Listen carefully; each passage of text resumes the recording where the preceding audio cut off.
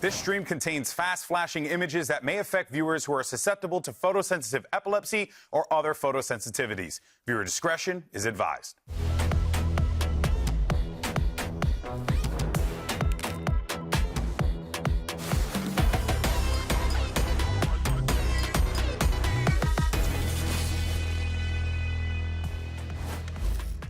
Today, the #1 seeds enter the competition, and they'll be taking on yesterday's winners for a spot in the upper final. Hello, everyone, and welcome to Day 2 of the Stage 2 playoffs, coming at you live in the Riot Games Arena right here in the amazing, the beautiful, the illustrious, I love this freaking city. It's Los Angeles, California.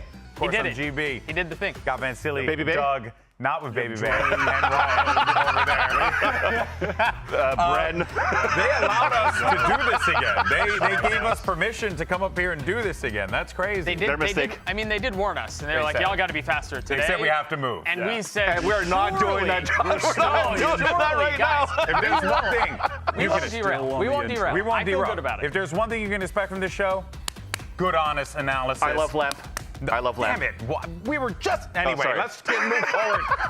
Let's go ahead and talk about what happened on our stage yesterday. We're already heavy. This knucklehead. We're We're already already heavy on the show. heavy. We're already Because heavy we on the started show. off the playoffs with Cloud9 going up against Leviathan, and what a hater that was. An absolute banger of a matchup. But let's go to the only person who predicted Cloud9 to win in this instance, Douglas. Hi. Doug, Cloud9 showed up in the final moments, breaking the curse. Yeah. Hi, it's me. I'm the believer. Yeah. I saw- Mister, I get my post up on Yeah. Twitter and Bro, stuff. it was good too. Wasn't it? It was Dude, good. It he's was- leading into I it. He's saw- very blue today, too. I saw in the hallway just before their match you did. started, and I was talking about how, like, brother, you gave me a scare. Because as the only believer, I thought you schmucks are gonna throw this thing and I'm gonna be wrong. Yep. And he goes, "You were scared." Yeah. You were scared. Oh, you Haven't you seen our It Haven? was crazy too, because he was clowning on me, justified. I Yeah. didn't Right, fix it. reasonably so. And then Vance came over trying to act like, hey, what's going on, bro? Like, Vance, This guy. you also predded against them. This He guy. was trying to slide by. Also, what we did see in that one, too, was G2. Absolute domination over 100 Thieves, of course. This, We'll be checking this out is them a where little later. us being heavy on the intro, we're going to save time. We can show like 2 replays. Yes. There's not much from this. What a guy. Really, It was really thinking of the show, I tell you. Let's get that package rolling. There's not a lot. Ryan cares about There's the viewers. just not that many rounds. I think there's none. Hey, you know what? I mean, speaking of G2, Yeah. we do got to talk about Trent over here because he's the subject of a game that we're actually going to be playing here, and it's called Don't Say It.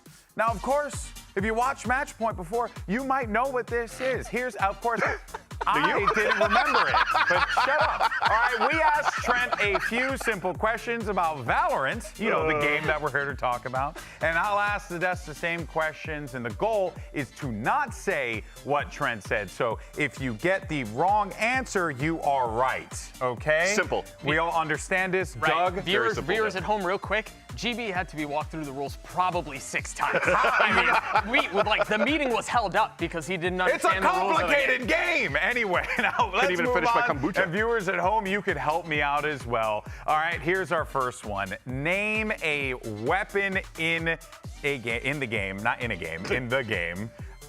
Go. Yeah, Trent doesn't seem like a swindler to me, so I'm going to say G2 Classic. G2 Classic. I'm gonna say Marshall. Marshall. I will go Matters. with the Ghost. The Ghost. What did Trent say for his weapon? Let's find out. Yoden. Name a weapon in game, Vandal. Vandal. Super easy. Turns out you guys got it right. Okay. Boom. Where's the bell? Where's the bell? We got it right. We need a bell. We need a bell to confirm it right. There you go. Positive affirmation. All right. Here we go. Next up. Let's name a players in Americas. Wyatt, you will go first. LZ. LZ. There's no way Trent said LZ. That's That's such a Yeah, that's a pretty. Yeah. That's a deep cut. What's somebody you wouldn't name? Dude, you have like said 60 You know names to what? choose. You know what? I'm gonna risk it. I'm gonna say Baby Bay. Whoa. Because I'm okay. getting real close, but I don't think he'll say it. That's right. I don't think he'll say it. That's right. All right, Vance. He's a honest man. I'm just going to say Trent. He's never going to say his own name. Yeah. Wait, does that count? Does that count? I think it might. Let's actually see. Let's see what it is. I'm gaming. Legal, by the way. Name a player in VCT Americas, Jogama. Hey, look at that. And me, You're on the I money. sweat a little Doug bit there. the mental. Oh, listen, dude, team. He went with his I team. was uncomfortable, yeah. All right, we have one more. Name a map. Doug, go. Corrode. Corrode. Oh, I lost. Oh, that's mean. I lost. Vasily. Breeze. Breeze. Bind. Bind. All right. What did Trent say? Did we get the answer He said wrong? easy. I'm cooked. Name a map, a SEN. Ascend. Look at that. We're so good. No, we're so good. Yo, this game's easy. Yeah. He would say getting it's like everything scan wrong. Initiator. Exactly. That's the kind Yeah. of Sova on it. You know what I mean? Think this through. I knew he I was went going to say Bond Ascent, though. Savannah. Sova, Trent, Ascent, just goes hand in hand. You know what I mean? Yeah, but then he should have said like the Odin or something like that too for the gun. So real quick, does this mean that we're good, or that Yeah. Trent? No, we're Or great. that Trent is bad? You know what, guys? We'll Never. have a meeting and we'll figure it out later Let's table on. that. Okay, we'll take about 5 minutes and a delay and a Kind couple of feels more like delays. production gave us an easy game so we can all feel good about ourselves. And it worked. And it worked. You feel great. Well, I was hey, smiling the whole time. let's take a look at this bracket here while we have an opportunity to do so. Of course, this is the lay of the land, but as far as what we're going to be checking out today, we're going to be staying in the uppers, and we will be seeing SEN, C9, NRG, and G2. And I just want to say, do not forget that MIBR, they're not on that. They're not there at all. They're not. They're Good waiting talk with about bated MIBR. breath. And things so far, they're looking good. Both SEN and G2, Yep. they're You know, They we look should good. have they're in the asked. We upper, should have asked for the 11 perfect crew in the bracket. lower, they're Yeah. looking good. They're looking I mean, one of those two teams are. We talked about it Yeah. yesterday. One of those teams are going to cannibalize each other. Yeah. And so they're in a really good spot to hit a major milestone in them going to Paris. Yeah, if you're an MIBR fan, of course, Brazilian VALORANT fan, wanting to see a Brazilian team there, you are waiting on a bated breath. Now, of course, if you want to come down to the Riot Games Arena right here in Los Angeles for playoffs, well, there's still a few tickets left. Make sure you get your tickets ASAP because we got some great matchups, we got some cool merch, and a new art wall that people are going to be able to get to go up there and throw up their awesome designs or even add their John Hancock, whatever it is, whatever it is. Make sure you scan that QR code. Those were also good times when you saw a person stand up cheering for 100 Thieves. Reminiscent. This guy right He's here. wearing a 100 Thieves t-shirt. Entirely out of left field. What are you talking about? You could be that guy cheering in the picture if you scan the QR code. But let's actually send it over to Elizabeth for more on what's going on out there.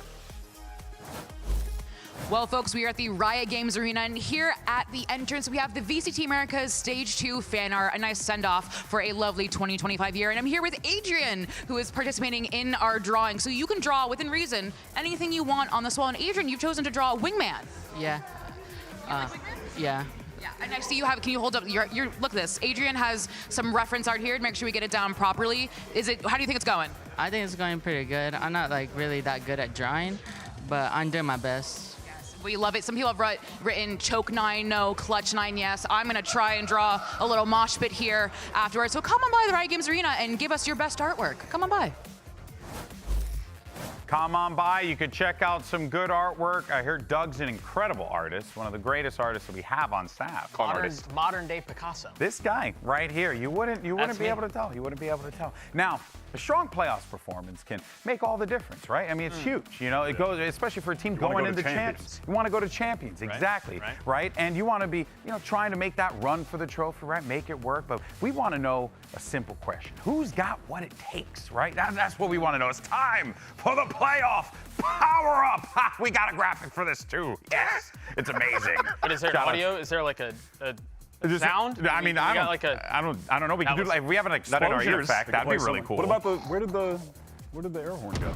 Oh, that works. You were ready for the That's the one. And we got That's that. the All one. right, here we go. So They're let's so go good. ahead and do something here. Let's highlight some of the players that we Yeah, think yeah. are going to be popping off in the Stage 2 playoffs. So, Right. Doug, you're up first. My guy is Oxy. And let me Ooh. be perfectly clear about something. I don't just take one step into an endeavor such as rooting for Cloud9 and thinking they're going to make champs. I go all the way in. He's in. And He's that's why I dedicated. believe Oxy is going to be the guy. He's going to go Super Saiyan. We haven't seen it in a little while. He will take Cloud9 to the promised land. Okay. All right, cool. Well, at what stage in the power-up of becoming Super Saiyan is he at right now? We're How many- pushing like Super Saiyan God, Super Saiyan 2. Super Saiyan, okay. Two's not bad. Yeah. Two's not bad. Two's Yep. fun. That's when we Two got the beat electricity. Cell. Yep. Two Yeah. beat Gotcha. Cell. That was Gotcha. one of the Two beat best Cell. sagas. You also had the cooler hair, Right? 100%. And the hair matters a lot. Yeah, the hair does matter. I mean, Does that matter, GB? How freaking Hey, let's go with me. Let's go with me. Say your thing, you freaking animal. Say it. Who you got, man, silly? I got Trent. I didn't want to go with the low-hanging fruit of like a star Brother. duelist. It has to be a support. There's a reason why also Trent Sorry, wasn't hang on. No, I'm going to interrupt him. What do you mean? Good in playoffs.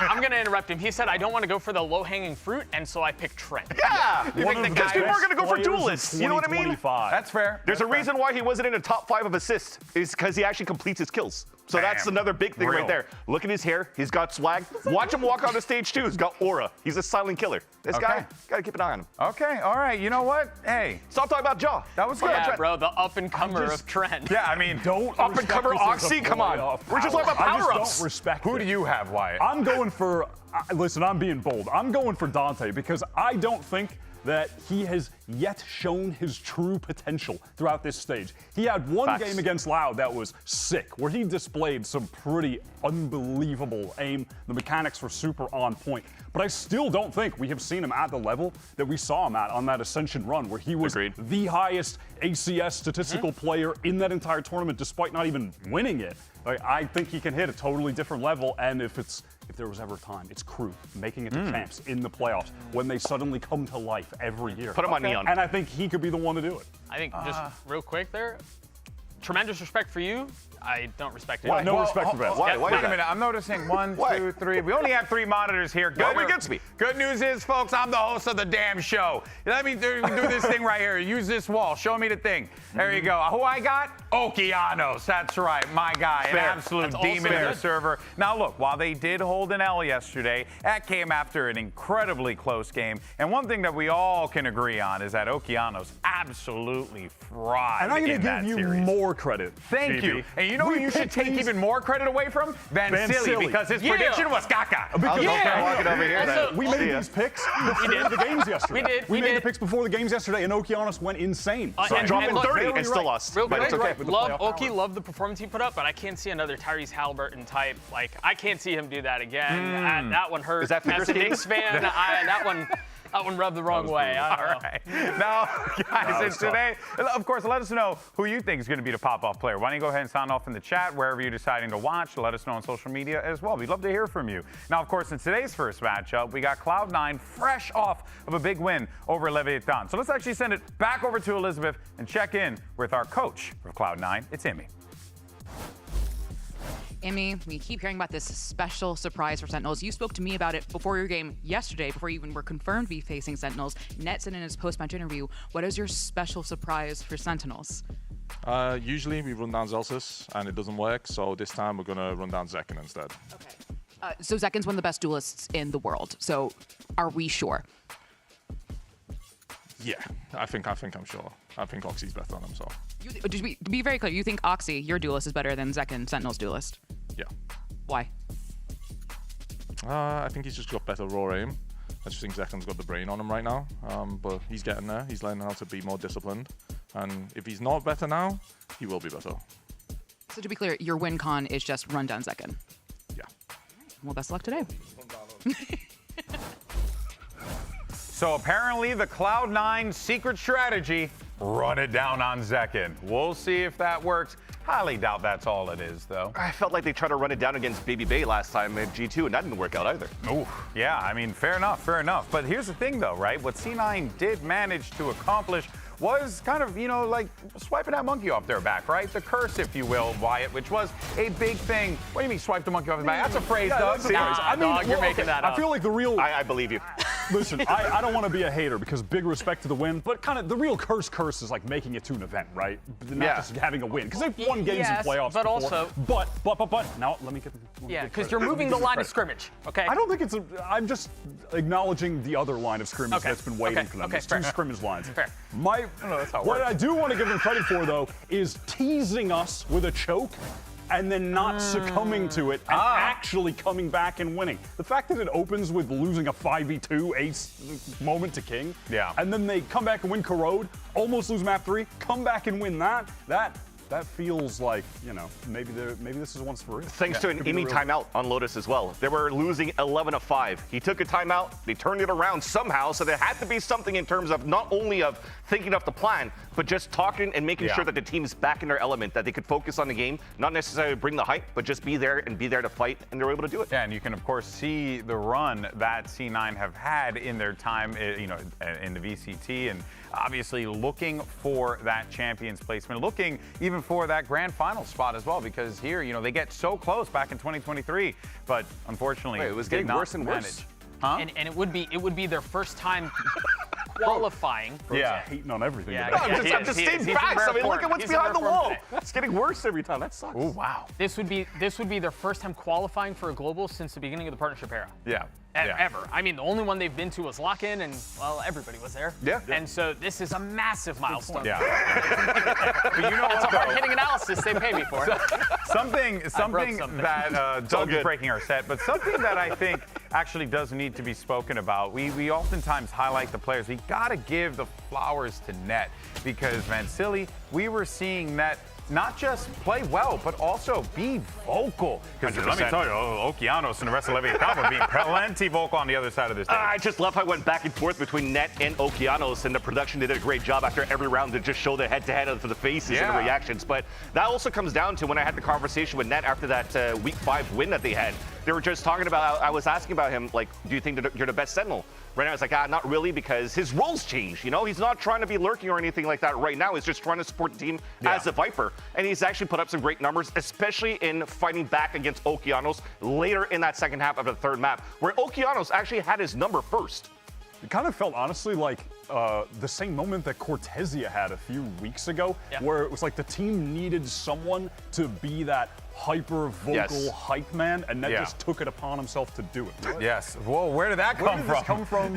Why is it here? That's what fell? Is that what fell? Is that what fell? Well, thank you. I We're needed breaking the something set to over here. stim But with. you know what, though?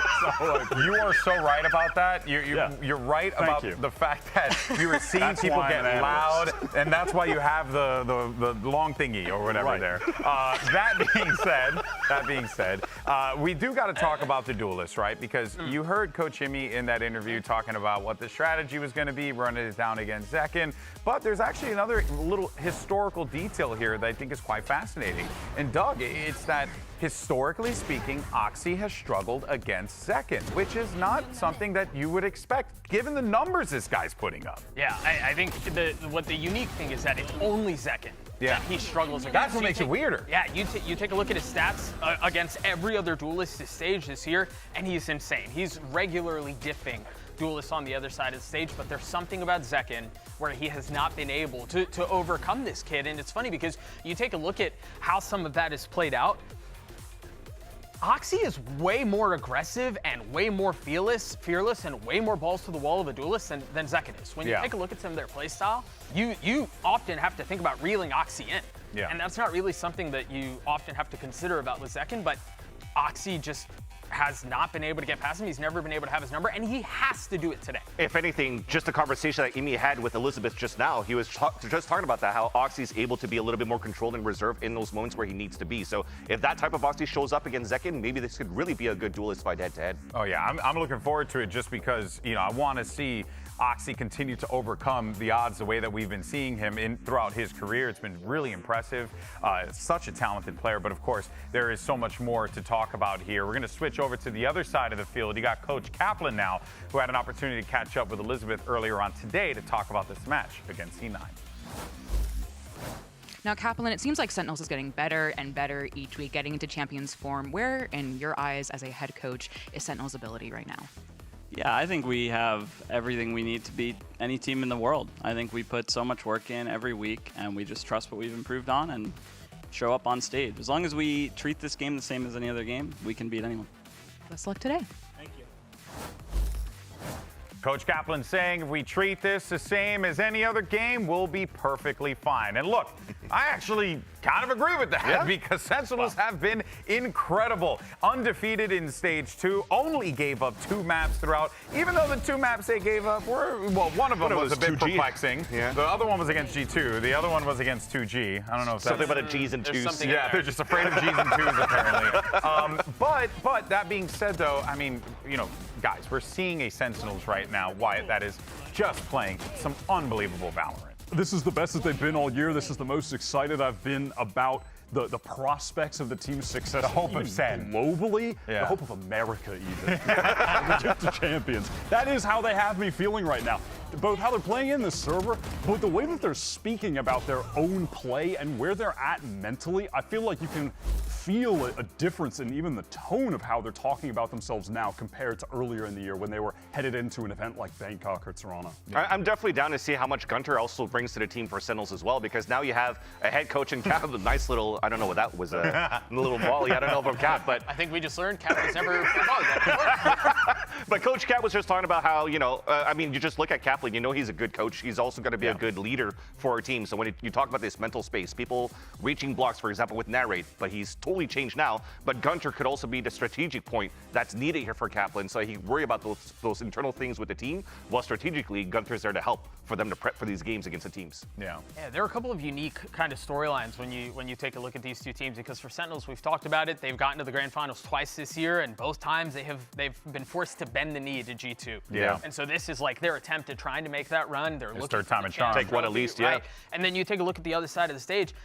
Cloud9 has never taken a map off of Sentinels. Yeah. Even Amy told us that. I didn't know that until Amy told me on the hallway. Right, that's why we get paid the big bucks. Right, that's Which the should be analyst what he prep says. work we do. Is the coaches tell us the stats and then we act like it's ours. But that is an excellent point, though. And that's wild to think about. For as long as they've been able to play against another, and for how strong Cloud9 look against literally everyone except the guys in red and black. Yeah. Like, well, let's reset then, and let's talk about the individuals on this team, because I think you brought up Narrate just a second ago. But Doug, I think it's a good opportunity to kind of lean into, right, some of these players who have been really stepping up throughout the season. Narrate's that guy. Van Silly was talking a lot about how Coach Kaplan worked with him, and now you see this dude. He fits like a glove on this lineup, and I can't imagine Sentinels without him now. yeah, I mean, Narrate has been, and I'm going to say this, and I'm going to sound old, and you know what? That's okay. Watching Narrate grow up, the way that he has in this past year has been so much fun to watch. Yeah. It wasn't that long ago that he was crying backstage after a win against Loud. Where he like went even. He didn't even go double negative or anything like that. He went even, and he was like in his and bag. you can tell, right? In Like a the heavy emotion, way. right? Like being in the moment, being in this space. Right. But I think he's surrounded by a team who's been there, done that, lots of experience, and some good direction as well. And I think that's what's so, I mean, it's easy to root for this team in a lot of ways, because you're watching the team get better, but you're watching the players individually get better, both in the server and then really out of the server as well. And the best part is that you're able to see him do more when he feels like he has to do less in a team now. Like the responsibilities, that how much he has to carry for a team is less heavy for them to carry that burden. So now you just see him pop off in like these 1 versus 2, flicking over 2, trying to aim after him, 2 of them swinging through smokes, and he still kills them both. Yeah. He's activated for this stage. He most definitely is. Now, of course, earlier this year, right, Narrate, as we had highlighted, struggled to find his footing here in Americas. But let's take a look back at his evolution. Like I don't think I won a single normal gunfight duel, like not one. And I got so many. I won 0, not even 1. I couldn't do it. Like I don't know why. Never played this bad in my life. It's gonna be hard for anyone to play well individually, but we're not showing up collectively either. You know, it's a team problem. I would say the main difference between me as a player in Bangkok versus me as a player now is mainly just focusing on like how I can impact the team versus like how I'm individually playing. I focus a lot more on like communicating to my teammates, making good macro plans, trying to win the round versus like trying to, you know, play for myself and set myself up. I'm more like supporty and trying to set up my teammates. And if I'm like really feeling it, obviously I'll put myself in really good positions to do that. But other games, like I'm just purely focused on the team and like trying to just set everyone up so we have like a smooth game versus like side questing and just doing my own thing. And you could really tell at the beginning of the year, I think especially coming off of playing with K-Corp, where Nere needed to be one of the star players in an initiator role. He felt like he needed to bring that same style to SEN, and then realizing that that's not what the team needed, maybe even alleviated pressure for him to feel like he needs to be a star, that has made him a star player individually in this stage as well, just slotting into this role that he has on the team so beautifully now. It's super impressive, and of course we'll continue to see Narrate's growth as he progresses throughout his career, throughout these playoffs most importantly. But as we are about to start day 2 of playoffs, we all know that anything is possible, right? That's just how it is in Valorant. So we figured we'd do some hot takes, and not just any hot take, baby. Hot sauce hot takes. We got a graphic for that too. You better believe it, baby. Now, here's how this works, all right? We're each going to reveal, none of us know, our hot takes, which will be scored with the peppers. You guys know the peppers. You've seen the peppers many a time before. They do. But this is where it gets fun. Whoever has the most mild, lukewarm, absolute tomato juice level take, okay, they're going to have to get a shot of that delicious Molly sauce. Hey, hold it real steady right there. I'm pretty sure I moved it right when the camera and so production's going nuts. I also feel that since you guys are against me, no matter what I say, I'm going to get the most mild I am takes. not against you, Brother, man. I'm not against you. I'm a bastion of truth. and you're a load of crap with some of the things you say. Okay, all right. That was a hot take that I guess. Let's go ahead and do this. Surely nothing can go wrong. Let's start with Doug. You're up first. It better be spicy. My take, and again, doubling down on this, tripling down on this, some might say, Cloud9 will make champs. They're going to get through the bracket. They're going to finish top 3rd. They're going to have enough points, and they're going to party. They got to play Sentinels first. I'm going to go bracket. Pretty spicy. Top 3, right? I'm going pretty spicy. It's definitely not mild. It's not mild. Yep. It's not definitely mild. not mild, but But now, see, here's the thing. Yeah, You got 3 pretty spicies. You're on a curve now. Right, and so just real quick, I just sold out for something because I have a really sensitive tummy and I didn't want to. Oh, come on. All right. Chill. You've done it. It's No. done. You can't fix I'm not trying to change it. Next hot take. Next hot listen, take. I didn't want to drink that. I tried to submit like a 16-leg parlay for my, for my hot take, and Alex said no. That has to be one. Let's find out. Let's find out if you're going to be chugging that or not. What's your hot take? My hot take is that Crew are going to be in the finals with Dante as the playoffs MVP. That is heat. I need something like above this. That is heat. It's the not even second like part. It's more the bait. second part. Bait Yeah, used to you be are believable. protected. Yeah. You are safe. You got to think about Alfred and Yes. Kesnet, shy in the clutch moments when they're going on a run. That's extremely And the hot. thing is, I do believe it. Genuine. Like, now listen, Sorry, I don't hang think on. it's the. I don't think it's. Hang on. Yeah, And I do believe it's possible. What did you call yourself? I do believe it. The bastion of truth. I'll go next. I will agree with that. Crew fans I'll get go it. next. Let's see. I do not remember what I wrote down, but no. that was Well, par let's for go the ahead course. and That's give him great. the mild. Let's Let's go ahead and send mine. Leviathan will make it to Champions Paris. That was my choice because in order for them to do it, they literally have to make it to the finals. So I feel like if there was one between pretty spicy and mild, I think I'd go with that. But I'll give you a pretty spicy. I'll give it pretty spicy. I'm gonna give you a pretty spicy. I just want to see him sweat a little bit, to Didn't be honest, four because of you us and I are because- good, and so it's on these two guys. I think that's heat. I'm gonna add my thing in there. Four of us predicted Leviathan would make it. Can we in go yesterday, mild so. so we can rig the game against GB? This is insane. Oh, that is also very I want to true. rig an event against him. Van Silly, He'll do you're it next. himself. You're next, Vans. All right. What do we have? So, my take God. is the top 2 teams making it to America's finals are G2 and Sentinels. You are insane. That was the take. You could have sent anything. Everybody is feeling hot, literally hot right now because it's hot here in Los Angeles, California. But also, even say it week like 5, that. week Why'd 4, you say all it the like teams that? are stepping up. Dude, That's crazy. why are we hating on me? I'm just talking here. I have a just proposal. talking. I would like to, as the man on the council, I would like to propose something. I think his was obviously rigged. Yeah. It is not real, and therefore, the can gets kicked down to GB. This isn't fair. All in favor? Aye. No! Ominous voice in the sky. Why would you do this to me? That's a mild take. I agree. Come on. This is a travesty. This mofo rolled up here and said G2. We're going to go to the finals. Dude, C9. I mean, I guess so. NRG I just did. I just can't believe he said that. This is insane. Oh my. Okay. To the brim. To the brim. To the brim.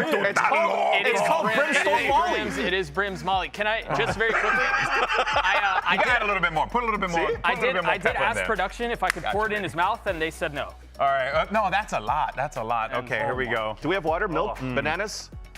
I have water right here. I'm make sure my microphone isn't caught up. Here we are. Let's get a single. Cheers up for you, Valorant community. I love you guys.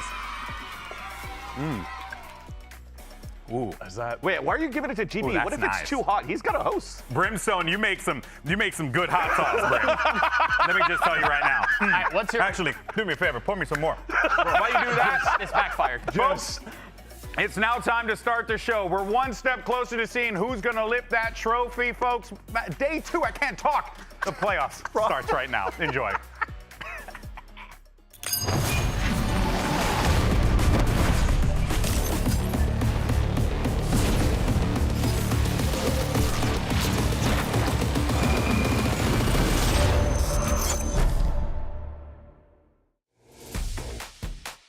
C9 is definitely one of the best teams in Americas when they show up to work. They have some of the best players individually, and they make a lot of great individual plays, especially Oxy. Oxy has that watchful eye, once more watching to see if he can put death blow after death blow, and with an ace to finish. I think a lot of their players are in form. Zekin, Narrate, specifically. I think everyone else is like playing really good too, but not like exceptional like those two. Hello, right through the smoke. Silence. Feeling the luck of the draw here, but Narrate just locking it all down at the choke point. I think Nat has really shown himself as a player against Lev, and I think because of that, he's blossomed as a player, and against Sentinels, they're gonna have to watch out for that. They gotta make a move. These shorties and shotguns are just absolutely laying these players out. This year, we've played in all the Americas Grand Finals, and we've lost them both, which sucks, but this time, we're gonna win the trophy. Riot Games Arena, let's make some noise from your first seed of the Alpha Group. It's your Sentinels! Which we had noted before, this Sentinels team coming into the playoffs with perfection. They did not drop a series. While they weren't necessarily perfect as far as the maps go, that's inconsequential in the grand scheme of things, fellas, because they got the perfect stage, which, Wyatt, is exactly what this team, having the year that they've had till now, that's what they needed. Their form right now is incredible. As a team, individually, those jerseys are sick. Playing the best Valorant of his life. They look the best on stage right now. Yeah, with the really jerseys do. that they I cannot stress enough. They got everything Those going jerseys are for sick. them, man.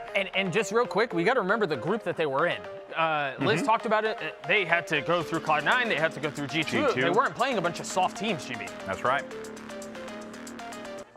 And it's time to bring out their opponents. Make some noise for Cloud9! And to the exact point you were mentioning there, Doug, right?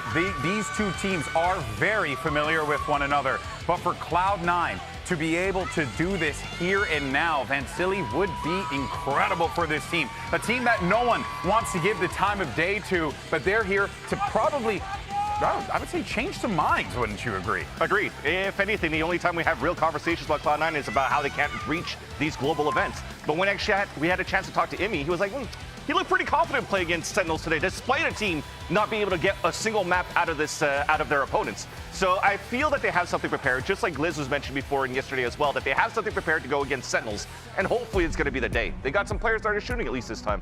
Remember the last time they played, they got a proper shellacking. Yeah, exactly. They got a whooping. Sentinels brought out the chancla, and Cloud9 had no chance. Yep. And so something has to change today that's fundamentally different from the last time they played. Couldn't agree more. And of course, here's your series layout. You got Corrode, Icebox, and if necessary, you'll be taking a trip to Lotus. Wyatt, what do you make of these maps? This is a pretty wild map. This is just not what I was expecting. We're not going to get the repeat of Haven, which C9 are just playing literally every single week, basically.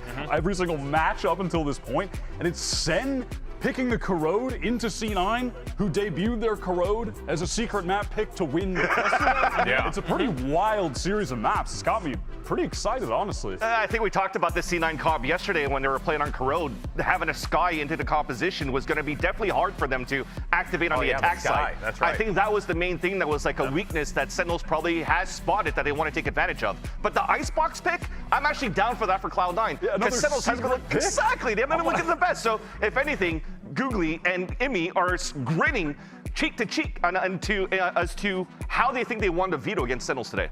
But they also, and they did walk away with the win, but they also thought they crushed the veto yesterday against Lev. They still won? And they almost threw the thing. The dub right? just matters. And so, and you're right, they walked away with the dub, and that is ultimately what matters. But there is a lot of danger here for Cloud9. But there's just danger no matter how you look at it, right? Because I think Sentinels are just such a well-rounded team, and checking out some of these agents here as far as what we get, nothing all that crazy on Corrode here. Yeah, they've been playing that pretty standard meta look on Corrode, and something that Kaplan was talking about, highlighting wanting to go into Champions in this playoff run, is that they don't want to be caught in a situation where their map pool is lacking, and that's something he felt was the case in Toronto, in Bangkok. So they want to be able to play anything that's going to get picked into them. And when you see that nothing changes here for Cloud9 for the comp today against Sentinels, one thing that I've noticed as well that they like to do on defense was challenge middle a lot with the Sky Flashes, playing like a 1-3-1. And that was something that Sentinels was doing quite often, taking mid control against G2 week 1. So maybe that's the plan just in itself, just to have a strong flash composition, lots of flood to go toe-to-toe and aim the Oxy versus Zekin. All right, folks. Well, it is now time to jump into the action. Let's see how this thing plays out and send it over to your casters, 2 residents of Bren City. Oh, I'd like to live there. It's Brendan's Sideshow. Yeah, it's a utopia. You'd love it. Honestly, you'd love it. We're sending a lot of people to the island, and they're separating them from society. Anyway, before we get into that one, that's my ideal society. But let's get into this one here, which is Cloud9 versus Sentinels. And this guy's sick of me already. Yeah, I am. But 2 teams with clear goals that are coming into this match here. Sentinels, they've said that how much they want to win in that Grand Finals of Americas. They want to lift the Americas trophy. For Cloud9, it's a hard path ahead of them. They've already got past the first stepping stone, but an even tougher road ahead in the form of Sentinels, which is a matchup which, listen, we saw both of these teams clash recently, past few weeks, and it wasn't pretty for Cloud9. It wasn't pretty at all. No, they only won 14 rounds across the 2 maps. It was a 13-5 and a 13-9. So Cloud9, it is a really different map pool this time around. And so as we go into Corrode, it's time for Samsung match start. Load up fast with those Samsung SSDs. This is C9 playing their favorite side on Corrode. It is a defense-sided map, generally speaking anyway, though it's been exactly 50-50 in Americas. But we saw Mitch and Vic comboing those flashes to fight through mid. Mid, though, looking empty for the defenders on the pistol round. But in general, pay attention to that mid fight. It's going to be vitally important on a map like Corrode. Sentinels, they love to at least keep priority. This is actually it's a trap play in B main. It's a paranoia down the line if the boombot catches anything. But Sen are ready for it. Yep, Sen take the peek anyway, but that's going to be a player toppled anyway. Bang. Early on, it's the first casualty. Vic's going to be feeling the heat. Great smoke from Vic. Yeah. Locks off these Sen players and the nade through afterwards. Stops that B split from happening. Sentinels going to be funneled. They're going in a completely different direction. Up through spawn, you rarely see fights in this direction. Zephyr looks to hold it all the way back here, and there's a clearance across their placement, not quite there. They're very happy to claim Zephyr's life, and now getting a bit of a move on. Footsteps going to be heard by John QT here. He's going to be calling for his team to commit into the A side, but it's not entirely vacated. Net is here, and he's looking to lay claim to multiple lives. Only the one, though, before the trade is online. Good movement from Celsius. John is miles away right now. Yeah. But because he's got the faster rotate through mid, maybe he'll catch a good timing. And they planted to be able to relink and rejoin up with the rest of his team. A decent enough spot for Celsius. Hold on, asleep at the wheel there, mate. Wake up, son, you got a game to play.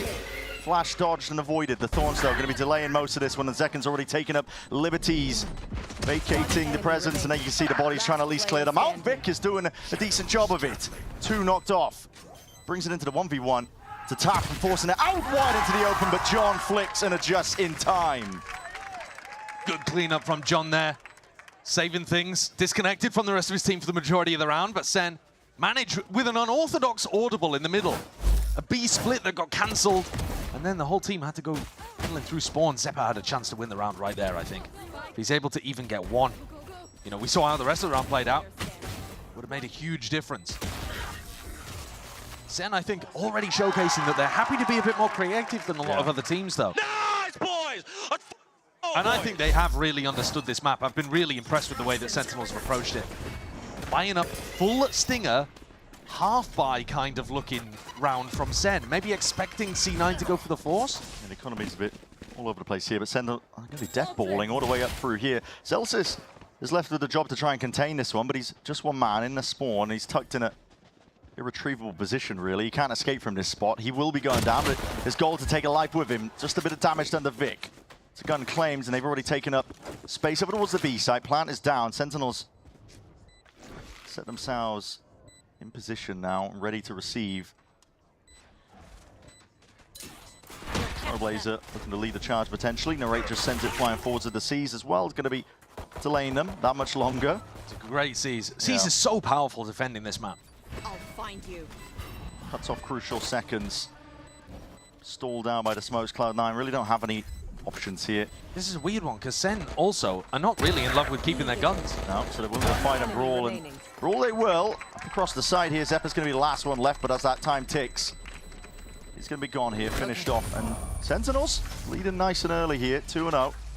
That is a really strange strategy from Sen. I don't remember seeing any other team approach their second round after Stingers. pistol in that way. Yeah. Buying up 5 Stinger light or regen armors and making sure that you have money for the next round. I think they must have been expecting Cloud9 to force. Which is weird as well, because normally you see force buys happening on the attack side after plant rather than defense side. But, you know, there was a lot of players died. This is going to make their bonus round, though, an interesting one, because they actually do have a ton of Stingers. Stingers are super powerful, and they can go for some kind of gap close strategy here instead of trying to brawl at long range with rifles. Got to get past most of this util, though. Net's going to be holding it down for now. There's a stun that's going to be ricocheting, connecting onto him here. The snakebite cuts out most of it, but it's a double dive in. Sentinels, they have a bit of ground gains. Net is hard committed with the paranoia. It's good enough.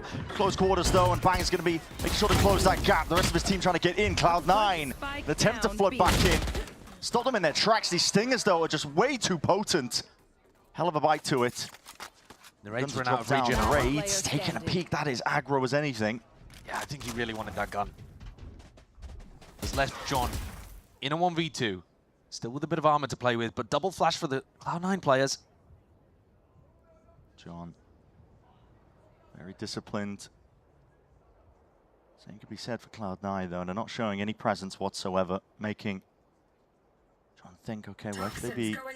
This is taking a timing into the side. This is the timing where he could be rotating out through mid, so Cloud9 have got to think about that, especially with him toggling the wall. See, Vic is moving, looking in different directions now. It does give a possibility for the 1v1. John takes it. And now it does leave it into the true 1v1. A tap to try and pull Vic out of position. Again, he's got time to work with 20 seconds left and takes the swing, sees the shoulder.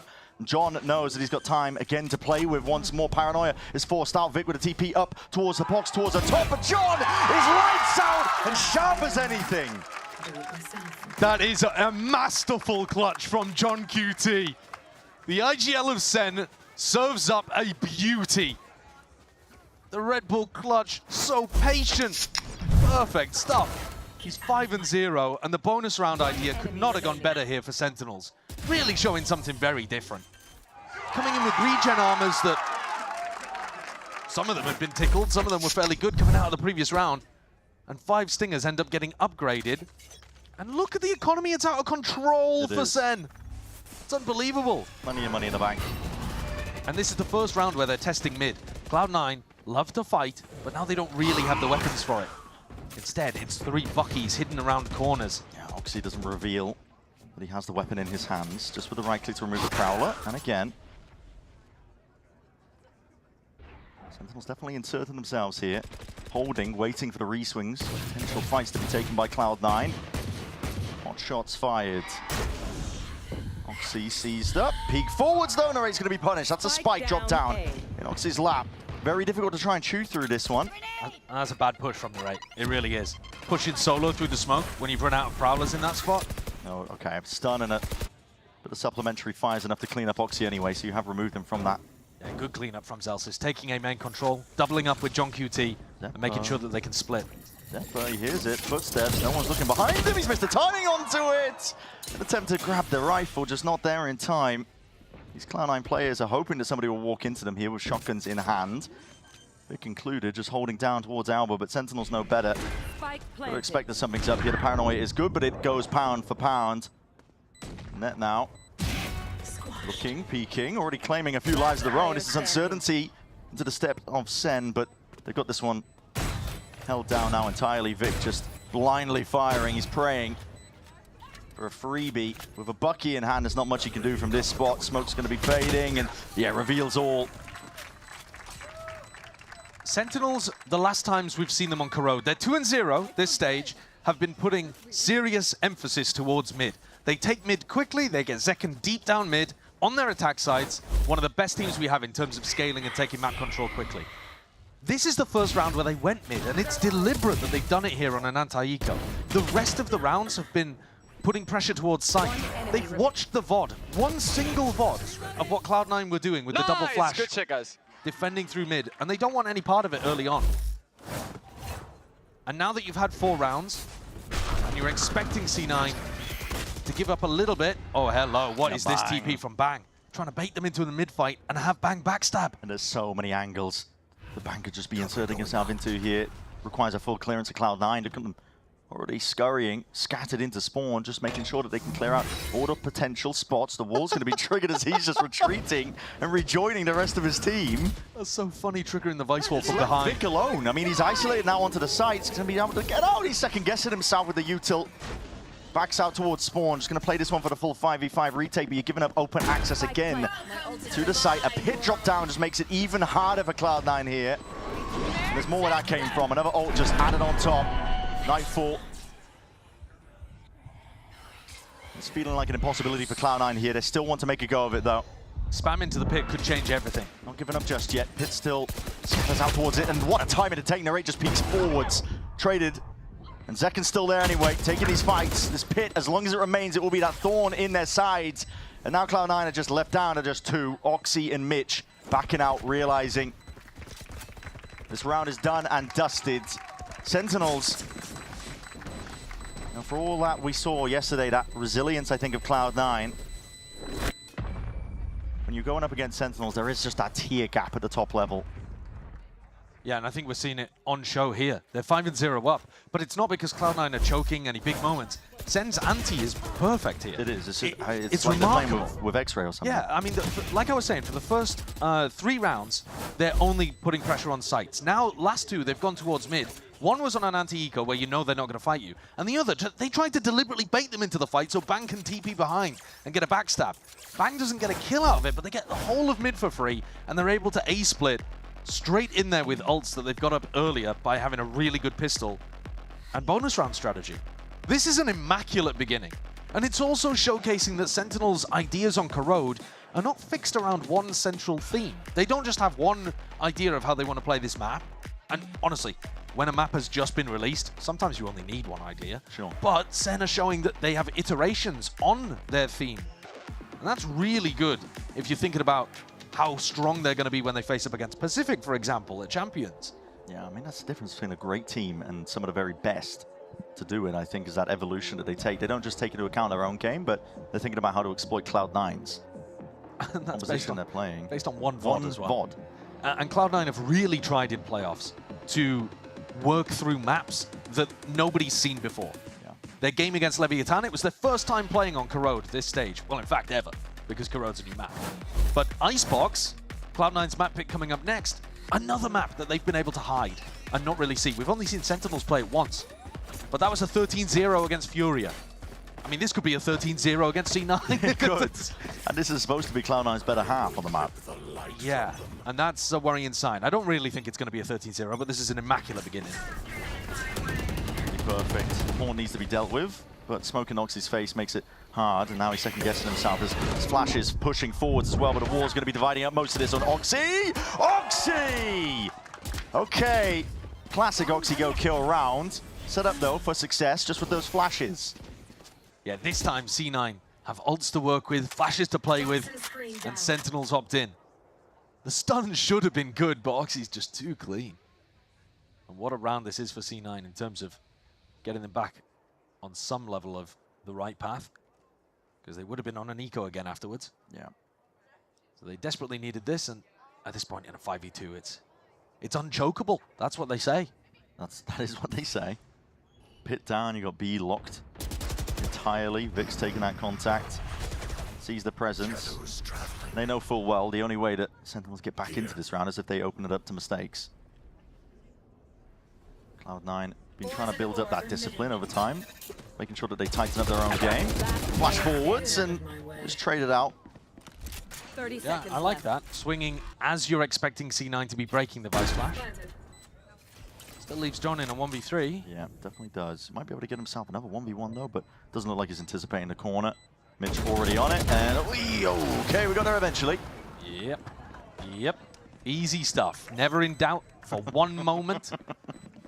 It's that early fight though. Oxy picking up 3 off the rip in terms of a mid-fight. That's exactly what C9 want. That's what they've been going for. That's what we saw them do against Leviathan. That's what they'd like to do round after round here against Sentinels. And the other part to this, the fact that Oxy so cleanly deals with these final 2 kills on the current best players of Sentinels, Narate and Zekken, means that he gets to keep the showstopper. They never were in any danger of using that. Seekers and Steel Garden still in the back pocket. And Imi with a little chuckle at Mitch at the end there. I'm sure he's not worried at all. But yeah, the ults are still massive for C9. Time for pause. Sentinels, as soon as they lose a round, calling for it. Try hards. Yeah, yeah. Okay, fair enough. Take your time out. They've got a lot of different ults that they have to make game plans around here. Yeah, exactly. Like you already mentioned, I mean, a showstopper, the Seekers, Steel Garden. It's a lot to deal with. The thing is, though, I mean, maybe my mentality is the wrong mentality, but I'm just thinking, SEN have got rounds to play with here. They're 5-1 up. They've got a lot of money in the bank because, remember, they only half bought on the Stinger round and still managed to win it. You know, so their bank is really healthy. If they can just force out ultimates and maybe do a bit of damage to the economy, that can still be enough. Sure. You know, you go Cloud9 win the next one. It's a 5-2 game, but as long as you come back strong in round 8, they're still going to be finding it difficult. So I think there's a couple of different approaches. We'll see what Kaplan comes out with.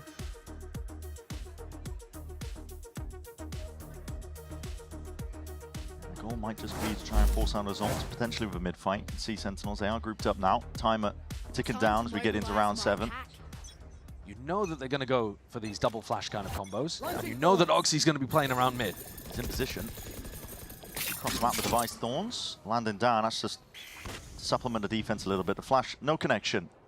So peace of mind for Cloud9. They know that nobody's in that bottom section of mid.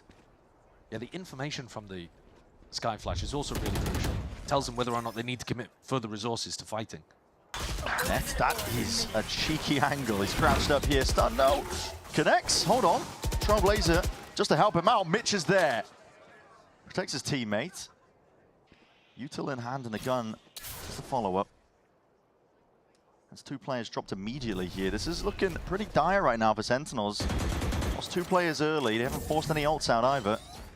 Yeah, this is exactly what they were not looking for. It's fine if you lose the round, but you've got to start draining the ultimate bank. Got to start doing a bit of chip damage at least to C9's economy. And there's a Seekers used by Mitch in a 5v3. Not the most necessary, but at least gives them peace of mind. You don't want to be losing rounds like this, and SEN are a difficult team to close out on. It's also let Net get so deep out of B. The Wraith is about to be, pressured heavily there. Util's going to be used just in case, but Bang wants to see if he can insert himself here into the link. He's got a lot of players waiting on the other side of this one, though. We'll see how he can really contend with it and deal with it. That's 2 dropped. Cuts them down. Flash is dodged and avoided. There's a fight to be taken. John QT trying to square up to it, realizing that's the best chance for him to try and win that round out. As dire as that beginning was for Sentinels, they made a decent try and a decent go of it. But they still only got 1 ultimate out of Cloud9. So at the end of the day, that's not entirely successful. They did do some economic damage. They're keeping Cloud9 honest in terms of the guns that they're able to buy. But as much as I was praising Sentinels early on because their theory looked really good, these last few rounds I've been struggling to figure out what their overall goal is. It does feel like they are not able, actually, to take mid against what Cloud9 are doing. Attack side operator for Zelsis. All grouped up. This is no slow default by Sentinels. There's 5 of them out towards his A. Seen it now. Stuns ricocheting off to the side here. The Paranoia was used in response of it. Zekken blinds it up now, but Oxy's got a showstopper! Whoa! My goodness! It's rare that you see something like that these days. He nearly got 4 as well. Look at Zelz's health. That is monstrous value from the ultimate. Have to see that. I mean, listen, it's not emotional, whatever. And Zekken is going to try his best, but at this point, the round's just done. Over. That is incredible value from one ultimate. Oxy must have landed that picture perfect directly in the middle of an entire group. Did he catch on a player? I don't know, but the splash radius is enormous there, isn't it? Look at the X's on the minimap. They're like spread out. I'm so used to seeing like that's just a 130 to one player, and they just walk away from it. Yeah. 3 kills is absurd. Did they buff the showstopper when I wasn't looking? It's a stealth 30 patch. seconds left. Well, this is terrible signs for Sentinels here. They were completely in control of this map, and now it is slipping away. And they're not even managing to get C9 to invest huge amounts into the rounds. I mean, they won 1 round with Seekers. I don't even know whether Mitch needed to use it. This round, Oxy single-handedly takes out 3 of them in one go. Yeah. I'm kind of annoyed it wasn't a 4K. I mean, look at Zelz's health. He's got 6 HP. Couldn't you have just died as well? Now we're just sat here for 40 seconds. I know. But he does survive. He does keep the op. And I'm not really sure what this attack op is up to. Really get the purpose of it. I mean, I don't think they're going to be... When G2 run an attack op with Baby Bay, for example, or like Yay with EG, they are deliberately going around the map and trying to set up their opper on good angles. I think Zelsis is more just supposed to like backfill space. God. Crazy. Just landed right in the center of 3 of them. Couldn't be better. Oh my god, it fell straight into my trap. Fell straight to my... I'm out of here. The weaponry still good here for Sentinels, just from that earlier build-up of the economy. Didn't really get buys strung together. Bit of mid-control. Name of the game here for Zekken. Helped out by his team as well. The Prowler's going to be leading the charge out towards the link. Bit of congestion happening. Oxy has to try and potentially go for this one with a boom bomb, but there's a smoke in your face, so... Sentinel's going to be sitting here, waiting for a reaction out of Cloud9. But this time they've actually taken mid-control, so the dynamics of the map, quite different here. B split. C9 pushing out A, looking for information. Are going to know that this is ending B, but I don't think Mitch can particularly help. Plays in main. This is just going to be circumventing most of the Vice util. Just going to lay it down as that choke point. In through the link, but you have to time this one up correctly here. Sentinels need to ensure that they're not disjointed. Steel guard, and that's going to be slowing down the approach. Net, hard committed, tucked to the corner, but the overdrive not affected by it. Still the Thorns will slow this one down, and that ult is going to be fading. Zekken just has to wait this one out. It's dire for him still. Steel guard and fades away, and he's got the gun back out anyway. Bit of a pause. Tempering the moment, Zekken will strike anyway. That's Vic's head clean off. Through the choke point now. Net's just going to be sealing the deal, really. Isolated, playing towards default. No one was able to remove this guy whatsoever, and they're still tossing, twisting, and turning, looking for a way to get back into this one. Zekken picks it up. Gun exchange, ring around the rosies, doesn't know where the player is. Beamed down by Mitch. Cloud9 are finding their way back into this one, 1 ult at a time. Each ult is getting really good value. And Sentinel's patience was good in that spot. They pumped the brakes, but they still had to get through the Vice wall, orb in the choke point. And the fact that C9 can halt the entire push with the Steel Guard gives them time to, you know, regen fuel, take the timing. What a play by Zepper as well. Net picking up 2 from this spot. Took a long time for Zekken to dig him out of that. Net and Zepper together. Really strong sight anchoring. Finally, the ults are gone for C9, but it's given them 4 rounds. And now they're heavy fighting over towards mid. It's a splash, primed. Birds through and out. Oxy wants to take the lives from off the back of it. Mitch is also helping out from the side. Vic. It's a combined effort from the rest of Cloud9, and they crunch into mid. That's the theory for C9. Look how strong those 2 flashes are.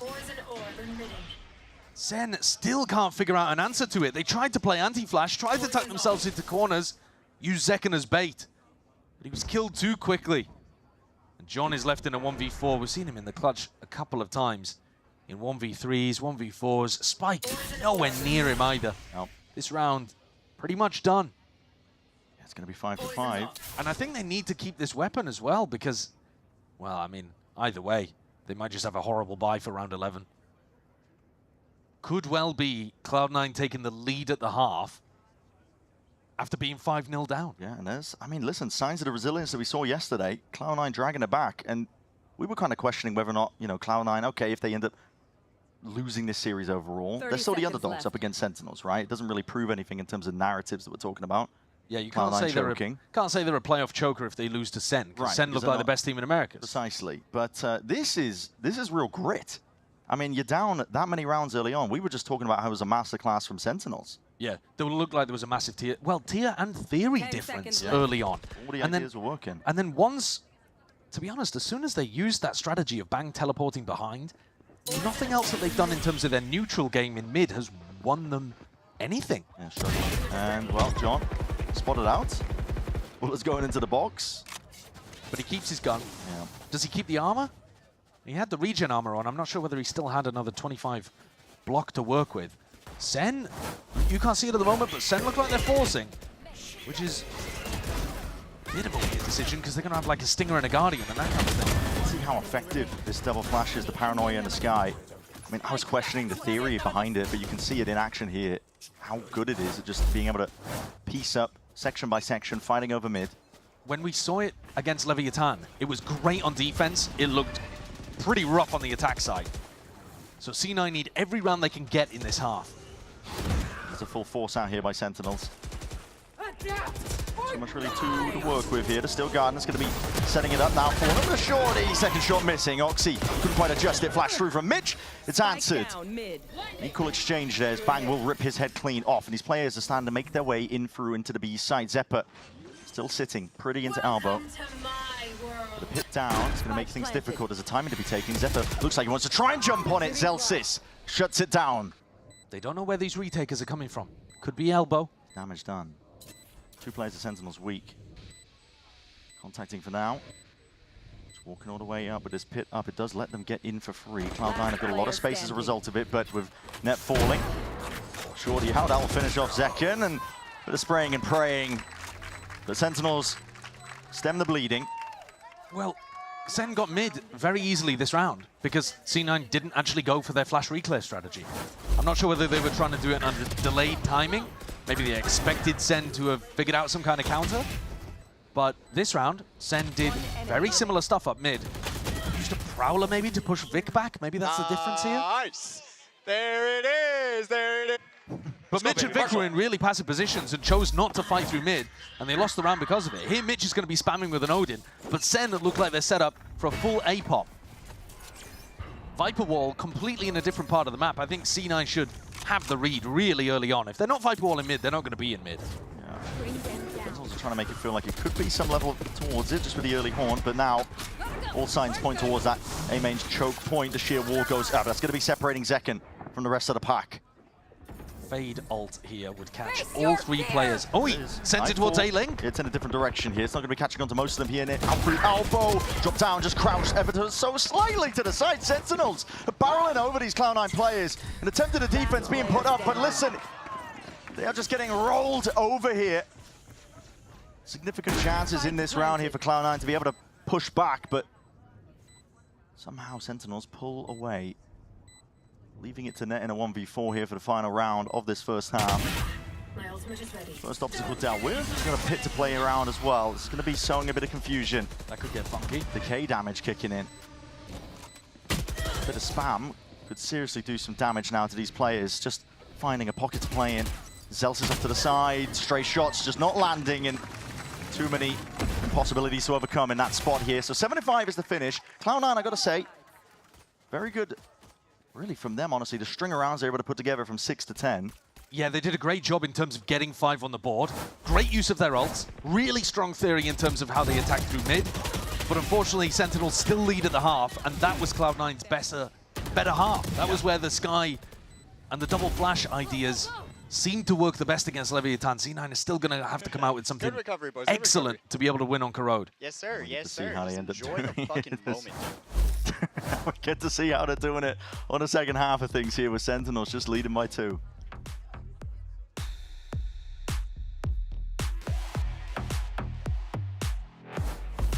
I know what you're thinking. Total glow up. What's her secret? Fine, I'll spill. I totally upgraded with Verizon. Everyone gets a free phone with any plan, even if you're already a customer, like me. Now I have Google Gemini. It's like a little glam squad in my pocket. Gemini, what eye makeup goes with this lipstick? I'd suggest a classic cat eye. Wow, setting the bar high for daycare pickup.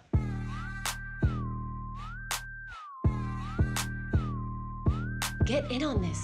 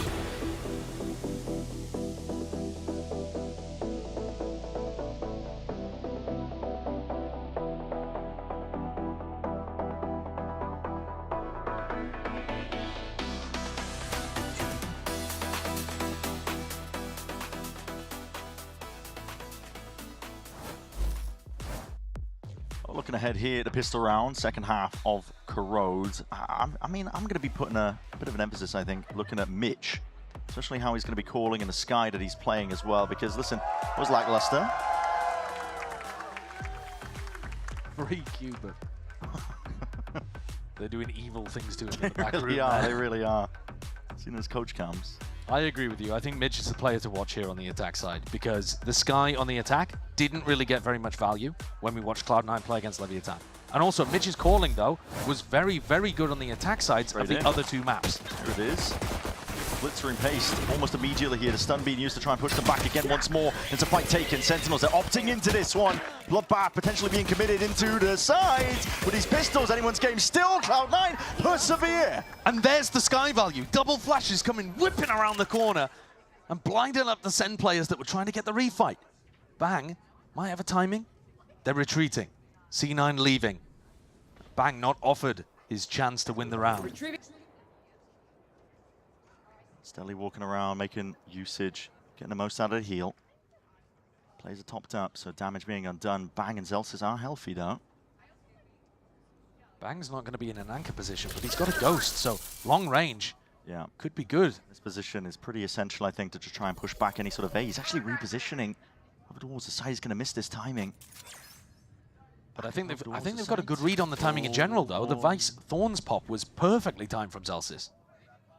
Sending it around. Bang.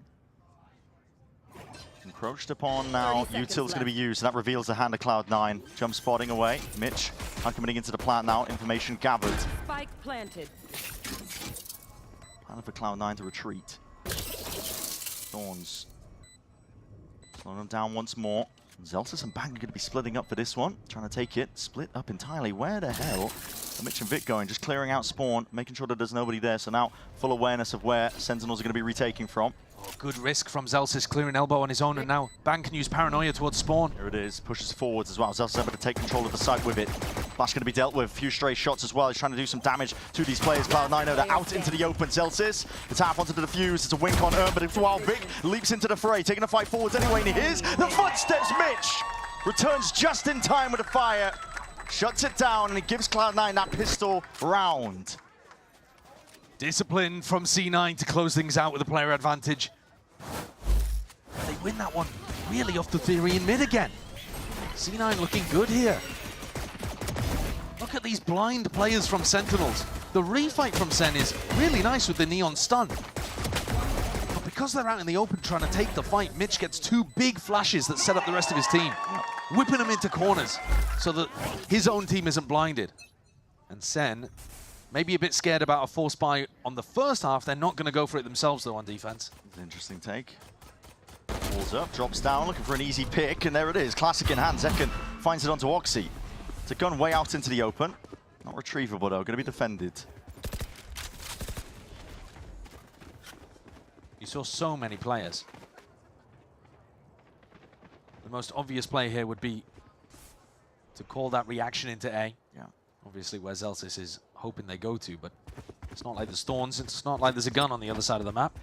And SEN are beating them there. They are. Sentinels playing very fluid. Surely Zeppa heard this, right? He must have heard all of the rotations. They were walking all the way through spawn.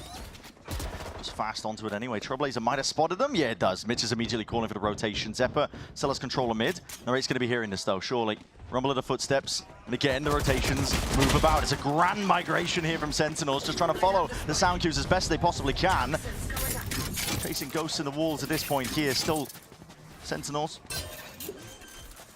They are going to be surrounding this site up with the weaponry advantage. Cloud9 setting themselves up nice and pretty now into the site, looking for a refight in through elbow. Not hiding their intent. Not walking about anyway. Taking it with quite a lot of bluster. There's players lying in wait here. Bangs missed the timing, yet still spotted out by Zelsis. These classics, they are tearing Cloud9 apart. They split up their pieces and now hurting as a result of it. Mitch is really having to deal them a hard hand, and same can be said for Zeppa. In the end, they do clean it up nicely. Regen shields on everyone on C9. Heals coming out from the sky on people that are getting chip damaged. And Mitch still, fine, I'll do it myself. I mean, he has to win a 1v2 over towards elbow just in order to relieve that pressure from everybody swarming back in. Theory, C9 should be in a really good spot against just pistol chip damage kind of setups, but that round still got a little bit close. Mitch is having a great game though. I think he's a player that had to perform. Didn't have to perform in terms of the scoreboard though, and he is still anyway. Yep, top of the team. This is calling that we were putting the focus on and the ideas behind this Sky. It's all working out though. Now, bonus round. Cloud9 look to convert if possible. Narrate, oh, that is the performance we were expecting. He's been a top player for this team and he shuts down 2 of Cloud9's. It's a weird wall as well from John Cutie. I had a little gap in the side of it. Don't know whether that one was deliberate, but feasted. Now C9 left without any ults, without any real map control across mid, across A, having to slowly re-explore and clear corners with a minute on the clock. Shadows traveling. Smoke divides up. It's a risky fight to take here for Bang and Zelsis. So, noise cues heard. A bit of raw spam as well to try and help it out. Zeppa takes the time, he pushes past it! But that's a hell of a lot of damage. Straight through the box. It's Zelsis cleaving through them. Leaves Zeppa into a 1v2 though. Still very much winnable, and there's an ult in his back pocket if he chooses to use it. You'd have to at least find a free kill to start. 30 seconds left. Far down, Thorns, so he can't be swung from the side. Lot to deal with in this spot. More util expended. Maybe, just maybe, Zekken peeking forwards for the kill. Claims his life. Rough timing for Zeppa just as he turns around to activate Thorns. What a play from Zelsis though in mid. I said it was a risky fight for them to take, Bang and Zelsis. Bang gets caught, but Zelsis realizes what's happening. Sprays through the box and gets those spark indicators that let him know a second player is even behind there. Maybe even not, actually, now that I'm looking at it in the replay. Maybe just pure intuition. A slim lead here for Sentinels. Both bikes with Steel Gardens online. C9 looking like they want to go over towards B. Thorns, a C's to defend that side of the map. And mid take by Sen. All up through. There's no pushback by C9, I should say. Holding it slow and steady for now. Yeah, maybe just a bit of fake pressure on B, but the spike is in that direction.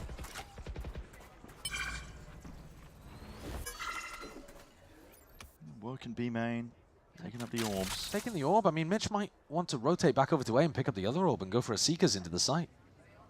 This Sliders of angles to work with. That's a lot of damage done net. Dropped down, lucky to be alive in that spot. I think that's just the wall saving him. Very lucky to be alive. Bit of a reposition now as well. The slow falling style of Cloud9. You're at the 50 seconds mark. And I have poisons off. still no clear direction of where they want to go. 40 seconds in. Toxins going up. Okay, triggered the wall, but fell on the wrong side of it. What's happening here? Zephyr failed to bait the wall out properly, but he hasn't been punished. Don't worry, nobody saw anything. It's 28 seconds left. I think he's just got a rip ult, and they've just got to send it. They're going to do the same kind of fake attempt on B and hope that nobody's home on A. Cloud9 will attempt to do it. They're trying to sell it with just the two of them. Sky flashes forwards, but surely a bit of a realization kicking in potentially there. And all the way through, no, the players have been pulled away. Sentinels, they take the bait. Straight up here, in through the site. Mitch is essentially just giving his life for the cause to try and pull as much attention away as possible. Doesn't get a kill for it. There's 2 players down now for Cloud9. Sentinels play this one in a 5v3 retake. But the plan is down, and that's what their lives were spent for. Deep position by Net. It's a big map. Long rotations. Time's already been taken off the clock. The slower you go, the more the Steel Garden is going to work its magic from Here Zephyr. it is, used bar for bar. Venn diagram on the map just being drawn out here. Both the guns being taken away, and Vic does take away Narrate's life. Holding it now close quarters just with that pistol in hand. Sentinels are just tiptoeing around. Trepidatious really is the attempt forwards. Again, that paranoia is beautiful. Cloud9 collapsing and controlling the state of the game. What a round for C9 there. They looked lost with about 30 seconds left. I was really worried about what was going on. But Mitch manages to pull the rabbit out of the hat. They went for a fake attempt to start the round, and then when they go late on with the same kind of utility, the Sky and the Rays again pressuring on that side, it just looks so real. Because why on, I mean, Oh, sure. on such a big map, why on earth would your Sky and Rays be nowhere near the hit? Yeah. Really unorthodox. They sold Sentinels.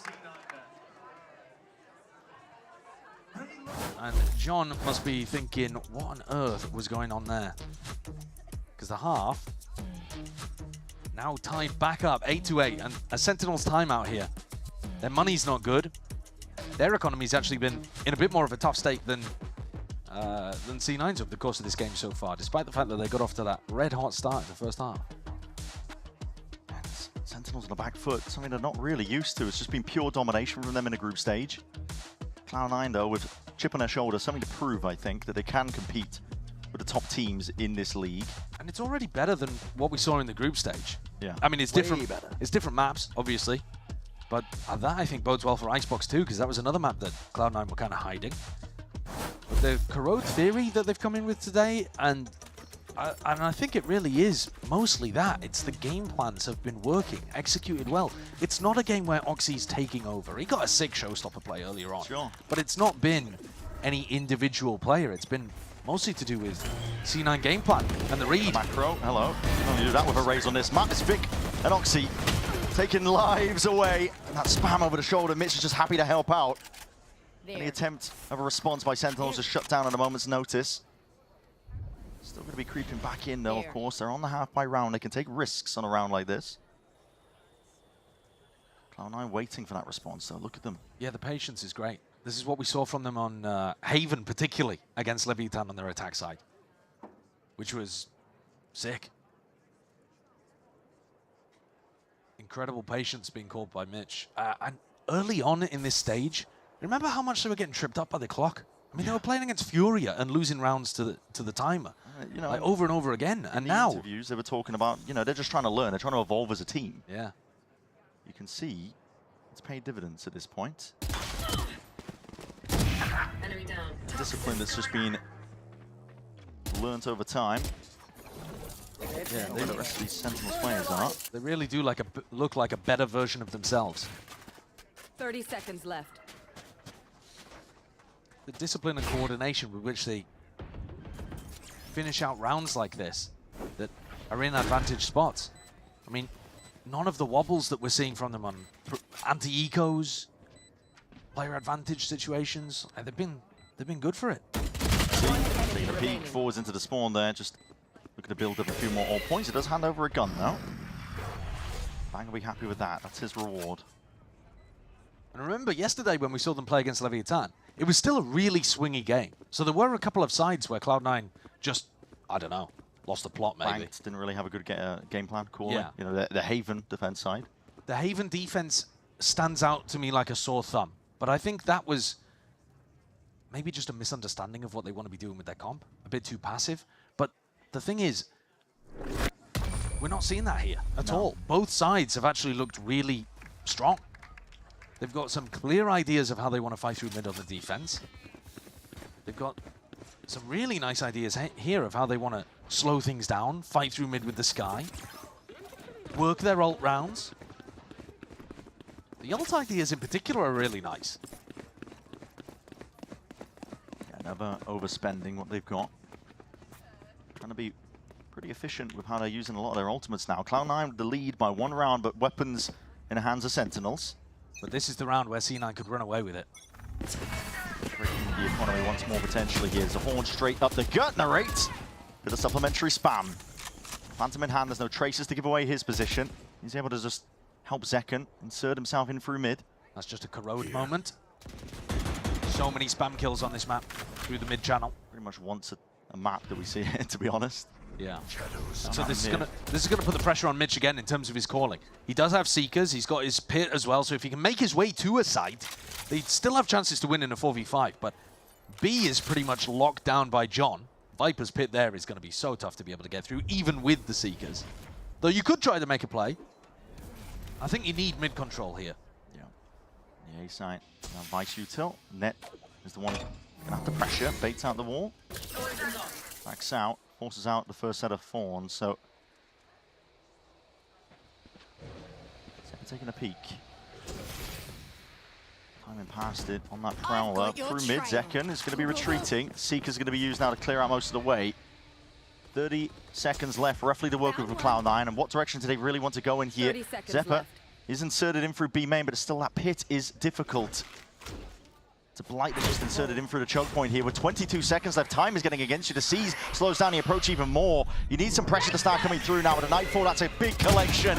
A lot of damage being done. Decayed down and the sound cue's cut away. Zephyr caught out in the open with John still alive. This is where the difficulties arise because this guy is a nuisance. Not removed. Pit still up. And Vic left to do it all now alone. Surrounded on every single front.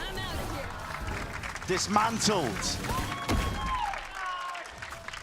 Must-win round for Sentinels there. Their economy would have been in shambles had they not won that. And you saw the value that John got from his ultimate. I think the whole round came down to the timing that John catches on Zephyr through the ult. And who catches who. Really easy for that to go the other way. If John gets too distracted by the push coming through mid instead, Zephyr can find a timing and the round can crumble. But Sen holds strong. Ult's not particularly going to be an issue, though, for Sen. Or rather, they're not going to be an asset for Sen for quite some time. So now these rounds are going to get more and more difficult. They've moved the setup, too. Yeah, it's weaker over towards A. Yeah, Zelsus has gone over towards B. Normally, you want to be playing B for retake, I would imagine, out of the two. I have the spike. Ultimate for Oxy. Cutting noise ever so slightly here. Sentinels have to re-clear out this A position through main. Potentially gearing up for it. Sentinel, C9 themselves as well, second guessing really the direction they want to go in. Looking like they want to set up for an A split here. Oxy bursting through this choke point. Could easily pick off Narrate. Trouble is, Trailblazer broken early. They don't have that link control. Trying to brute force through the A main choke. Never really ideal. Looking for Zekken maybe to take contact here and bait out the showstopper. Sky flash onto the one side, gets the acknowledgement forwards again with the showstopper. He's looking for bodies now. Oxy's chasing down these Sentinels. Players, Narrate holds it down. It's ground gained. He hasn't given this one up now, and he's even pressing forwards now with the paranoia. It is perfect in terms of the timing. Zekken helps him out over the side. Weapon picked up. Regenerating those bullets that he's got to work with and play with. Cloud9 have crumbled here. Play by Sentinels. Vic just forced to escape. Yeah. Wants to keep the gun online because he's one of the players that wouldn't really be able to buy into the next. That's beautiful work by Sen. Yeah, 2 back-to-back rounds that are massively important for them. Oxy not getting a single kill out of the showstopper is a little bit tragic, but even if he'd gone 1 for 1 in that situation, I think more importantly, the paranoia that comes back through for Bang is huge. Look at that. Look at it. 3 players that are trying to get the spike plant down. Why does this pit not cover any part of the plant as well? That's a bit weird. Not that it mattered, but it does allow Sentinels to come sweeping back through. The timing perfect in terms of Bang's util and Zekken to follow up. And they put maximum pressure back on. Really good elastic defense there, just giving space, and then snapping back into the fight as C9 went for the plant. A good awareness as well that Oxy was going to come in with the showstopper, which I think was fairly obvious by the fact that you could see the ult just pop up mid-round from the from the A orb being acquired. But C9 still with a nice game plan around those ults. This time though, they're the team that's run out of them. And at a crucial moment, these last 2 rounds could have defined the entire map.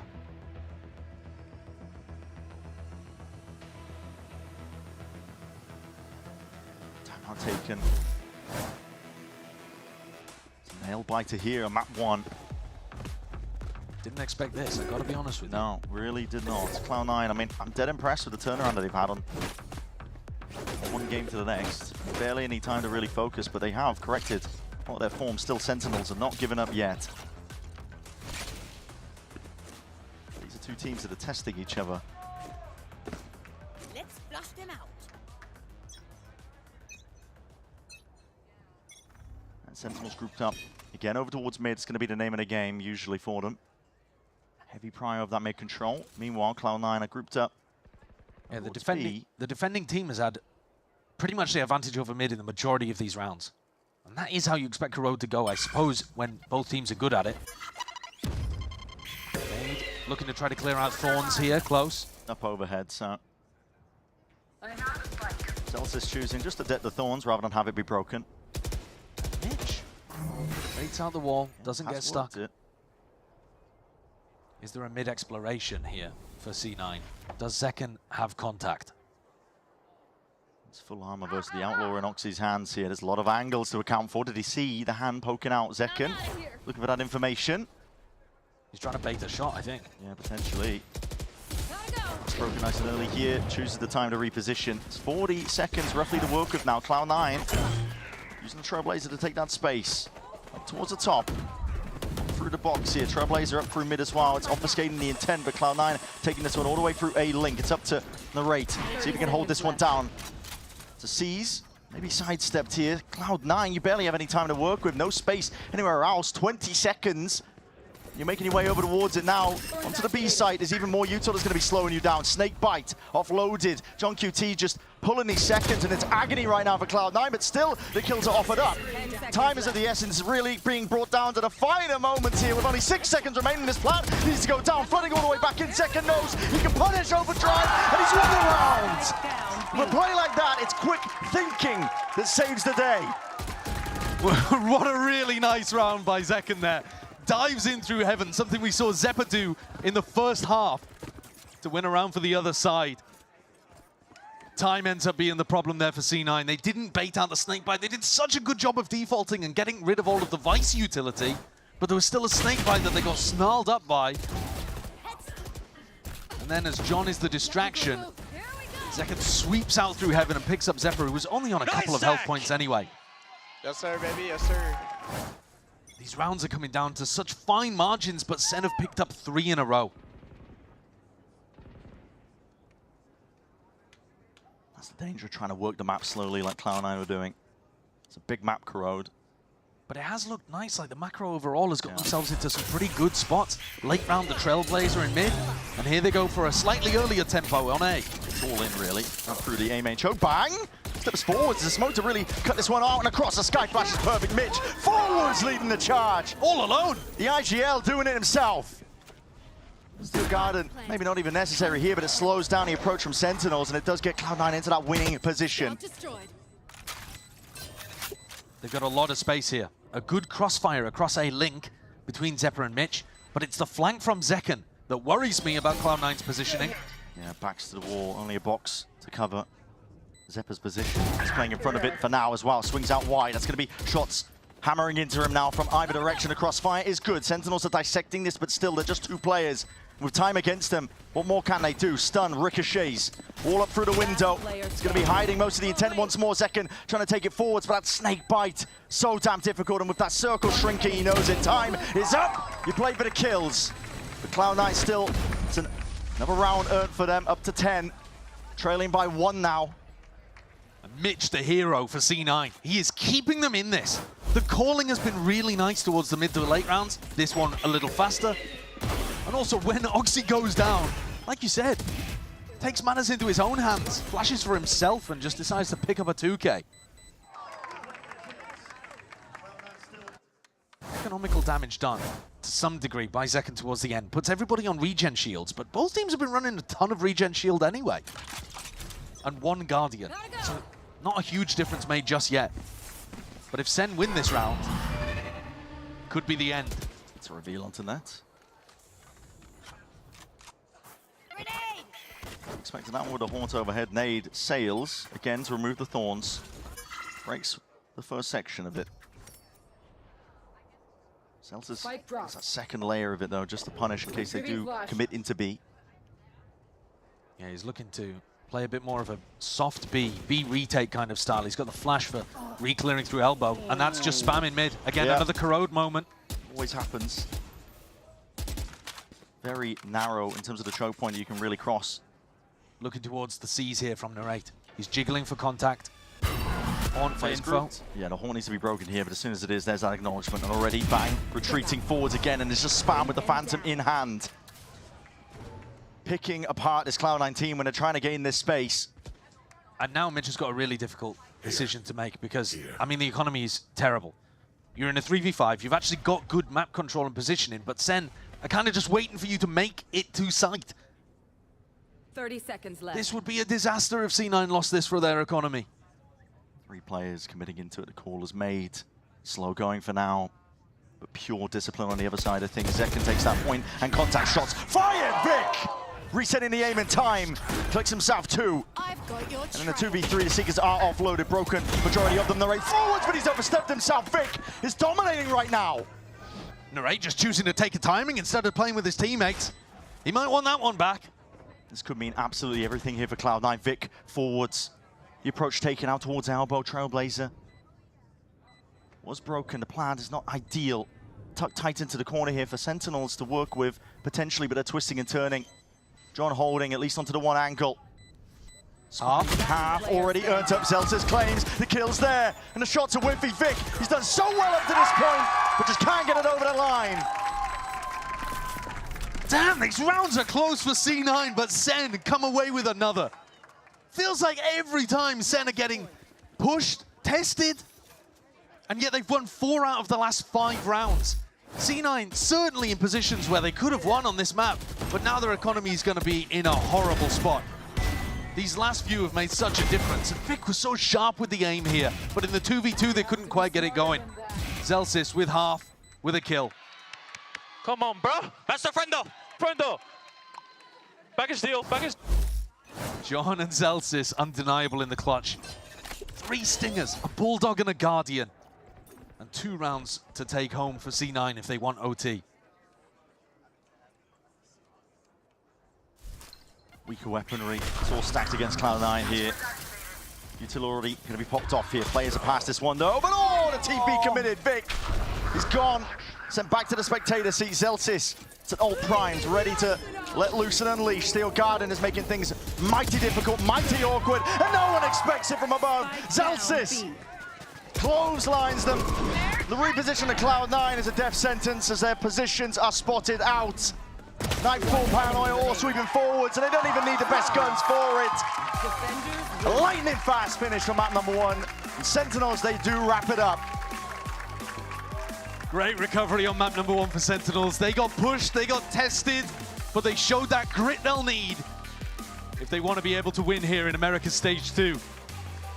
Eyes set deep on a trophy, but C9 can be happy, I think, with how they played there on Corrode. Yeah. Maybe they'll be gutted in terms of how those final rounds slipped away from them, but they were in so many good winning positions. Really were. I think they've showcased that they have what it takes to be able to hang in this match, which is a big turnaround compared to the group stage game where SEN flattened them.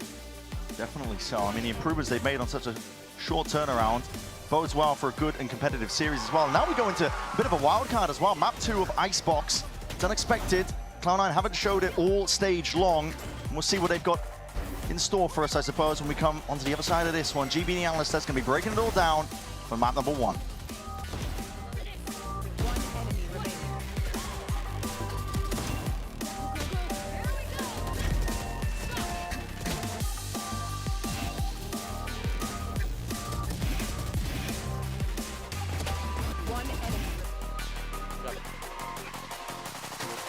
Nice!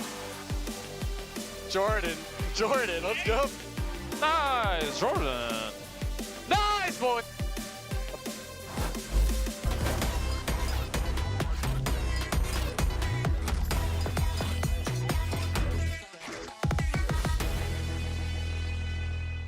Who's gonna stop me?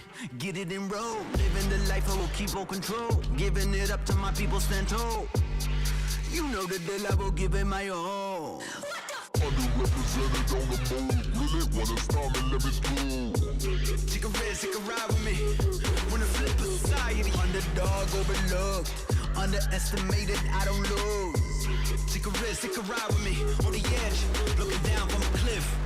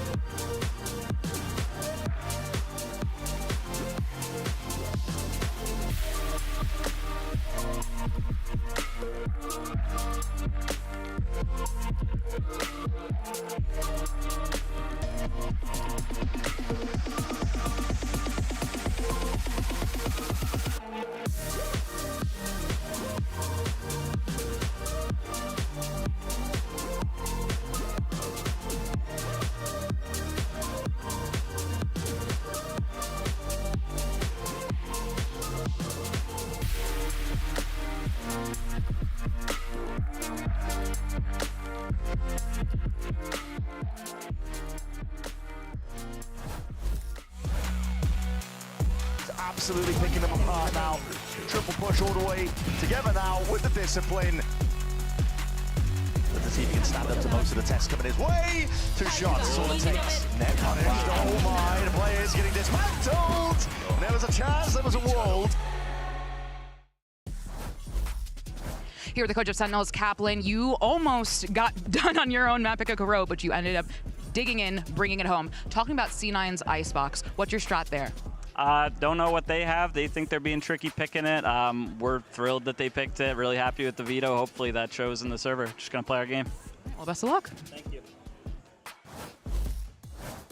And play their game they most certainly did. Words are hard, but I'll tell you what, it wasn't that difficult for Sentinels to get those last 3 rounds at the end there, be able to lock up that first map on Corrode. Very well done from them. They now go up in this series 1-0 here. But fellas, I mean, there's definitely, you're definitely seeing this C9 team struggle in these moments where they just one thing goes their way and then they're pretty much right where they want to be, right, Wyatt? I mean, I think you can see exactly why SEN picked Cloud9's pick of yesterday right into them, because it is easy to counter them once you get on defense. C9, they were getting back in the game. When you look at the timeline there, that's round 6, 7, 8, 9, 10. They're going on a run. They tied up 5-5 because they get to pop out behind those Viper walls on defense, catch timings to brawl against SEN. but then when the sides swap is where things really begin to fall apart for them. Yeah, I think they had a really good idea, as you were mentioning, around playing around the wall. Like, this is a really good example of it. They knew that Sentinels had been conditioning taking this mid fight and inserting Zekin further up. So what do they do? They throw up the Viper wall, they Sky Flash on the other side of it, and double swing him. So they have really good protocols on how to be a little brawly, right? A little scrappy on the defensive side, but then things turn over to the attack. And it's particularly for Oxy.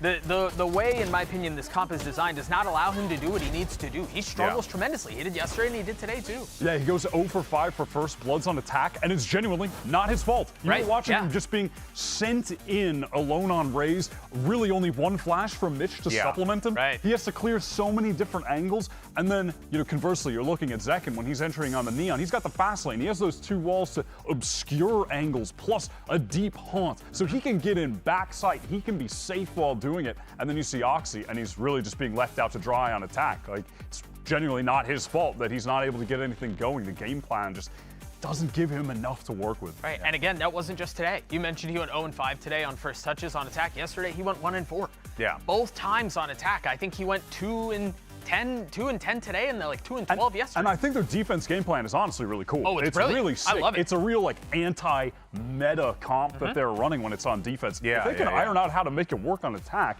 that's a pretty sick read that they could have. But, you're going up against SEN on Corrode, who are displaying the meta, and they're really consistent on both sides. The thing that very much concerns me, though, is that that's a thing that they're going to need to figure out in the playoffs, and that's very tough, whereas Sentinels are clearly showing that they are further ahead when it comes to how this map plays out. But now we need to know whether or not Cloud9 can dig themselves out of this hole that they're in and get ready for map 2, because we have Coach Imi standing by with Elizabeth.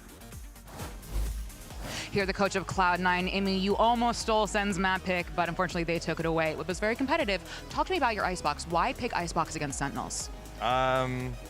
You'll see is the easiest way to put it, but we're either going to look great or we're going to look stupid. It's going to be one or the other. But in practice, this map has been incredible for us. So let's see what happens. Best of luck. Truly feast or famine, Doug. Oh my God. Honestly, I you love both that. want to say something about this. I love that. Either we're going to look great or we're going to look really stupid. What the hell could they possibly be thinking of here? Oxy back to the Reyna. The first Reyna of You think we're busting out the Reyna? Where's the bingo board? or like a Harbor Viper Phoenix. Something like that, where they're able to fully cut off lines and then flash on the other side of it and fight through it. It's kind of a joke, actually, when I first mentioned it, but as I'm thinking about some of the philosophical approach to running the Sky Viper, it kind of works the same way. I'm really not mad at them trying to just send it on different maps, so they almost beat them on Corrode. Like, do we think that C9 would have had a better chance today if they came in and just played Lotus Haven first 2 again like they did in the regular season? I definitely don't. I like that they have a couple maps that they've been saving, haven't needed to play, and now they can send them. Yeah, and I also want to be clear here. I'm liking what I'm seeing from C9. Regardless, I see a C9 that is being competitive with Sentinels, and that does give me hope. But Doug, real quick. Icebox, last time Sentinels played it, 13-0 Furia. Oh boy. Well, that's one to send us in a commercial break on. There you have it, folks. We'll be right back after this one. Brendan Sideshow will catch you guys on the other side as you get ready for map 2.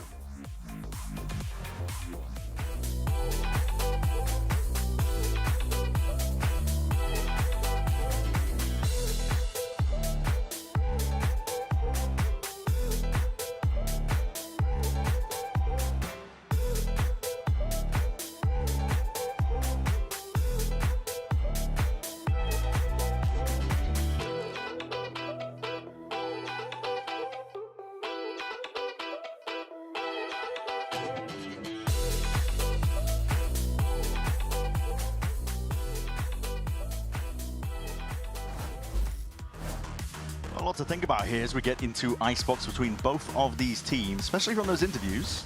Listen, what to be excited for. There's a fine line between genius and madness, says Imi, essentially, but it's been working for them in okay, here's the reveal. Look at that. What is going on in the Cloud9 camp? Raise ISO on Icebox. That is bonkers. It's strange, isn't it? But there's immediately, as soon as they lock the comp, you can start thinking about theory. You're like, oh yeah, the nade would be super good on retakes, plant denial. Yeah. The vulnerable is incredibly good for being able to like plant deny as well on defense side. Also, if Sentinels play off-site post plants a lot, the wall, if you do it slowly, is going to give you like a free half, I think. Yeah. A lot of the time.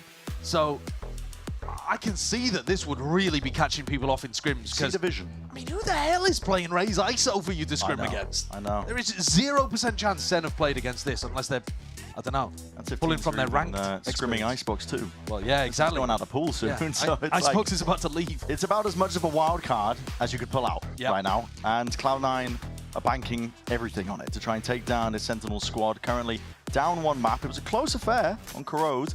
Definitely impressed both of us, I think, because, listen, you know, we were coming into this almost expecting a repeat of what happened in the groups, where Cloud9 were just getting smacked around, but not the case. They've improved, they've learned. My God, I've never been so excited to get into Icebox. I mean, this is nuts. But it's also, I mean, it's Vic playing Duelist. So that's, normally, if you're going to see double Duelist with this team, I would expect it to be Zeppa, maybe. Sure. But, all right, let's see what Vic's got. See what they got. Standing ahead. Dart forwards. It's going to be dealt with, just that back and forth. Double see push. it all the time. Double push for the defenders down tube here. C9 holding with both duelists, looking for a lurk potential through mid. And then playing A, pretty soft. They've got Killjoy utility all over it, but it's just trying to slow the plant down so that they can get into position to fast retake or flood. Rotators coming through. They see the turret just around the corner. Signs of life causes the burst of the util. Now a big old rotation here from these Cloud9 players. They're going to be getting their time to shine soon enough here. Dash is going to be procced. All down, plant, in order. That's a vulnerable and a shock. You can see the ideas already coming about. An attempt of it anyway, but that damage done. Vulnerable ticking up. Zekin has just deleted one shot to the body. Zelsis trying to hold them all the way back. There's no plant down yet, and the Cloud9 players are swarming into this site, trying to take the fight by storm. The site might just be theirs. They spotted the last one. It's a straggler in the name of Zelsis, and he's down and out for the count. Pistol round here for Cloud9. And I said it during that moment there, but I mean, listen, you're seeing the ideas put together early. And the ideas didn't even work perfectly. It's nothing crazy. Listen, I mean, we've seen it with like snake bites and shocks before in the past, but... Yeah, I mean, listen, shock vulnerable, super, super good combo. They actually didn't even get the timing of it perfect, and yet the overall idea still worked. Yeah. There was enough pressure on the plant that they had to get off, and then the flood retake comes through. Super fast. A lot of conviction. I think Sen are going to find it really tough to get plants down and post-plant wins. This is really going to stress test their thinking on the fly, their creative adaptation. Which we saw glimpses of, I think, on Corrode earlier. And I would say, broadly speaking, Sen kind of failed at the on-the-fly adaptation. I know it's weird to say when they won 13-10, but a lot of the wins that they were getting on their attack side were based on the theory early on, like the coach game plans. Not so much what was happening between rounds 6 to 10 as they were trying to adapt. Still, Sen have walked all the way up here. Ton of space given up to them. Again, playing that retake. Vulnerables across. Shockies are flying forwards. There's that long-range artillery, and shots are hammering into these Sentinels players. Once more, Zekin will fall, but the plan was down. That was the goal for Sentinels. There was a lot of damage on John. He got dropped down to 26 health. Nade rebounds, makes the retake a little bit easier then. It does push these players out into the open, wide for the taking. Really seeing the pieces put together here, and why this composition is taking their scrims by storm. They've also got incredible ultimates on this comp. Okay, Mitch, think about that. Yeah. Mitch has got long-range plant denial. Oxy's got long-range plant denial. Vic has long-range plant denial. And then you've got a lockdown and a pit. Yeah. So this is an exceptional composition in terms of ult value once you get onto the defense side and you all start rolling. And of course, they're going to get up to the faster because they won the pistol and the follow-up. Nothing wasted. Hey, baby. Hey, run these kids over, baby. It's good to see the spirits are still high here for Cloud9. Yeah, and this does feel like the kind of comp that maybe it's just a one and done. It doesn't even matter. The theory is going to be so tough for Sen to deal with that it's good for it the first time you pull it out. Shocking and vulnerable here. Oxy is way up in your face. Satchel's up onto belt. Skips past all that util. Breaking the pace of the game. The expectations, I suppose, for Sentinels to be taking fights that early. They weren't thinking about it. That's a defensive shot that quite a lot of other teams are doing, but nobody else combos it with an ISO vulnerable. Yeah. And a triple re-clear out through mid, looking for the lurker. They know the Bang was somewhere around here because Killjoy util got broken. So they're going hunting. And Bang doesn't want any piece of it. Turret's down. They're like, okay, well, Zelsis out of range. We'll take the timing, gladly. Walls up. Zelsis on top of it. Wants to take the fight anyway. Straight to them. Net is gone. Yeah, that's a really good adaptation from Zelsis, and Oxy caught on the flank as well. A chance here for Sen in the round, 4v3. But because they couldn't get the plant down, there are still some pieces of danger here. Only one shock, really, though. Just need to wait their timeout, though, for the wall to go back up. Got enough fuel now, they can make a play forwards. Cloud9 are grouped. All not exactly broken as well. Now Swarm protects, so nobody can push past this one with the drone to set it forwards. Vic, there it is. Snappy from Zepper! Blink of an eye. It's all going to pot right now for Sentinels. Bang's left to see if he can do it all. Finds the first, drops down. Shot fire, trying to hide it, and he's really ISOing these fights. Swinging around and wide, that rifle aim is immaculate. Purely control, purely composed. That's all individual moments there towards the end. Oh my. Sen got themselves in a nice position after they got the plant down. And then Zeppa's hitting bulldog spray transfers all over the place, and Bang one-ups him. Wins a 1v3. His ability to ISO these ones is so nice. Perfect. C9 are trying to play doubled up, tripled up, and he just takes the fights one by one, playing the angles, playing the corners perfectly. Red Bull clutch for Bang. But this is where ults start to come online for C9. So I don't think Imi should be in Desperation City too early here. Yeah, they've lost a 3v1, but C9 are about to get another big snowball going that Sen will have to deal with. Big control, name of the game. Broken from the bottom section, out through the window is watched for though. Zeppa aware of the possibilities, the weakness and the angles. Might have even seen a second player, but aim trained. Mitch is in a very deep pushed up spot here. And Oxy's not quite holding that Really top weird nest spot. position. Oh, onto the ropes, that's bullets through the wall. That should set up for Mitch to punish. Very low, Mitch doesn't want to take the swing. Just letting Zelsis escape. He's limping. They're going to get healed up a little more by John. And a finish over towards B. Net still has Snakebite. Players trying to drift over towards C. Remember that the plant, if it does come through, Vic can rip somebody away. So you've got to put a body in front of the planter to deliberately get grabbed by the ice wall. There's just so much to think about. 30 seconds left. It's not usually the norm when you're playing Icebox. It's normally quite standard stuff. John with the plant. And there it is. Oh, ripped away, but not in time to deny that plant. Still forces out the 1v1 with the shields there. John just can't quite handle it. Vic takes him out. Advantage now by 2 players. Sentinels have got to try and hold this one back. At least they have the plant down. Forward position. The rate. It's a one and done by every single margin. That Snakebite just pushing out to the fight. Down the Swarms as well, forcing the issue. Systematic here from Cloud9. Slowly but surely trying to piece together the fight. And Zelsis just realizes, okay, we're going to give this one up entirely. And optimizing to try to get up to the next ulti here for Vic. Even with the timing being off on some of these plays from C9. Like on the pistol round, they didn't quite execute Vulnerable Shock perfectly. In this round, they don't quite get the timing on the ISO ult perfect as well to stop the plant. But even so, it's still insanely difficult to deal with. Snakebite comes through to the back of yellow, vulnerable through to default. ISO running at you with shield. They're just nasty. They are horrible. You can't hold at the yellow box. Yeah, it's so tough to deal with. I think the best thing that Sentinels have done so far is boost Zelsis up on the box as they were trying to plant B. Yeah. So, because the thing is, you know that Cloud9's comp is about throwing util at you as you plant. So if you can get players further forward than the planter to try to swing as you're expecting C9 to be throwing util, maybe you can get a player advantage before the plant goes down. But I think Sentinels have to really shift how they're thinking about this map. You cannot just put John as the furthest player forwards and play passive post plants. I think this is the perfect time for Kaplan to call a timeout, because you've allowed your players 4 rounds to feel it out, to have an idea of what C9 are doing, jump in early and see if you can adjust the strategy a little, because C9 are applying the pressure. Man, what a game. What a great opener for C9 in this playoffs. They're the ones dictating the tempo against Sen.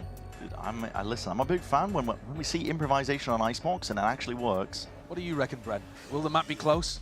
4 rounds or less? 13-9 or closer? I would say, at this point, unless Sentinels can figure it out, it might be looking like a one-sided game for Cloud9, but... Really? Yeah. Okay, well... There's a lot of things. Listen, when you're used to scrimming against the standard comps on Icebox, and suddenly you get thrown a curveball at you, yeah, you have to think about it. It completely redefines how you're thinking about the map and how you're supposed to play it. Well, it'll be a real test for Sen. Kaplan's had his opportunity to speak to the squad, and you've still got really experienced, good, smart players on Sentinels too.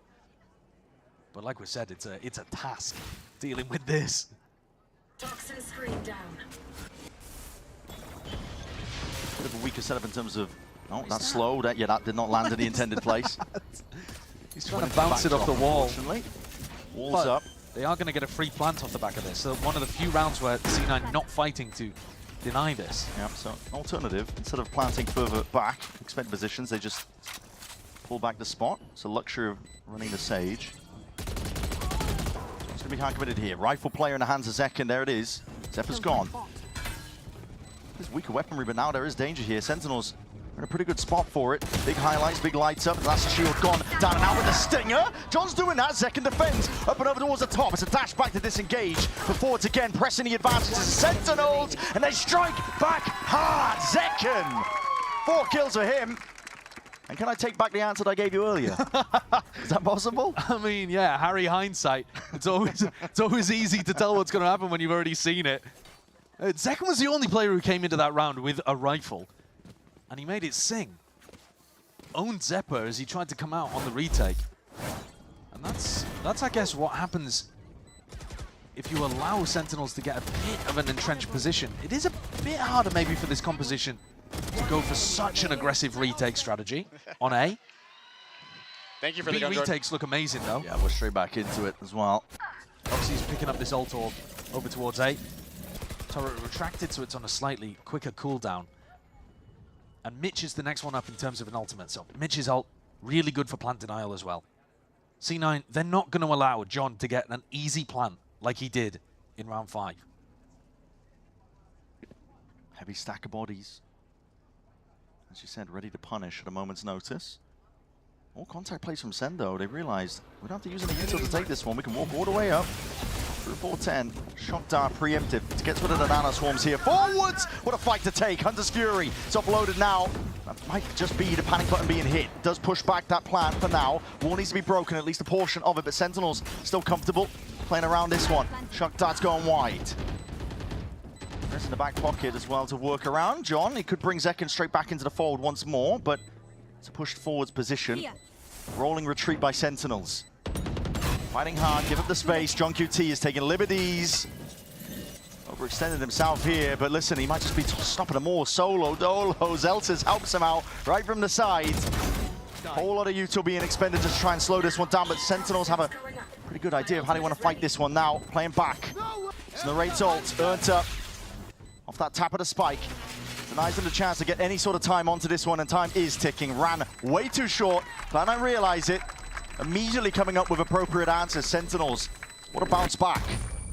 This was the rifle round, remember, that Kaplan took the time out to adjust. He takes attack after 4 rounds, then there's an eco, and this is the round where Kaplan's adjustments can be seen. Look how deep they got before John tried to plant. There's 2 players pushing further forwards, way further than John, trying to put the pressure on Oxy and get a kill. What about it? When we scrap, we're so much better. Just scrap to just keep scrapping, dude. Yeah, this is what I'm saying. They want to force fights. Yeah. And that's the adaptation that I was talking about. You got to get up ahead of the players and try to fight them as they're throwing the plant denial util. And Kaplan's recognized that. The rest of Sentinels have recognized that. It's obviously easier for us to see because we've got access to the whole mini-map, but good adaptation really early on here for Sen, because that's going to put the squeeze back onto Cloud9 to come up with an adjustment of their own. I thought these ults would be cycling earlier, but C9 mostly getting them onto Vic instead of getting Showstopper up super quick. Hard prioritizing Vic. Yeah, Vic's nearly up to his 2nd ISO ult, whereas Oxy hasn't quite got his first Showstopper, neither Zepper got his first lockdown. And those ults could also be crucial. half buy here for Cloud9. Still a bit of danger in the round here for Cloud9 with rifles. The hands of Net and Mitch, but I'd be tempted to give somebody else the Vandal that Net has and pick up the Stinger, see if you could find an opportunity to pit if you end up in a player advantage situation. But fair enough, C9 stacking over towards the A side. It's an eco round, so they'll probably deviate from their normal strategy that they've been running. The player's going to be holding these long angles while they can obviously try and press forward. So already adjustments made. Sentinels committing a lot of util to deny the ult. They know that they want away. And remember, they were doing that in the previous round too with John's slow orb. So they're already making really good adjustments because C9's comp is all about grabbing those free orbs and getting the ult cycling. Meanwhile, sending it flying forwards. Sentinels, a lot of space over towards B. But the wall a little bit more lateral, which makes it harder to deny. Plant. Placed down here by John. Even tucked himself into a forward spot, but Here. it'll be dangerous for him. Doesn't really want to give away the gun necessarily, but still. SEN not particularly scrapping in this round, but you'll see it in the next rifle round, I'm sure. Yeah, spotting those players onto the flank as well. John takes that time to retreat, knowing that there's not really much danger there. Nanoswarms are already down. Sentinel's going to be trying to play this one as standard as possible, really. Vulnerable. Nades out towards the backside of yellow. There's no swing in sight, so nothing to push and really make the play to try and help get that kill onto Zekken. Oh! Line him up. A quick updraft dash to get the hell out of there. This next round is going to be tough for SEN, though. You know, celebrate that you've managed to figure out what's going on currently, but C9 have now got another ISO ult, Raze ult, lockdown if they need it for retake, a Viper's Pit to lock off B or A, you know, wherever they want to put it. Yeah. There are just so many things around the map for SEN to try to deal with here. And this reminds me of, was it round like 6 or something on Corrode? Where the ults had just got huge for C9. And SEN weren't quite able to put together something that could force them out. They lost a couple players really early on, and C9 coasted for round after round after round. So Sentinels have got to make sure that that doesn't happen again.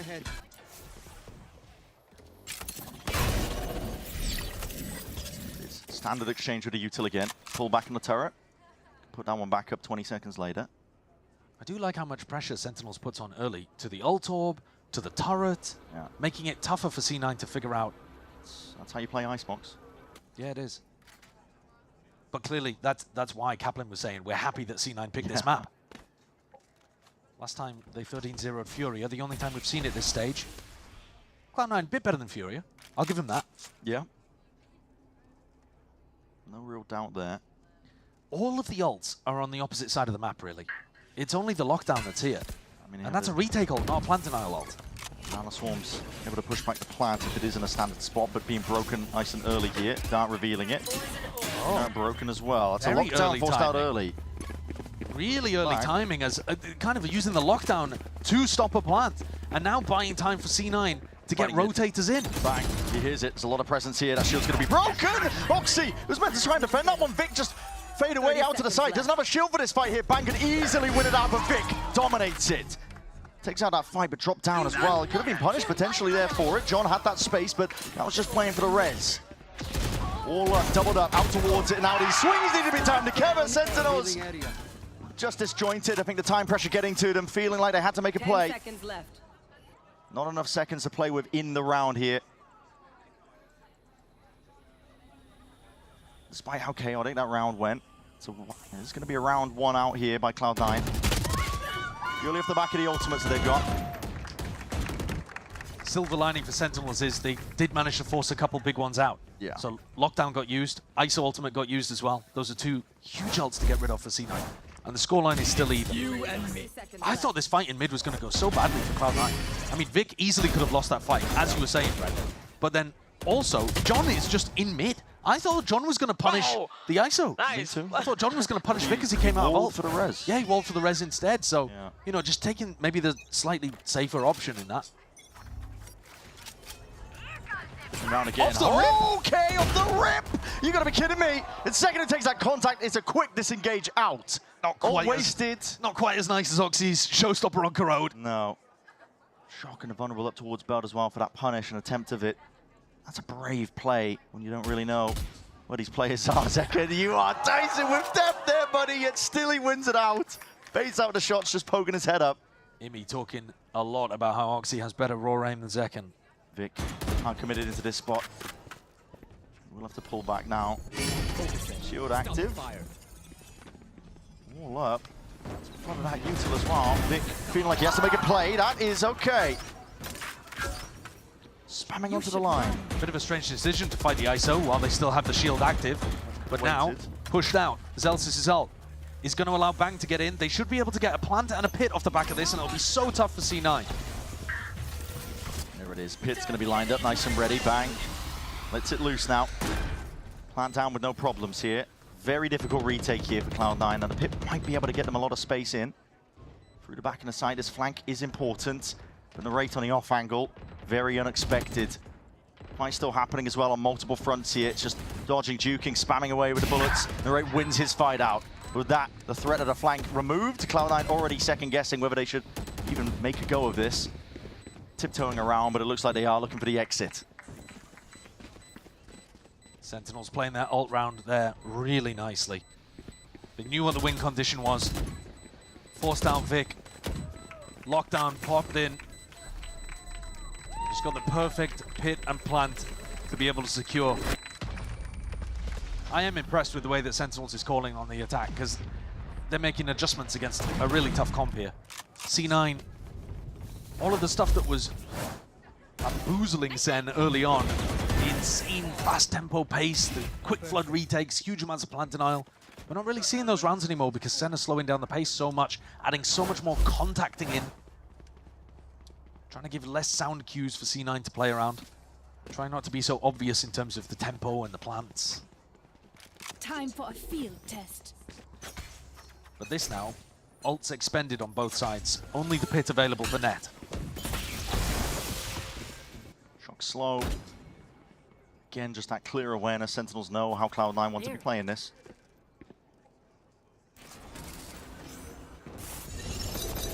Drone's going to be used. So that cuts out the drone. Yeah. One way to stop it. Suppressed. That allows C9 to still get posted up on aggressive angles like Oxy. Drone of their own for that mid-round information. Cloud9 trying to clear up the map a little bit. Only spotting the one. That was just Celsius, I believe, so it doesn't really feel like a full committal. At the same time, though, I don't think they're too worried that it's over towards B. Oh, yeah. Because, I mean, you've got really deep push-up position from net.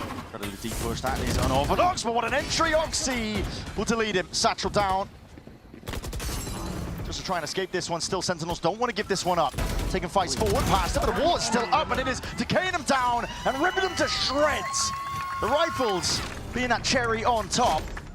Now that's an honest round of Icebox. That looks more like what you expect from the map from any different compositions being played. Defenders just holding that line of scrimmage at the Viper wall, never letting you go past 410. No ults used on either sides. Nothing particularly crazy coming out from C9. Just holding crossfires, stopping Sen. And tying up the game at 5-5. An attack op from Zelsis. Tried this on Corrode too. I mean, it's quite good when you're just contacting around the map to see if you can get a punish on people playing info lines for defense. Yeah, jump spots potentially. Oxy could certainly get punished here. Oxy is there, but Here. fires off the bullet, rattles it off. He's still looking to be hard committed over towards B. That's what Zelsis is holding for. Mitch might be coming to drone. See if he can set him up on the line. Yeah, here comes the drone. Zelsis has got to tuck. Oxy might choose the opportunity to set up on a more aggressive line. Now it's one line. Now it's now up for Tube. This is being watched for.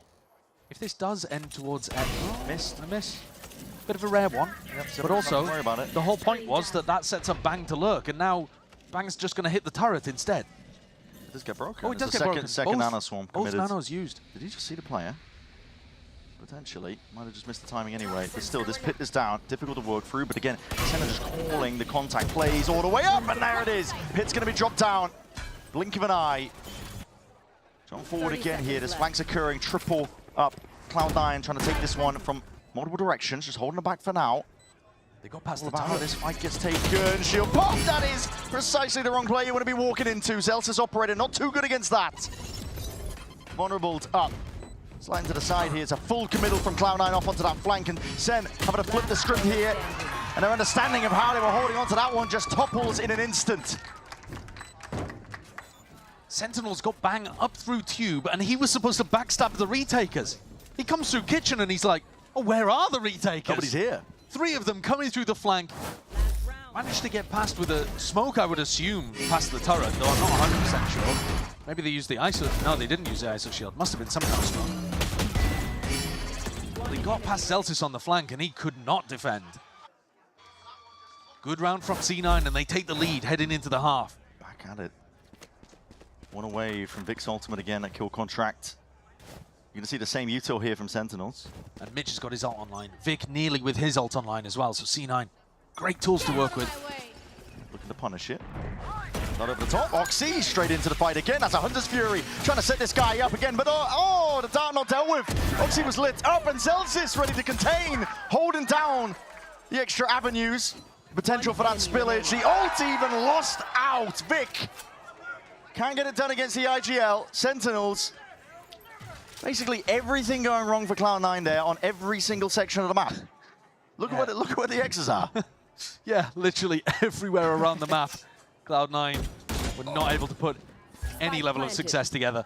I don't know why they've gone for something so aggressive in the final round. Just trying to throw Sentinels off, I suppose. Yeah. But Mitch left wondering if that was the right call. They had incredible ults to deny the plant and put some pressure on Sen, but it's going to be a dead even half. 6-2-6. 6-6, but Cloud9 won the pistol and had a comp that is so tough to deal with. Yeah. I think mad credit to John, huge credit to Kaplan, and the rest of the brain trust on Sen, because they came up with some really good adaptations to make that an even half. And I think this defense should be favored. The favored half, the more difficult half to play against Cloud9. Sure. I agree with that one here. The sides are going to be swapping around, but Sentinels, yeah, all smiles. They're quite happy with the work they put in. 6-2-6. We're going to send it to a quick break on the other side of things. We'll see the conclusion of this map.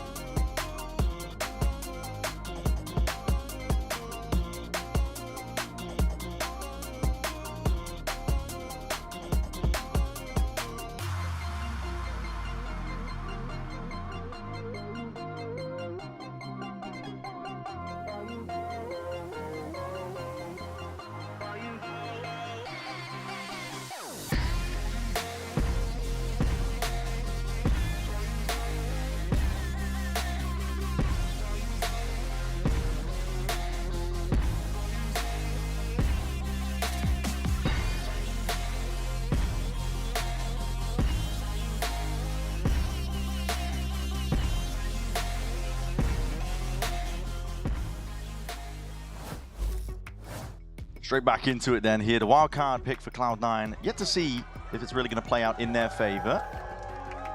Hey, that's Sen City really turning up for this one. Yeah, coming more than halfway around the world. That is crazy. But Cloud9 putting on a performance here. I mean, you're getting to see more of Sentinels than we would maybe have expected. Yeah. And also an exciting icebox. Yes, a genuinely exciting icebox. I don't know when the last time it was. And C9 on the attack side might have some really interesting ideas as well. I can understand the theory of this comp a lot better when they're on the defense, but maybe they're going to surprise us and have some awesome ideas for attack as well. Full group up here by Cloud9. Nothing spread it. across the map here. Zekken is also just all the way pushed into bottom mid. Turret not catching his contact. It's a little bit deeper. So Zephyr can play with the rest of the pack. Turret is going to be broken and dealt with, but Nanoswarm's critically not broken. Or deployed. Yeah, Sentinel's holding on to it as well. Good patience. Vic takes the ult orb as well, so clearly ISO ult most important on the attack side for C9. Vulnerable nade, rebounds. High corner though, Zelsis is going to be nice and safe here. As soon as he sees a Yuto coming forwards, as the Nanoswarm's deaded, buys time. His team is getting back into the fight and the fray. Grouped up now shoulder to shoulder with that shield, but it's already popped off here, and Vic just whittled down to about 4 HP, swinging from the side. Oxy! It's gone down, and now Zelsis is doing a number on him, but Cloud9 is still in this one. Fighting tooth and nail, not willing to give this one up, but it could be anyone's game yet still. Mitch barely onto anything whatsoever. The shots are good, but Zelsis versus Zephyr. Killjoy versus Killjoy. Barely any health left. It comes down to the timing! Oh my goodness. Anyone's game.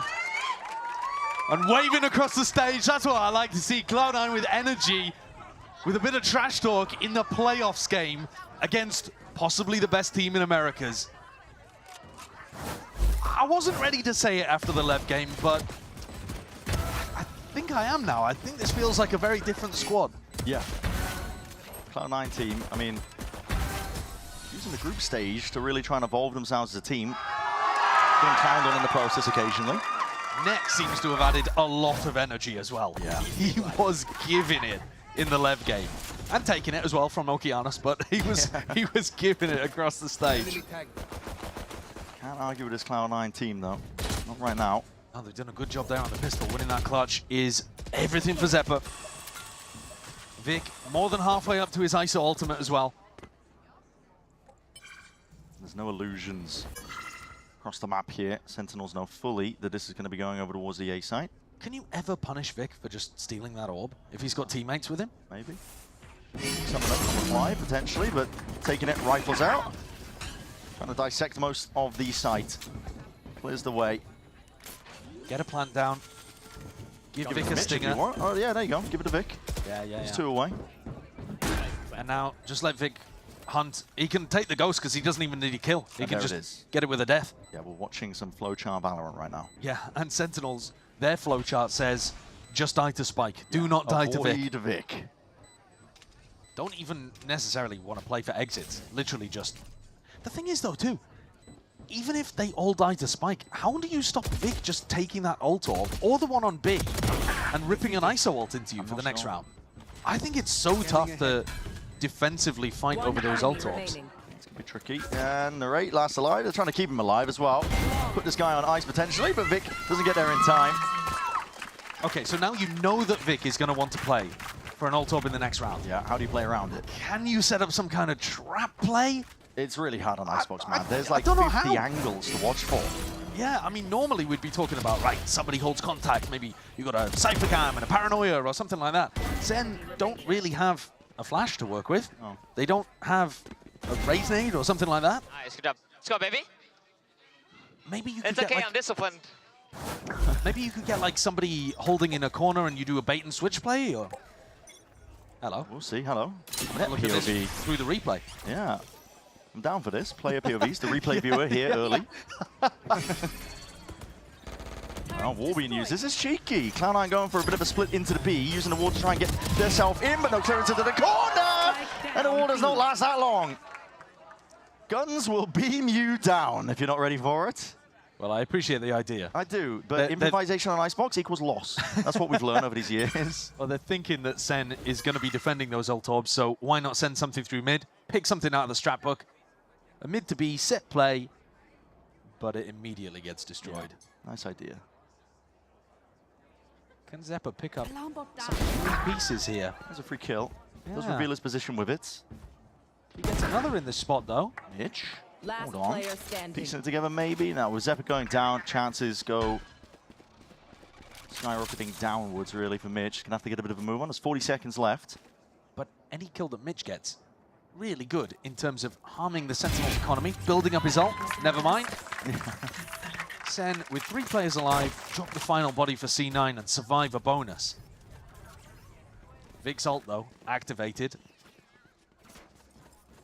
the common combo that we see on Haven, for example, is Sova util into ISO util. So you'll throw a recon, and if it gets broken, or if it lights somebody up, throw a drone, if it sees someone, pop your shield, grab them. Didn't see the snake bite laid down. It's a good adjustment. Just adapting on the fly for what's coming their way. How did he alarm close? He was backside to kill you guys. I don't know. Questions raised. We'll see if this drone can tag anybody. We'll see Vic with the ult too. Bang wants nothing to do with it. He knows what's you want coming. to leave. You do not want to get tagged by that drone because you'll get ISO ulted. There you go. He's sending it anyway. Blind as anything, but he does manage to grab up the one. Zelsis is gone. Trying to win that fight out. Tapping away with a rifle. Claims a kill to his life, and that means the setup goes down, but so does the curtain drop down. It's an open fight to be taken still. Swings, no coverage. Narrator's found the timing. C9 need to get some help for the planter there. That is Bait City. Yeah, just leaving them on an island. Like my ranked games, man. I mean, that's tough. Vic was coming back out of the ultimate, really wasn't ready, and Oxy was back in. Maybe just thought they had a free plant. 3. There's a fight taken. Zephyr wins it. Good lurk, again, abusing the fact that the Killjoy died early, and there's Zephyr again, swings back around. What awareness! He's playing deathmatch right now. Hunting out the next players, the next kills. Right around it, finding bang, and delivers the death blow. Cloud9 leading by 2 now. Getting closer to these ults as well. Potential snowball occurring. Zeppo's 1 away from his. Yeah, this I think is going to be a classic snowball scenario because these attacking ultimates are super, super good. What is going on there? And the fact that it doesn't win them the round. C9 have actually been able to make a couple of mistakes here and there across this map and still come out on the basis of good ideas and good individual plays. Yeah. With a very tough icebox to deal with. Mitch not going for an early drone. You'll often see teams lead with that drone over towards A whenever they have the Sova ult online. Instead, put a little bit of pressure over towards A, see if you can pull the defenders in that direction, which is exactly what's happened here. Defenders moving over towards the A site, and instead, attackers moving in here towards Bang. Bang. Can't get enough done. He's playing aggro because he's only got the Sheriff. Full speed ahead now. Vic, more forwards just to deny potential for the spam, and he is being covered this time. Teammates holding it down. Stray bullets as well flying up towards heaven, and now Sentinels at this point hold tab. Got to see the state of the game because so close to multiple ultimates, you really do want to go down to the spike. Don't want to be generating it for Cloud9. Zelsis might not. I mean, Zelsis dying is probably better for Sentinels. To be able to have a lockdown to be able to work with to some degree, but also Mitch just with the Hunter's Fury can counter it, so... Yeah. Dude, this is going to get really tough. He get into it. Zephyr. Just the one. Player as well, Mitch. Claiming it out here. The rate will go down into the spike, and you're right, it just gets harder and harder and harder now. Yeah, this has been such a good pocket pick for C9. Imi did say, we're either going to look like idiots or we're going to look great. Sometimes you got to roll the dice, and it's come up with a strong roll here. Yeah, I do appreciate his honesty. Always honest in the interviews. Yeah. But it is strong. Hell of a pocket pick. There is that fine line between genius and madness, and I think they've hit genius here. I think they've crossed the line. Yep. Kaplan's going to take his second timeout. The first one, only 4 rounds in. This second one, 5 rounds into the next half. And another opportunity to adjust things for Sentinels. Kaplan's timeout got some good value. They managed to win the next rifle round. They had good adjustments. Then for the rest of the half, it was back and forth. Wasn't like Sen dominated. Yeah. But they need something now, and they need plans to be able to evade these ults. Because it's so difficult to contest the plant or to hold any space when Oxy's going to be flying at you with a showstopper, or Zepp's got his lockdown to be able to work with. You yourself don't have the Hunter's Fury to counter. And that, I think, could be coming right in the next round. Narrate a little slow, bottom of the scoreboard, not quite able to get up to his Sova ult in time. And Zeppa's got a freebie.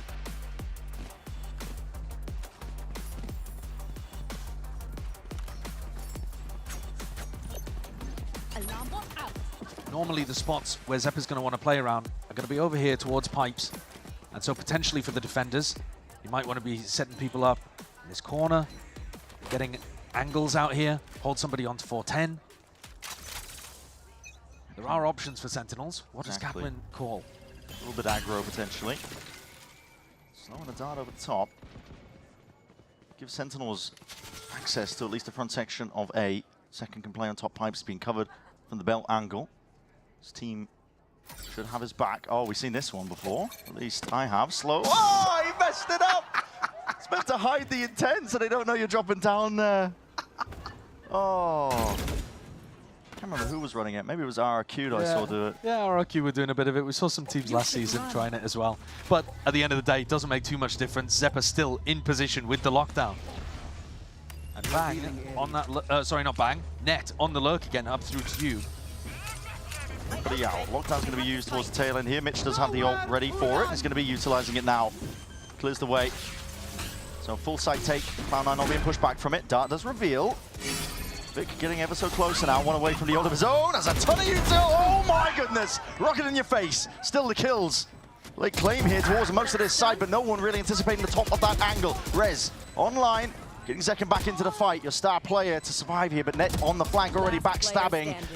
It's going to be dealt with. Zekken rips his head clean off, and everybody's covering the appropriate angles. Sentinels clean on the retake. Good plan of action. They go 1-for-1 against Oxy's ultimate, which is a win in any kind of round for Sentinels. But they also clean up Vic immediately, who popped shield. So both duelists were massive threats there for C9, and Sen dealt with them quite easily. Got to get the replay of that in there. Look at this, though. Kill onto Vic. Zelsis manages to do a little bit of spam through a wall and break Vic's shield. Makes it an even fight. What a cleanup on Net there. That's a shot to hit for Zekken. That is an enormous round for Sen. Pretty similar to what they were doing around the same kind of time on Corrode.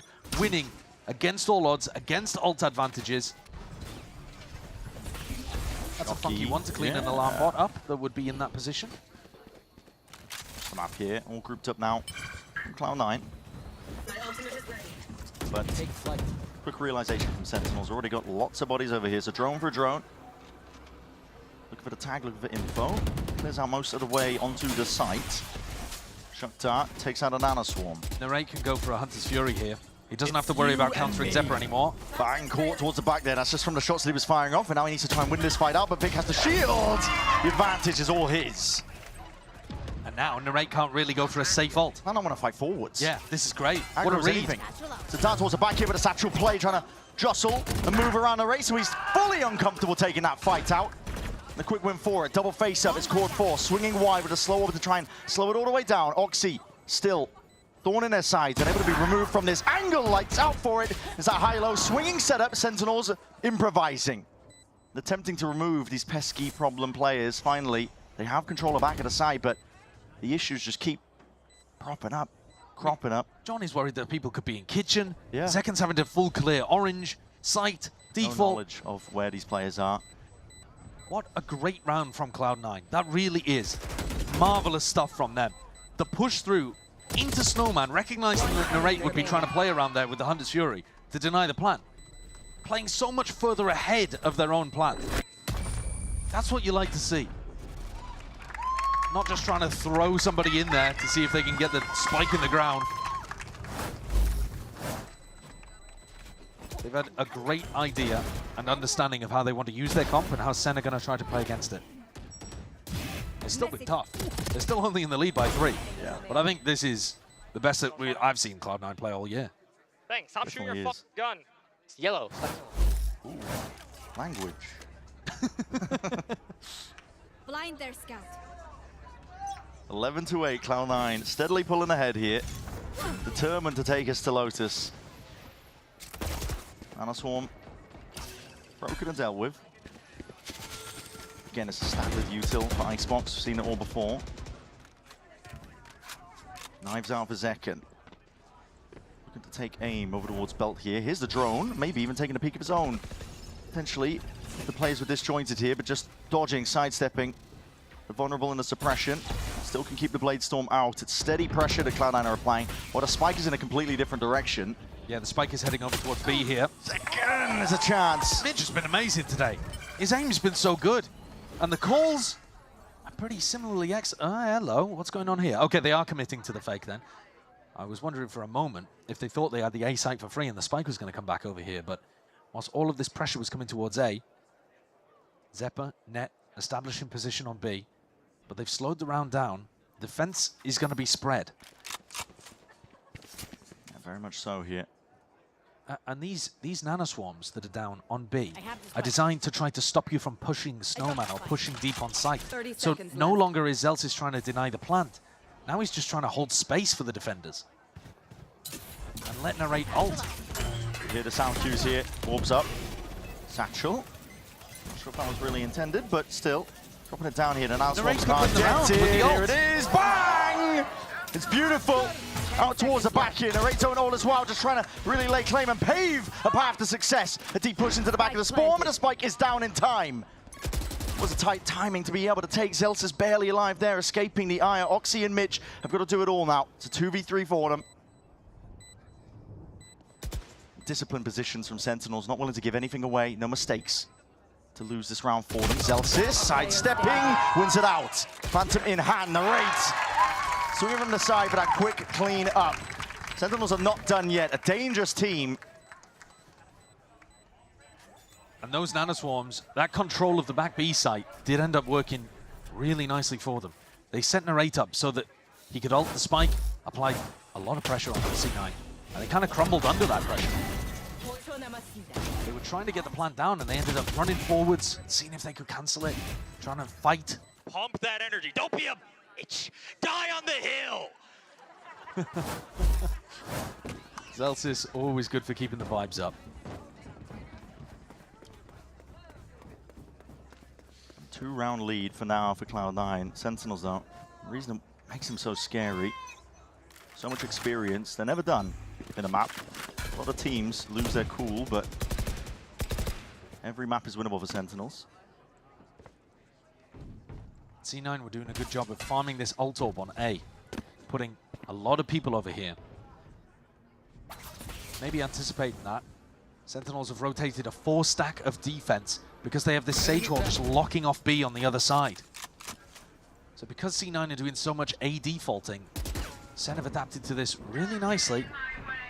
Bit down over towards B main as well. He's scaling in through onto the side. Oxy tangled up here in a bit of a fight there. Just battle lines redrawn up through mid. Cloud9 working the map a little bit, trying to find some backstabs. Yep. Rotations already happened though. Turret down. Zelsis now trying to cover the gap, but he's late. Doesn't realize they've already gone. It's a weird one. The pit's down in B main. You can't go in that direction. You have to go through mid here. Yeah, but you can go mid and plant B, even with the pit in B main. Ban can't covering. really challenge. Zelsis hears it. Footsteps rumbling now, and the alarm bot even just triggering. Wants to take the timing. He knows that there's a chance for it to really light them up. Bullets shredding them. Damage done, but just a 1 kill to his name. Plant down now for Mitch. Still not worried at the back of their minds. They haven't cleared out that B main angle. But the same can be said for Sentinels. There's so much uncertainty. Kitchen control completely lost. How the hell do you clear this? How do you simplify it? Every single player on the map is worried they're going to get shot in the back. Yeah, twisting and turning. It's all about a game of timings to this degree. Cloud9 are sitting nice and pretty. Xeppaa just jiggling with the peak. Shots taken, the rate already falling. Zekin trying to apply that pressure onto the backside of Kitchen again, but time is just running away from them. The slow orb, Xeppaa. Nowhere to run really here, but still being covered out. And even with Zekin just trying to adjust it with the movement. Aim is good from Net. Tracks the target down, and Cloud9 are up to 12. Oxy deliberately dies to the snakebite at the end, I think, in order to get his ult online. That's crazy. He's got so much money in the bank. I mean, maybe that was an accident, but it did get his ult up. Seems like a decent idea to me. They've got Sen on a little bit of a weak buy, and they've got big ults to work with. A pit for post-plant. Oxy can go sailing in with a showstopper. Yes! Yeah, he's deliberately dying. It was intentional. Yeah, intentional death to get his ult online. Just like that. War Machine keeps chugging here for Cloud9. Huge advantage coming into this round. Sentinels trying to find any sort of foothold they can. It's a 4-player stack up. SEN know that if C9 are going to go fast, it's going to be on A. So they stack A early, see if they can get a fight second with a slight opportunity, but couldn't land it. No damage done on either side. And now a regroup called from Mitch over towards B. Zeltis has put those mollies in a really similar place, just trying to hold his own position. He wants to stop Oxy from flying towards him. But I don't know that Oxy knows the meaning of fear. He will send it. He is always going to send it. Also fully playing back now, though, with the positioning. Not even spotting out. Look, there's no targets home whatsoever, but maybe Kitchen is the goal. Could send it flying forwards. He's missed it. It's just a free plant, though. It's a free plant. It's a pit. It's a Hunter's Fury post. Bit drop down here. Free plant, surely. Just the plant. Yeah, there it is. Okay, making sure that they plant inside the pit. This is a nightmare of a retake. Mitch has his ult. You kind of have to put pressure on the flank. Narrator's got to go absolutely crazy here. Now he backs up. He's only got a stinger to work with. But Mitch has now got all the space in the world to ult. Looking like an inevitable end here to the map for Cloud9 in their favor. Smoke round to the side. Vic, a few pot shots fired off as well. Bullets are rattled. It is an exchange. At least of the bodies traded out. Flank still being watched for here. There's a lot of pressure being applied quick and fast. Sentinels need to take this one, and they are at least claiming a few of the lives in the process. Still decayed down, and now that ult pulled out. Hunter's Fury pushing forwards, kills again, found. Zeltis is finding his targets with that shorty in hand. Bang! He does return it with a fire, but still time! Time! And a shutdown to finish. Might not have even been enough anyway. Might not have even been needed, but we are going to Lotus. Imi said they were going to look great or they were going to look stupid. Well, they look great. That was genius, man. The Raze ISO. Who would have thought? But the combos of utility all around the map are so good. And the ults were spectacular. How on earth do you manage to navigate all of this danger the first time you see it? Credit to SEN for even getting 9 on the board, frankly. Yeah, but with no VOD footage. Yeah. Complete surprise being sprung upon them. But at the same time, C9, man, what a surprise to have been hiding all stage and pull it out in playoffs. Could they really be able to beat Sentinels? Listen, could be something's in the air, maybe, perhaps, but Lotus is where it's all going to be decided. There's that battleground between these two teams. Cloud9, they want it bad. Sentinels, they want that chance to lift an Americas trophy that's been denied for them for so damn long. But for now, a quick break in the analyst desk, breaking it all down as they set us up for Lotus.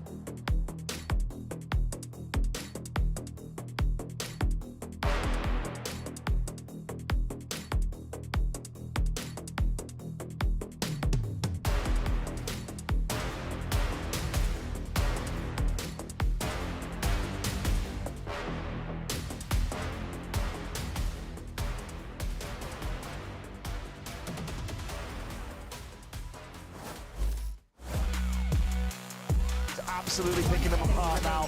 Triple push all the way together now with the discipline. Let's see if he can stand up to most of the tests coming his way. 2 shots, all it takes. Net punished. Oh my, the player's getting dismantled. There was a chance, there was a world.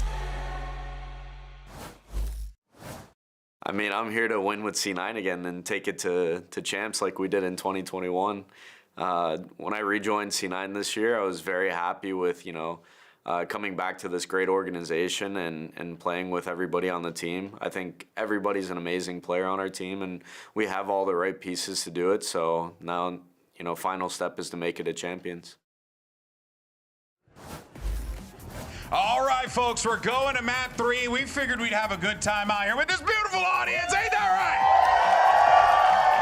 right? Okay, well, let's go ahead and talk about what we just saw because Cloud9 managed to pick up that Icebox win, and we are going to go to Lotus map 3. But we do got to talk about the composition, what we were seeing, because, I mean, Doug, it was quite fascinating to see some new ideas here from the boys over in Cloud9. Yeah, we hit the map, we hit the agent select. I look at the screen. I was incredibly confused. I had no idea how this was going to go, and lo and behold, they had a lot of really cool ideas. You can tell they wanted to fight for this aggro space early on defense, and then especially on attack. Their rollouts were so clean. This was a very well thought out comp, and Vic was a star. Yeah, I absolutely love it. I think if they just went back to the well, played against SEN on a map like Haven again, they wouldn't have been able to get their first win with this IMI iteration of the roster against C9 ever. And playing these 2 duelists where you can just cycle the ults so effectively, having the showstopper, the kill contract, so important. They were playing to those as win cons. I really love the strategy, and I love that they brought something fresh here. What's really fun about it for Cloud9 as well is that when we saw the Corrode pick yesterday against Leviathan, it's like, oh crap, there's a Sky going into this composition here for C9. Was that the pick that was going to throw Sentinels off? That wasn't. It was going into a deeper pool, going into the Icebox composition, and what they came out with that was amazing. Vic put a lot of good util and put good help to help C9 win that map. Yeah, I'm even thinking about the B rollout in particular. You've got Oxy with Showstopper, double satchels up to heaven, and you've got a Decay on the low side towards mid to essentially pave the way for Oxy to do what he has to do. So it was incredibly well drilled. Amy came into this with a plan, and they executed it exceptionally well. Yeah. All right, well, now let's go ahead and get ready to see where things go next, because here's the thing, right? Sentinels historically do quite well against Cloud9 here. Wyatt, this is going to be a tough one, without a doubt. We're going to Lotus, and Cloud9 certainly going to be fighting uphill. It's a 1-6 map score record. Yeah, but hey, they just got their 1, so that's got to be feeling pretty good. What a time to do, man. Got my 1! I mean, this Lotus map, though, for SEN has been their home map pretty much all year, especially since switching Zelsis to playing the Weissman there. Yeah. They have been excellent, and listen, they beat C9 on the last time they played, but I feel like we're getting a different C9 today. We got a different C9 yesterday. I'm just kind of writing off regular season C9. This feels like a brand new squad. And remember that Lotus map yesterday against Leviathan was an 11-5 lead that Leviathan had. So when you talk about tenacity that Sentinels have had week after week after week, Cloud9 are also showing that right now in this series. Net has been an emotional leader for this team throughout this entire run. Even watching the way he popped off when they secured the win against Sentinels. Again, Imi's first win against Sentinels since he has joined, since 2024 for the last 2 years. So there is a little different flair. There is an edge to how Cloud9 have approached the playoffs yesterday and today too. Yeah, I think it's safe to say, Imi, kind of smart. Good call. With help from Googly. With help from Googly as well. That's Ever true. since Googly joined as well. But he said, he was like, is that going to be the really good idea? Or we're going to look stupid. And they look smart. Sometimes good, sometimes bad. Today good. Exactly, exactly. But to kind of bring it back, though, to what we were talking about before, kind of like round it out a bit here, right? Lotus is going to be the battleground for this third map. And when you take a look at the experience and also the success, I mean, Sentinels have done quite well on this map, fellas. This is a good battleground for them, Wyatt. And, you know, Cloud9 knows that this is going to be tough no matter how they slice it. 100%. Their calling on this map is always fantastic. We've seen that all year long. John thrives here. Zelsis thrives here. The way that Zekin is set up, he's so consistent as far as individual performance on this map. He's had several occasions on Lotus where he's just outright basically won the map for the team, it felt like, and they didn't even need to tap into the well of great play that they have beyond just him being a star. I think Cloud9 are going to have their work cut out for them, but with the way that they've been playing these past 2 days, this is their best shot at beating SEN on this map, no doubt. The form that they're in right now, they honestly have me believing. the more that Net is out of his seat, I think the better things will go for Cloud9. And, you know, we make light of that a little bit, but I also look towards Oxy. We touched on it at the beginning of the day, this Oxy-Zekin matchup, and Oxy has to find a way to get past Zekin and to finally best the duelist on the other side of the stage that has been so elusive for Oxy. And if he can do it today, if he can do it on Lotus, there's a real chance at this thing. And that's going to lay a lot on Mitch as well, because Mitch IGLing for this team, we've seen it for the past 2 days. It's also been complimented, by the casters, saying that he's been doing some incredible attack side calling. If he could do something very good against Sentinels that has showed a lot of tape so far on this map, there's a way here that it could really counter him. Now, correct me if I'm wrong here, fellas, but this win here would actually get C9 just a little bit closer, right? It propels them to the finish line of making champions. They just got to cross it. They just got to cross it. They're in a guaranteed top 3 at that point, and they are so close to being guaranteed a spot at champs. The first time in the partnership era making it to one of these internationals. Yeah, at that point, the only thing that goes a little sideways is if a crew does something insane or something like outside of their control happens. But if Cloud9 are able to pull this off, they have put themselves in an insane position to qualify for a global for the first time ever. Crazy. Right again. Crazy stuff here. Folks here in the Riot Games Arena, you ready for map 3? Come on, you're ready for map 3. Give me this oil up sign over here because I'm ready. I'm ready to get oiled up with TMV. Let's go, baby, map 3. Woo!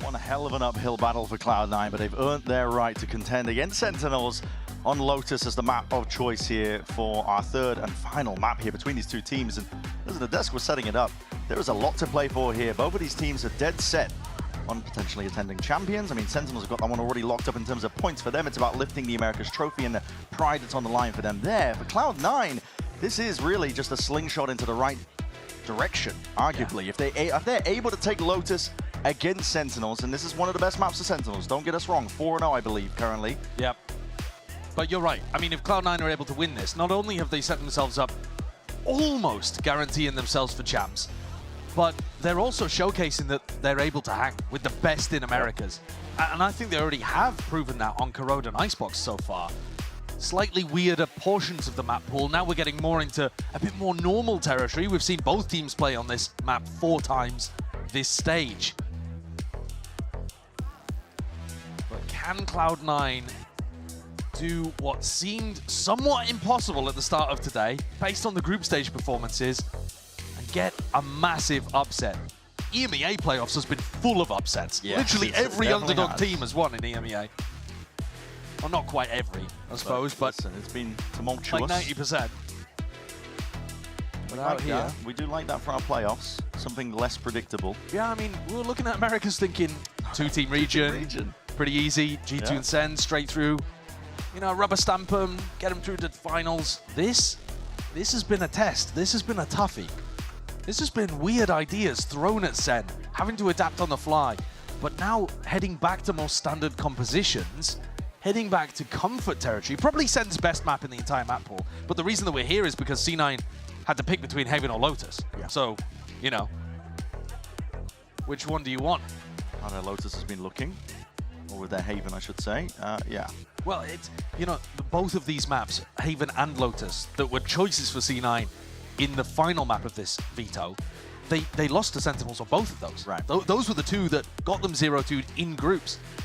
The weird part is they lost 13-9 on Haven, they lost 13-5 on Lotus. So last time we saw them with these two teams, this map was not close, and this will be a test of have Cloud9 leveled up for playoffs. And they learned from the losses. As we're gearing up here for our opening pistol round here on Lotus. The barriers drop down. Plenty of bodies lying in wait here from Sentinels. TP across, they're taking it slow and steady. There's no pushback, no rubble fight from Cloud9, willing to give up this space. While the flank occurs over towards B. Yeah, the push out through B on quite a nice timing. Looking to wrap around behind Zelsis before he has a wall to cover the flank. Walls up, door opens. No response here. Cloud9 are just really holding their own nerve. If Sen accelerate, C9's whole job is to delay. Spotted out. Certainly. Surprise, spoiled. Paranoia swings forwards anyway. There's a curtain and a wall of that fuel in your face still. Cloud9 are looking for the kills to be claimed here. Out towards it, damage done. Zelsis barely anything alive, but still has that weapon in his hands. Reload, committed to it. Now a quick pivot over towards the B site, realizing that that's a deep push out. Narrate is so alone here and so weak. Zekken got himself tucked into stairs. Zelsis is back at rubble. Really isolated spots. Trying to find his kill onto Vic. Snappy from Zekken, straight to the cranium. That's huge, because now Zekken can relocate back with Narrate. And a Prowler. Spoils the party ever so slightly. There's damage done as well to this player sticking, but it's being covered as well by Mitch. In through that main angle, being squeezed. The pressure is there, but all the way, the full stick. Confidence that their team can hold it all the way down. Really good composure there for Cloud9. In a spot where maybe previously they would have lost their heads a little. C9 hold their nerve, and Sen were too late on that wraparound. Zekken not quite applying enough pressure from heaven there to get Net off the defuse. And a 4K from Zelsis, but is it going to make a difference? Sen, though, he's not happy about that one. The table. But look at this, a force buy. A force buy because Sen got so many kills and the plant. I mean, they've all in. It's a raid boss moment. They're trying to really insert themselves here towards this A-rubble fight. Zekken only gets the one before he does go down to TP. They didn't have a clue. It's Vic. He's out like a thief in the night, and they're getting that swing from Net as well. Not really supplanted with anything else. The Paranoia a little bit late to the party. This is frantic from Cloud9. Not realizing how to really play into this one when Sentinels did show up. They're angry, determined to plant down. Weapons picked back up here, Zephyr. It's a timing to be taken, but I think with the footsteps, gives it up, still clears the corner. Diligence is there. But a 1v2 is what he's facing. Spots the first, waiting for the re-swing. Doesn't know where John's position is. Just trying to bait out with the shots, seeing if he can pull the player out wide into the open to get a bit more information, but 5 bullets left to work with. Not a lot to do. Still the bullets, they're raining true, and that's damage done. Last player weak. Zephyr might have done enough. A tap out wide, Zephyr plays it perfectly. What a clutch! Awesome play! And Cloud9 steal 2 rounds away from Sen. Back-to-back Red Bull clutch to open things up on Lotus on an undefeated map for Sen against an undefeated team through groups. If this is Cloud9 in playoffs, then they are writing a completely different story. The composure's lovely. Yeah. And the fact that he knows immediately, oh yeah, John is weak. This is now so winnable. Oxy is on his feet. Net is losing his mind. Zepp's keeping his cool. There's another death slam as well, because that was a very much an all-in here. So weak goodbye once more, half for Sentinels. If you could see Cloud9 winning this game, it's with rounds like this that are on the very wire, but Cloud9 have somebody that steps up and drags them over the finish line. You can imagine yourself at the end of this game being like, yeah, well, it was super close, but Cloud9, they just pulled out all in the amazing magic moments. That's what it would take to win, to beat a team like Sentinels. And so far, so good for C9. Clutch rounds from them. Sentinels are taking this one again slowly on their half bite, just making sure that they can up a couple of ults. Zelsis. The open of the door from John has pulled 4 players over towards the A-B kind of side of the map. Oh, what a shot by Zekken. Half armor onto Zephyr. He's annihilated on the opposite side of that one here. There's Util that's primed and ready, but the orb up slows the approach. There's 2 more players with light armor. 35 seconds left. Space is taken up here by John. He's calling for the pivot to be happening here and now. Make the move over towards the A side, realizing that pretty much everybody has retreated. Doesn't have complete control towards it. It's 25 seconds. They think it's going back into C. Mitch made the call. Guys, the B is a fake, but he didn't realize where they were headed. All the way over towards A. Mitch burst the door wide open here, and there was plenty of time to spare for the plant. Surely this isn't the round that Sen win. No way. Barely anything to work with. Scraps, odds, and ends. Utils going to be used there, pushes them back away from that retake even being a possibility. Steel guard, and that was earned up. Celsius's kills coming in handy. John has already ripped the head off the opposite IGL. Moving away, this is a save. A save? 3v5 with better guns and they're saving. That's crazy. The Wow. kills ended up mattering in the pistol round that they lost. That is ludicrous. I can't believe the beginning that we've had here on Lotus. It's the most unlikely of situations and rounds. The calling here from John, though, was super good. He bamboozled Mitch. Mitch had no clue what was going on. Pressure over towards C. Zekken getting in and finding a play with light armor. And John just works his way up behind the Viper wall, happy as Larry, tapping the door, calling players over to him. The fake into B was lovely, too. Sold a repop on the C site and made Vic and Oxy a lot later to the rotate than they would have otherwise been. What a weird round we're going to have next here, though, Brent, as well. Because somewhat of a full buy for Sentinels, but they're not going to rebuy when they have a Bulldog and an Outlaw. But C9 are coming in with 3 weapons of their own, so it's strange. Yeah. Look at I mean, 2 classics in hands for Mitch and Zeppa. It's round 4 and the economy is still in turmoil. Settling just yet. Season 8 early from Cloud9. Attempted to punish. Shots fired off. That's purely off instinct with the Outlaw.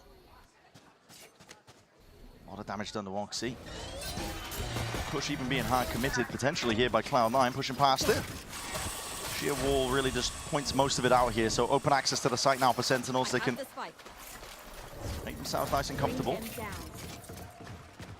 Pressure's coming through on the flank here. Almost everybody coming through Mound, but Oxy's going to tap door as well, just to make it more difficult for John to hold an angle like this. Locking this one down again, more damage straight through the wall. Catching these players limping. Net was the one with full armor, that's why he's still alive now. Oxy, door open, doesn't want to take first point in contact. Snakebite's being pulled out of them. Sentinels fully realizing now this is all coming from the flank, all that pressure. They have waterfall control, they have CT control.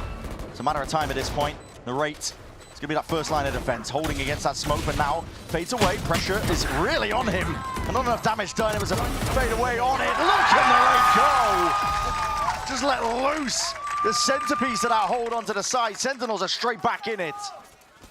2-2, instantly replying. But now guns online, our first rifle round, and ult's already up. That's what happens when you get chaotic beginnings to maps like this. Yeah. You get into your first rifle round that matters so much for the overall economy, and there's ults already to play with, especially when Narrate is going to pick up 4 kills from hiding inside the smoke at the default plant spot. And Celsius is making sure energy stays high on Sen. They're all grouped up as the barriers drop, and this very much all in with a util. Second, spraying them down! Making them pay. They're thinking that they can take control of this fight. Cover going out. Instant action for Sentinels. I mean, unless they can get a little bit of a poke and a prod here from Net, this is going to be another economical disaster. Yeah, Nightfall as well.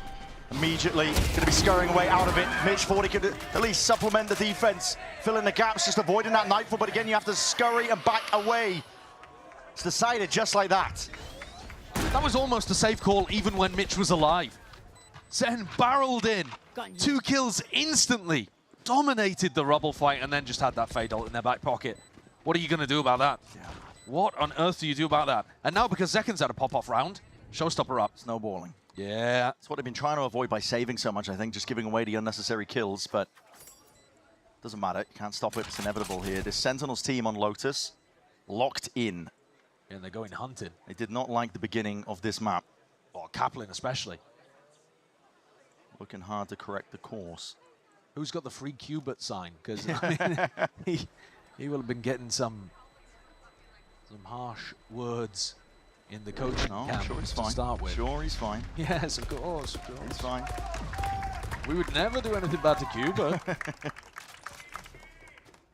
Now this is an instant response from Sentinels. These 3 rounds in a row have been fast and aggressive. A timeout called by Cloud9. Really early on here. And in a weird spot, actually, as well, because when you save guns, you set yourself up in a position where, you know, your economy is not going to be great. If you lose them, they will still be able to buy in the next round. But even so, he's not going to be particularly happy about what's been going on. Yeah. They need to be able to win a Rubble fight. You can't play the defense side of Lotus if you give up Rubble every round. It's just not possible. No.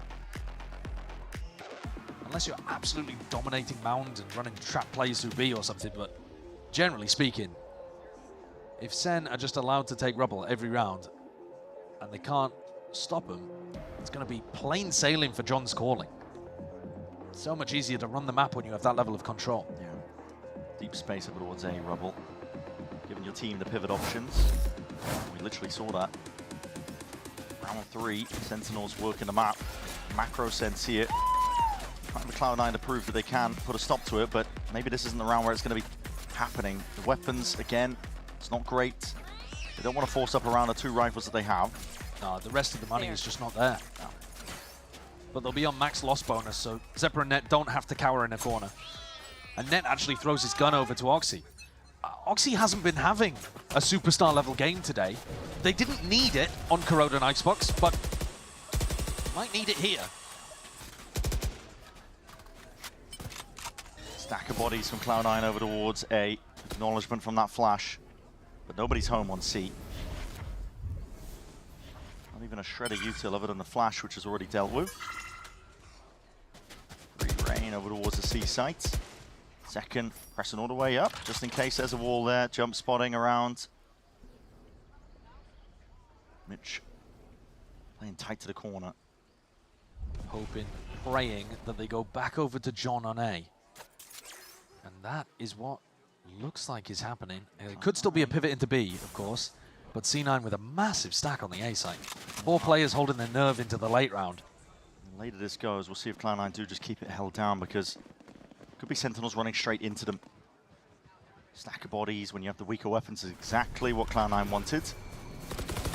If they see this stack, they could still pivot B. Minute now with a showstopper. Through into the back as well. Nets just obliterated into the back. Oxy in attempt to return that fire. He's gone, done. Dusted Zekken. Dissecting towards the back. He's a phenom. He is just a phenom. At the very least, I mean, small silver lining. They forced the ult out of him, but I think Zekken will have another one in a second. Yep. He's playing extraordinarily well. And they do, Cloud9 do need Oxy to come online, I think, for Lotus. It's a map where you can have ridiculously good raise performances. This next round, though, really important one. Eco swing round. See a loss. How has he adjusted that quickly? Yeah. Poke the bear, and you've woken them up. Sentinels.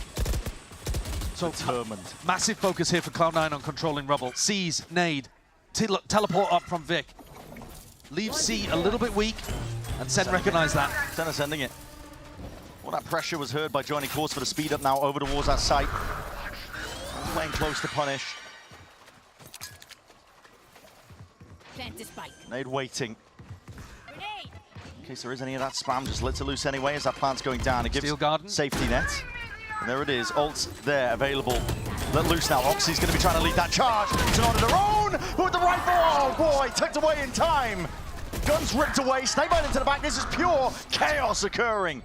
And Race looking to see if he can paint a clearer picture for the rest of his team. A full committal and a stick into the back, Vic. One enemy remaining. Doesn't know where to look, doesn't know where to stand. Cloud9, when these rounds have been going into chaos, normally they've been coming out on top, but this time SEN are aware of almost everything going on. And it's so damn hard to stop them when they're rolling like this. They're hyper aware. They're one step ahead of everything that Cloud9 is planning. They know even coming out of the tac timeout, I think. Or they must suspect that C9 are going to fight even heavier for Rubble. Because losing Rubble control is so important, as I was yapping on about a couple of rounds ago. So John hears all of that pressure, takes them into C. They've got Steel Garden to counter Steel Garden. So that's huge from Celsius. He rips this one just in time to save them all from Oxy. And then they fade out and combo it with an Omen teleport deep behind. Doesn't get too much done from Bang, but it does stop the retake. And they've played the ult situation to perfection. Another rubble fight. Guns are not in the hands of these Cloud9 players, but they need to win it out with the util. Sailing over. Lines it up. Dominating control of it, even committing the pit. On an eco. And immediately you see SEN, they're just pivoting. They want nothing to do with it. They see all that util being expended. Okay, you've heavy stacked it over towards A rubble. Making moves now over towards C. The Thorns dead nice and early. Cloud9 trying to hold on to this one tooth and nail, but the Prowler's into your face. Double dash already in. Satchel's in play. Zachary trying to give it to him. Takes it out Old Testament, but still he's going to be falling. Zephyr with a frenzy. How is he pulling this one out? It's a spike drop down. The rate is left to salvage the operation. Plucks 2 out of the picture. It could be the safety net that Sentinels needed. Net is sprinting towards them. He knows they can't hear a thing. No sound cues. It's 2 taken away just from it, but I'm getting that awareness just a little bit too late. Narrate, not able to get towards it. Snake by stare and a wall propped up at the seas. Dodged, avoided. Zelsis juking. One hell of a task ahead of him. Doubled up, moving up. On top of the wall, they don't hear a bloody thing! Zelsis! Working magic!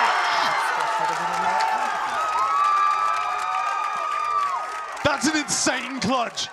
That is so well done by Zelsis. The presence of mind to throw a wall down in the middle of being pressured 2v1 and then using it to hop up. So you get even like another little angle. I mean, you could do that jump anyway, even without the wall, but just using it as a slight way of being able to get up a little quicker, apply the pressure a little more, let Mitch go down, and Zelsis is popping off. This is pure momentum now on the side of Sentinels. Even when Cloud9 are trying to increase the tempo, match the pace. Because that was chaos. They deliberately made that round utterly chaotic. They wanted Sentinels to fly into C.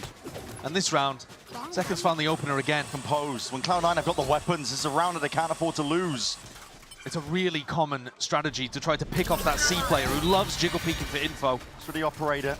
Zeker's been sent in, Bang's going to be joining him. Thorns out through the back. It's an indicator. Zephyr is going to try and hold this back again, but the Prowler, it points it out. He's tucked close, tight to the corner again. Swinging out wide, Satchel's good. Trying to disjoint this one. Oxy matters into his own hands, but not enough, too much to overcome.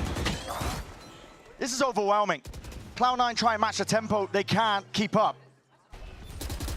The double dive coming in from Sentinels onto the C site has got to be stopped. C9 need a plan. They need to put their Vice Flash in a position where they can pop it and get that swing. They're putting Thorns down at the front. What they need to do is set up a way of punishing Bang and Zekken as they enter onto the site. You need to be taking the fight to them as the wall is stripped.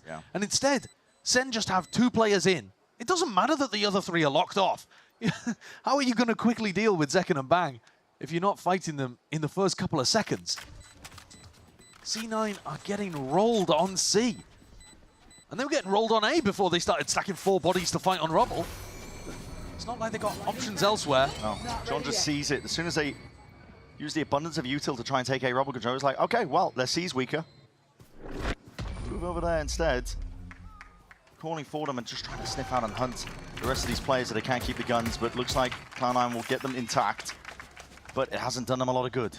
One adjustment, a real clear game plan of how you punish that double dive in from Zekken and Bang could make the difference though for Cloud9, because you are forcing them into really predictable C execs. They know they're going to hit C. I mean, Net died at the beginning of this round as well, so that's unfortunate, but... I can pick up someone there and just start throwing them out like a fucking pizza.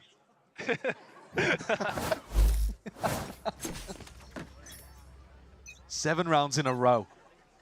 And C9 swapping it up, decided to fight over Mound instead.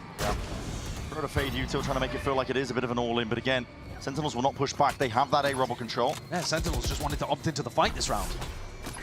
Might be a bit disappointed that C9 didn't give him it. There's a ton of pressure coming their way. Cloud9, how fast they're playing, how fast they're rotating. They are trying to meet the tempo.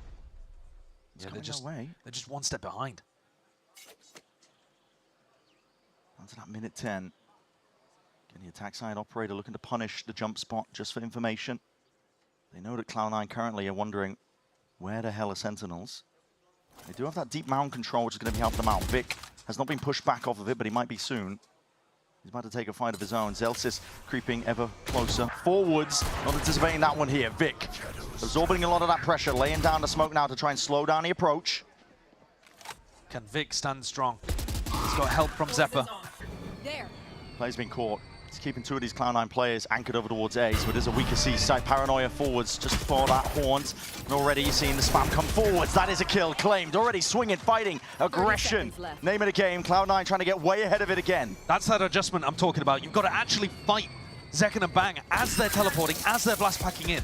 So good adjustment from C9 here. Just left him out. Narrates alone. Isolated onto the site here. We'll be able to at least claim one of the lives. Mitch trying to take that fight a little bit too early. Ult committed. Feels winnable for Sentinels. They want to try and take this one, but it needs to be watchful from above. John's gone, falling, and the satchels are perfect. Oxy making it ever so uncomfortable. Cloud9 finally get that round on the board. There's no smiles just yet. Zeppa popping off. Energy doesn't exactly feel super high, but there are still some smiles there between Zeppa and Mitch. They've got chances to come back in this half. 7 rounds in a row is demoralizing, but they've made the right adjustment there. That's how you shut down Sentinel's C-pop. Now Sentinels themselves have got to try to change things up a little bit. 2 rounds left to play for in this half. And a big fight may be kicking off here at Mount. Yeah, already players gearing up for a bit of an exchange of the bullets here. Just hopping across here. Bang is tucked into the corner once more. Where's the exit? Second was hard committed. It's a heavy lick dealt by Oxy. And pushing them back all the way for the rotation. Sentinels see all that pressure, see all the presence of the bodies as well. They know that A should be relatively free. John's calling for a calm approach, walking up now steadily. Guns out, well trained onto the angles where they could be peeking from. Mitch is an off angle. Smoke in his face. Taking space forwards now. He's past the thorns entirely. Not being watchful. There's a game of timings to be taken. Fight, one out. Bang, gone. It is traded. But they haven't dealt with Net still. Can't he root this guy? Where is Zeltis going? Can't root him whatsoever. Where is Zeltis going? Straight up to through spawn. Trying to flip this entirely, but it's all watched for by Vic. Cloud9 have found the right answer just on the tail end of this half. Mitch is using all of his Fade util at the start of the round to try to make it feel like it's dangerous for Sentinels to go over towards Rubble. So he's throwing the C's at the start, throwing the Horn, throws a Prowler out as well. It leaves him with just 1 Prowler. It's like a minute on the clock and he's only got 1 Prowler to work with. So he's got to be patient. And here he chooses to be bold and to take a timing through a smoke. And it's exactly what the Doctor ordered. C9 picking up 2 crucially important ones to make this half look closer than perhaps it has been. Yeah. Steady up, no util being used. One way towards Mound, and Sen are grouping up behind it. Not looking to make the same mistakes that happened in that prior round, but Vic's holding down onto that Paranoia. As soon as there's signs of life here, Bang's going to be trying to set it up now with the Prowler. Paranoia triggers all of it, but now Paranoia as the response. It's an equivalent exchange, but Zekken just reigning supreme from that top spot. Now Oxy hard committed into the corner, will eventually be cleaned up, not before he's done the damage. 2 players gone. All considered, Zeltis will let it rip. They want an easy access to this C site, no more surprises. 2 players to try and retake into this one. Mitch and Net straight into the pit. Very difficult ask. It all comes down to the game of timings. Fast and loose is how Mitch wants to play it. But Net being caught as well. 8-4. It's the finish we're looking at here for Sentinels in this first half. The pace just got steadily higher and higher. Yeah. The deeper we went. Zekken got off to a blinder early on. I think he was 9-2 to begin this map. Slowed down for a while and then picked it up in the final round here. This pathing, he jumps on top and he avoids the Paranoia. And that's just disaster for C9, perfection for Sen. Gives him those 2 kills, completely isolates Oxy, and despite the best efforts of Oxy, then it's an open C site for the ults. Yeah. Overall, though, I think C9 could be happy that they even got 4 here.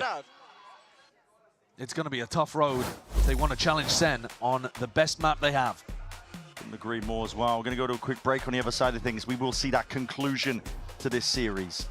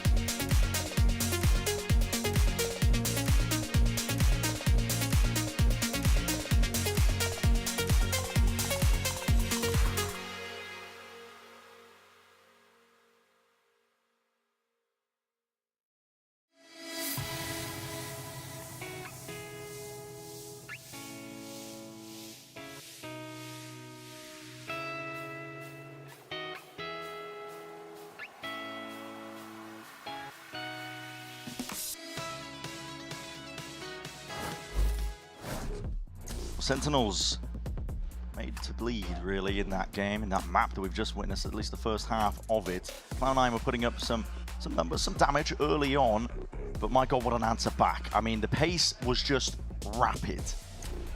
7 rounds in a row. In the beginning, in the middle of that half. Round 3 to 9. And Sentinels showcasing why this is their best map, I think. Yeah. They're 4-0 here, got their eyes set on a trophy, and they're playing like it. These first 2 maps, Corrode and Icebox, were serious challenges. And here we go into a pistol that's crucial for Cloud9, and SEN will want to make sure they have no chance. Group up and stack this, spread out. So 3-1-1 here from Cloud9. Door opened wide. Zekken making it feel like it could be heavy retake over towards C-Mount, and bodies are just drifting back into more defensive positions. His setup is also pretty unusual. Doubled up into tree. Sentinels trying to hold on to full control of this one, but the wall's going to be triggered. Door open wide. The one's deaded out. Just Util being pulled out here by Cloud9, trying to slowly work the map. And Zekken filling in the gaps once more. Here's the door being broken, and now he knows it. He's going to be receiving a lot of this pressure coming his way. One shot to the body, not enough. Nade waiting, held for now. Mitch will commit to the plan. Nothing to push him back off of that one, and a fight is called for. Cloud9 want to take this one up close and personal, up through into heaven, but it's rapid on either side of things. Sentinels showed up through blue room as a paranoia in their face, and a nade rebound, crossing them all the way up. Damage done. It's bloody business in the end, but it leaves just Oxy alive, seized up. Nade share. I mean, just no chance at all. Good luck to you in that spot. Sentinels, so far this entire map have felt like they are just one step ahead. That retake, that re-clear in through blue room was perfect, though. Like you were saying, the jump through from Zeltis plays the rest of his team in. And once Cloud9 have lost that space and there were no kills to be found up towards heaven, look at the damage done there. The classic headshot dinks all over the shop. Oxy's left to salvage the pieces. Hey, why is he smiling? No smiling. I'm not seeing any smiles. No, I'm not seeing the smiles. I am not seeing that same energy coming out from Cloud9, the same belief. But I think part of it is that Sentinels have just been so excellent on this map. It's a force buy up for Cloud9. All rides on this. Their hopes of victory, of a major upset. Round 14. Not giving away that they've forced forward just yet. No shots ringing out. No identification of the Stinger or the Outlaw. But SEN have got to know that it's a possibility. Yeah. Sentinels are using Util, clearing a bit of section at the front of A. Yeah, they've also all bought full armor. So this Outlaw buy from Oxy, he's going to need to land 2 bullets. Yeah, 2 shots. It's only going to be softening them up otherwise. Going walkabouts, might find an angle onto John. Potentially, John is jiggling it up towards heaven, but it's a difficult one to spot out. He's just seen the leg, but John has seen them too. Makes himself out here. Wall going to be pulled out. 45 seconds left. They're going straight into Zekken alongside Bang. Nade, Horn, Thorns, everything going to be utilized now to try and speed their way up through this one. Zekken holding tight, tucked to the corner once more. Bit of damage done, but again, he's alone here and isolated. Out into the open, throwing out that Util. Swarmed by Cloud9. When Bang fell, Zekken was just stuck in no man's land. House of Cards crumbled. Cloud9 with an opportunity here. They really needed this. Digging deep, tucking into the back of the site. Sees preemptive. Bullets flying forwards here. Cloud9 have got a strong hold enough here, but one player falls. If Oxy gone, might look more doable. Util now flying forwards here, throwing a kitchen sink at them, seeing if they can take the fight forwards. The trades are good. Light them all up here, but the weapon needs to be exchanged. Zelsis just with the classic. Time ticking away. Enough being burnt off the clock that it will be inevitable here. Cloud9 take it, but not without some heavy damage being done. C9 go for the force buy, but I don't think they're too mad about what's going on here. Mitch just playing around that perfectly too. 5 to 9, C9 get themselves a lifeline, drop the lead down to 4. And have got a position where they can buy some decent weapons and have a chance to stabilize, because SEN are forced onto a full eco. The opening pick there onto Bang. Critical. Yeah. Topples the defensive hold there. Zekken really relying on Bang staying alive in that moment. Sentinel stack over towards Rubble. There's another opportunity for Net to hear what's going on. Maybe call a speed up over towards Bang. The peak to break that one. He's seen plenty of bodies. Might be calling for the speed up now for the rest of his team. Sentinels. Speed up in the opposite direction. Yep. And will be following the action. Sound cues. Oh my goodness, Oxy not ready for it. Just dips his way into the smoke and attempted a trade. It's fast and loose here from Cloud9. Trying to take this one all the way towards them. Sentinels are already home, ready to receive. Potentially to push them back as well. They're not being denied that space that they've got here. It's a season nade in through the back mid. Forced to press forwards, but a nade will finish them off. Cleared out. There's so much damage done. So much damage done in the opposite direction as well, though, Brent. The SEN players are so weak. Whittled to barely anything at all. Weaponry advantage still here for Cloud9. Pixel angles held, but Zephyr from that high ground. Doors opened up with the orb, which is holding on every possible position. He's got to know that John could have potentially crossed up here, but might have found that timing. Aim was still trained. Time's ticking, though. And exits to be played. Damage to be done to the economy, I think. Steps forwards. Looking to do that damage to the economy, like you were mentioning. Any guns they take out will be good for them, but Cloud9 survive. 3 intact. 6-9 being that scoreline. And steadily, one round at a time, Cloud9 are piecing together their confidence. Yeah, chipping away at that advantage as well.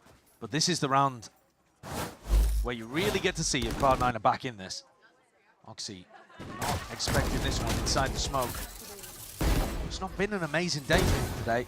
He's been almost the bottom fragger for C9, I think, today. Which is, you know, unexpected, but was a narrative that the desk were talking about in terms of him facing off against Sentinels. If he wakes up, though, could make a big difference, because C9 have somehow been able to go almost bar for bar without him being online. Yeah. Maybe just a symptom of Cloud9 trying to play more disciplined. Making sure that Oxy isn't really let loose too often, unless it's really necessary. If this ends A, Zelsis has an ult. And if you could force it out of Zelsis and still pivot into B, that would be perfection for Cloud9. The heat's being turned up. It's a tremendous amount of pressure. The Thorns will hold back the first wave of things here. You can see him holding the ult in the back pocket. Zelsis has got it. Waiting for the next level of util, being held up towards heaven here. Just the one angle. Primed. Ray's got to try and hold this one back. Seeing it, though? Do you want to send it? There it is. Still guarding the goal for Cloud9. Just trying to bait it out and now get the hell out of there. The guns taken away. Yeah, they're not immediately pivoting. They don't have the weaponry, maybe, to make that call. But Vic is there, ready whenever Mitch wants to call it for that pivot into the other side. It's the nightfall. Gathered up now. Sent it flying forwards. John QT can't hear a bloody thing right now. Trail pointing directly towards him, but Sentinels have got reinforcements in the action and in the fight. Zekken doesn't want to get beamed down, and at least through that smoke. Backs himself up. Plant down now for Cloud9. Both teams paranoid. A rapid tempo of which they're trying to take it, but a slow down now. Midway portion. Thorns are going to be deaded. It's a hard retake. It is. Into all his util and the positions that Cloud9 have. As we're going to come down for the trades in the util and how it gets used. Smoke propped up again. Blooms and blossoms up towards heaven. The Satchels to try and push them back once more. Paranoia is good, but Mitch falls. Zekken is the leading number. Oxy let loose once more and unleashes. A lot of damage done. Showstopper ult up. Zekken collects. He's a freak. He's so good. It's just unbelievable. It's outrageous what he's able to do. He gets in through heaven, through a smoke. I mean, the paranoia was not aimed towards him. It was aimed towards the players trying to retake through waterfall. So he gets out without being blinded. But then cuts up Zephyr, knocks him off at the knees, and picks up another 2 kills afterwards, getting his ult online. Good job. I killed the alert, by the way. Oh, bro, this guy's so obvious. Immediate presence of mind as well from Zekken in the moment, just knowing he's earned up the ult. I think they're talking there about Net on the lure. They know that Net's been inserted over towards A and they flush him out of that position, but you know, my eyes are on Zekken. He's just creating a duelist gap in this game. The ult pendulum is going to be swinging back towards Cloud9 with Oxy's ult, Showstopper. Deep clearance from Sentinels on the other side of the map. Rubble fully theirs, just from the haunts. Stack up for the bodies now, they want to send it flying forwards. Paranoia! Man, it's not. This is the pre-aim into the corner. Oxy! My God, Matt. It's a one-man army here. Taking the site by storm. John. Barely dodging and juking most of the Util coming his way, but still stands his ground towards a bite. There is no smoke to split him up. With Vic down. And I don't have that luxury. Gearing up now. Sentinels will still look to do some damage and take this retake forwards. Nade rebounds! And there's a kill collected. Thorns even deaded Mitch. Very uncomfortable in this spot here. But he's got to deliver it from the off angle here. Creeping closer. The pause called for by Sentinels, just inserting it to make C9 so much more uncomfortable. Mitch, an attempt at a spray down. Doesn't go his way. Just the one, but still a kill claimed on the second.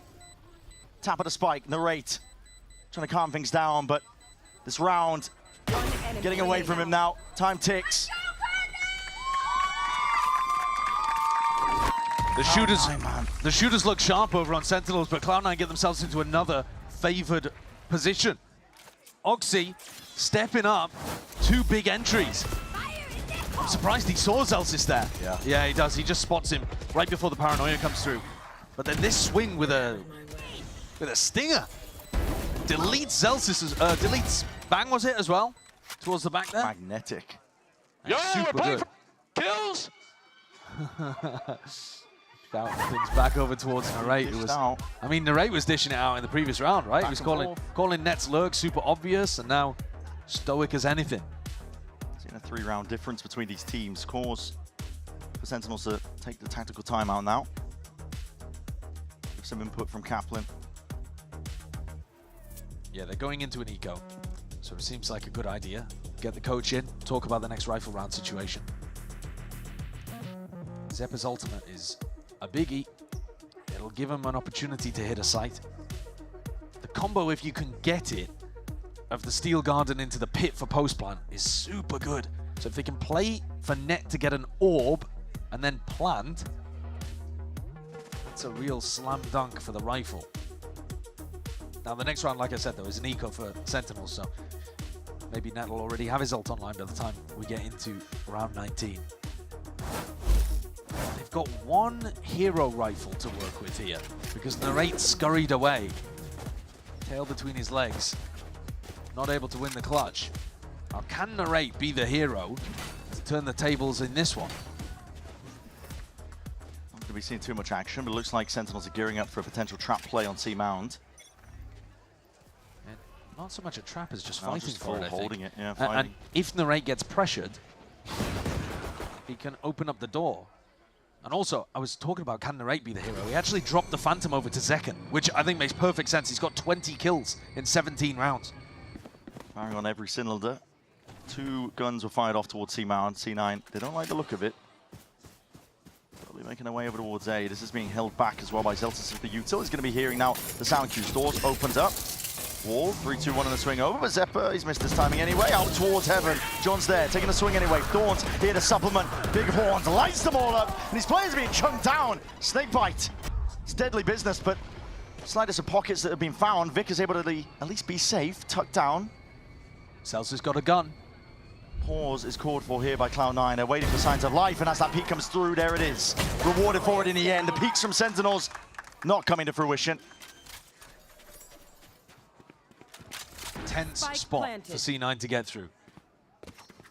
Zekken not offered an opportunity with this hero rifle that he started the round with. The whole game plan for Sen was to drive people into A. But Cloud9, they take the path offered to them and turn it into a round victory. And now, like I was talking about before, next rifle round, what does Sen have to work with? Okay, they have a fade ult. But you look at Cloud9 on their attack side, and Mitch, in terms of thinking about what he's got tools to work with as an IGL, it's just such a alley-oop slam dunk combo of Steel Garden into Viper's Pit. Yeah. So if you can find an opportunity to get Zeppa deep, inserted onto Mound or the little cubby up front B, it's going to be really tough for Sen. Flooding in immediately after the Steel Garden pops might be their best chance of success. You wait until the Steel Garden pops, you're on the very edge of it, and you instantly rush back in with a Fade Ultimate. Because you're going to catch them as they go for the plant or the pit. But this could be another hectic round as soon as ults start flying. Cloud9 are the ones with them in abundance. 2-on-1 from them. Bit of pressure over towards Mound. Haunt broken. Trying to push them back. Feels like a very strong hold over towards it, but Device setup is all the way over towards C as well. Sentinels have made adjustments of their own. Yeah, SEN control C, and they control A Rebel. Bang's positioned over here. We'll see how this re-clear works out. Bang is struggling so far. 4-15, feeling like he might have to make the play. Save his team in this moment here. The nade clearing him all the way out. A bit of spam and spraying away. He's just praying for a kill. He's done so much damage to Net. That is going to make it a lot more difficult to have a pit up in the post plant. Could make a difference. Immediately not being postured and pushed back away from that A Rebel control. Complete dominance across the map here by Sentinels. They have a good idea of where this is ending, but John. Knife out. Yeah, knife out, but gets the gun in time. Smoke up through heaven. Very good read of what's going to be occurring. Stray shots. Feels like a B pop at this point. Sentinels are gathering up to try and shut this one down, but Oxy never denied. Sky is willing to really turn up when it matters most, and 8 rebounding. John forcing to back himself into the corner. 30 seconds. Barely alive at anything, just limping into this fight and the fray, but it's still a 2v2 with a hit down. A race forwards. He's found that timing. Pitch drop down, thinking the 1v1, but wins it out. It was scrappy and chaotic, but Narrate found the god timing. Slunk into the pit, whips around the corner, and surprises Net. Oxy is doing his best. We were talking about how he hasn't had a great game so far individually. Hasn't mattered too much on maps 1 and 2, but now they are sending him into entry, a difficult task, and he's been good for 2 in a lot of situations. Narrate, though, good for 3, finishes things off, gets the kill on both the smokers. Massive round for Sentinels here. Not like Cloud9 were clawing their way back up to an even scoreline. Goalpost being moved once more. Contact plays up. They know that John has just been jiggling this one for a bit of information. Trying to bait out the wall. Vice wall not popped up. Yeah, now Mitch is scared to go for that one again. Doors opened. Mound control here from Sentinels could be disrupted. Second holder for the peak. There's really no pressure occurring from the other side of things. Vic TP's across. Potentially trying to take this fight, but Zekin is hard, committed, isolated almost. Well, Oxy's more in danger than he is. Yeah. Drifting past one another. Flash pops, gets the acknowledgement. Oxy does not realize how dangerous this situation could be, and Zekin takes the peak. Adjustment. Snap to the sides. No damage done on either side as well. Just that info gathered. He's gotten away with it, and Zephyr gets in a good position for the steel guard. Here it is. Moving forwards again. Bang, disengages. Rolling retreat again from Sentinels here. Haunt in through the back. It's going to be broken early. Backside control is not there for Cloud9. Pressing forwards. Bang! Lights them up. Hero when they needed it in that moment as well. And tapping away with the rifles. Baited into the fight. Oxy with nade out. No weapon in his sights. Pressing forwards again. Net is deleted. Instead of keeping up the pace with the chaos that Cloud9 are trying to sow all over that round. Bang has barely had an opportunity in this map. I mean, he prior to this round was 4 and 16, I think, and he comes up with 2 utterly critical kills. A guy that's been silent here on Lotus, and suddenly found his moment.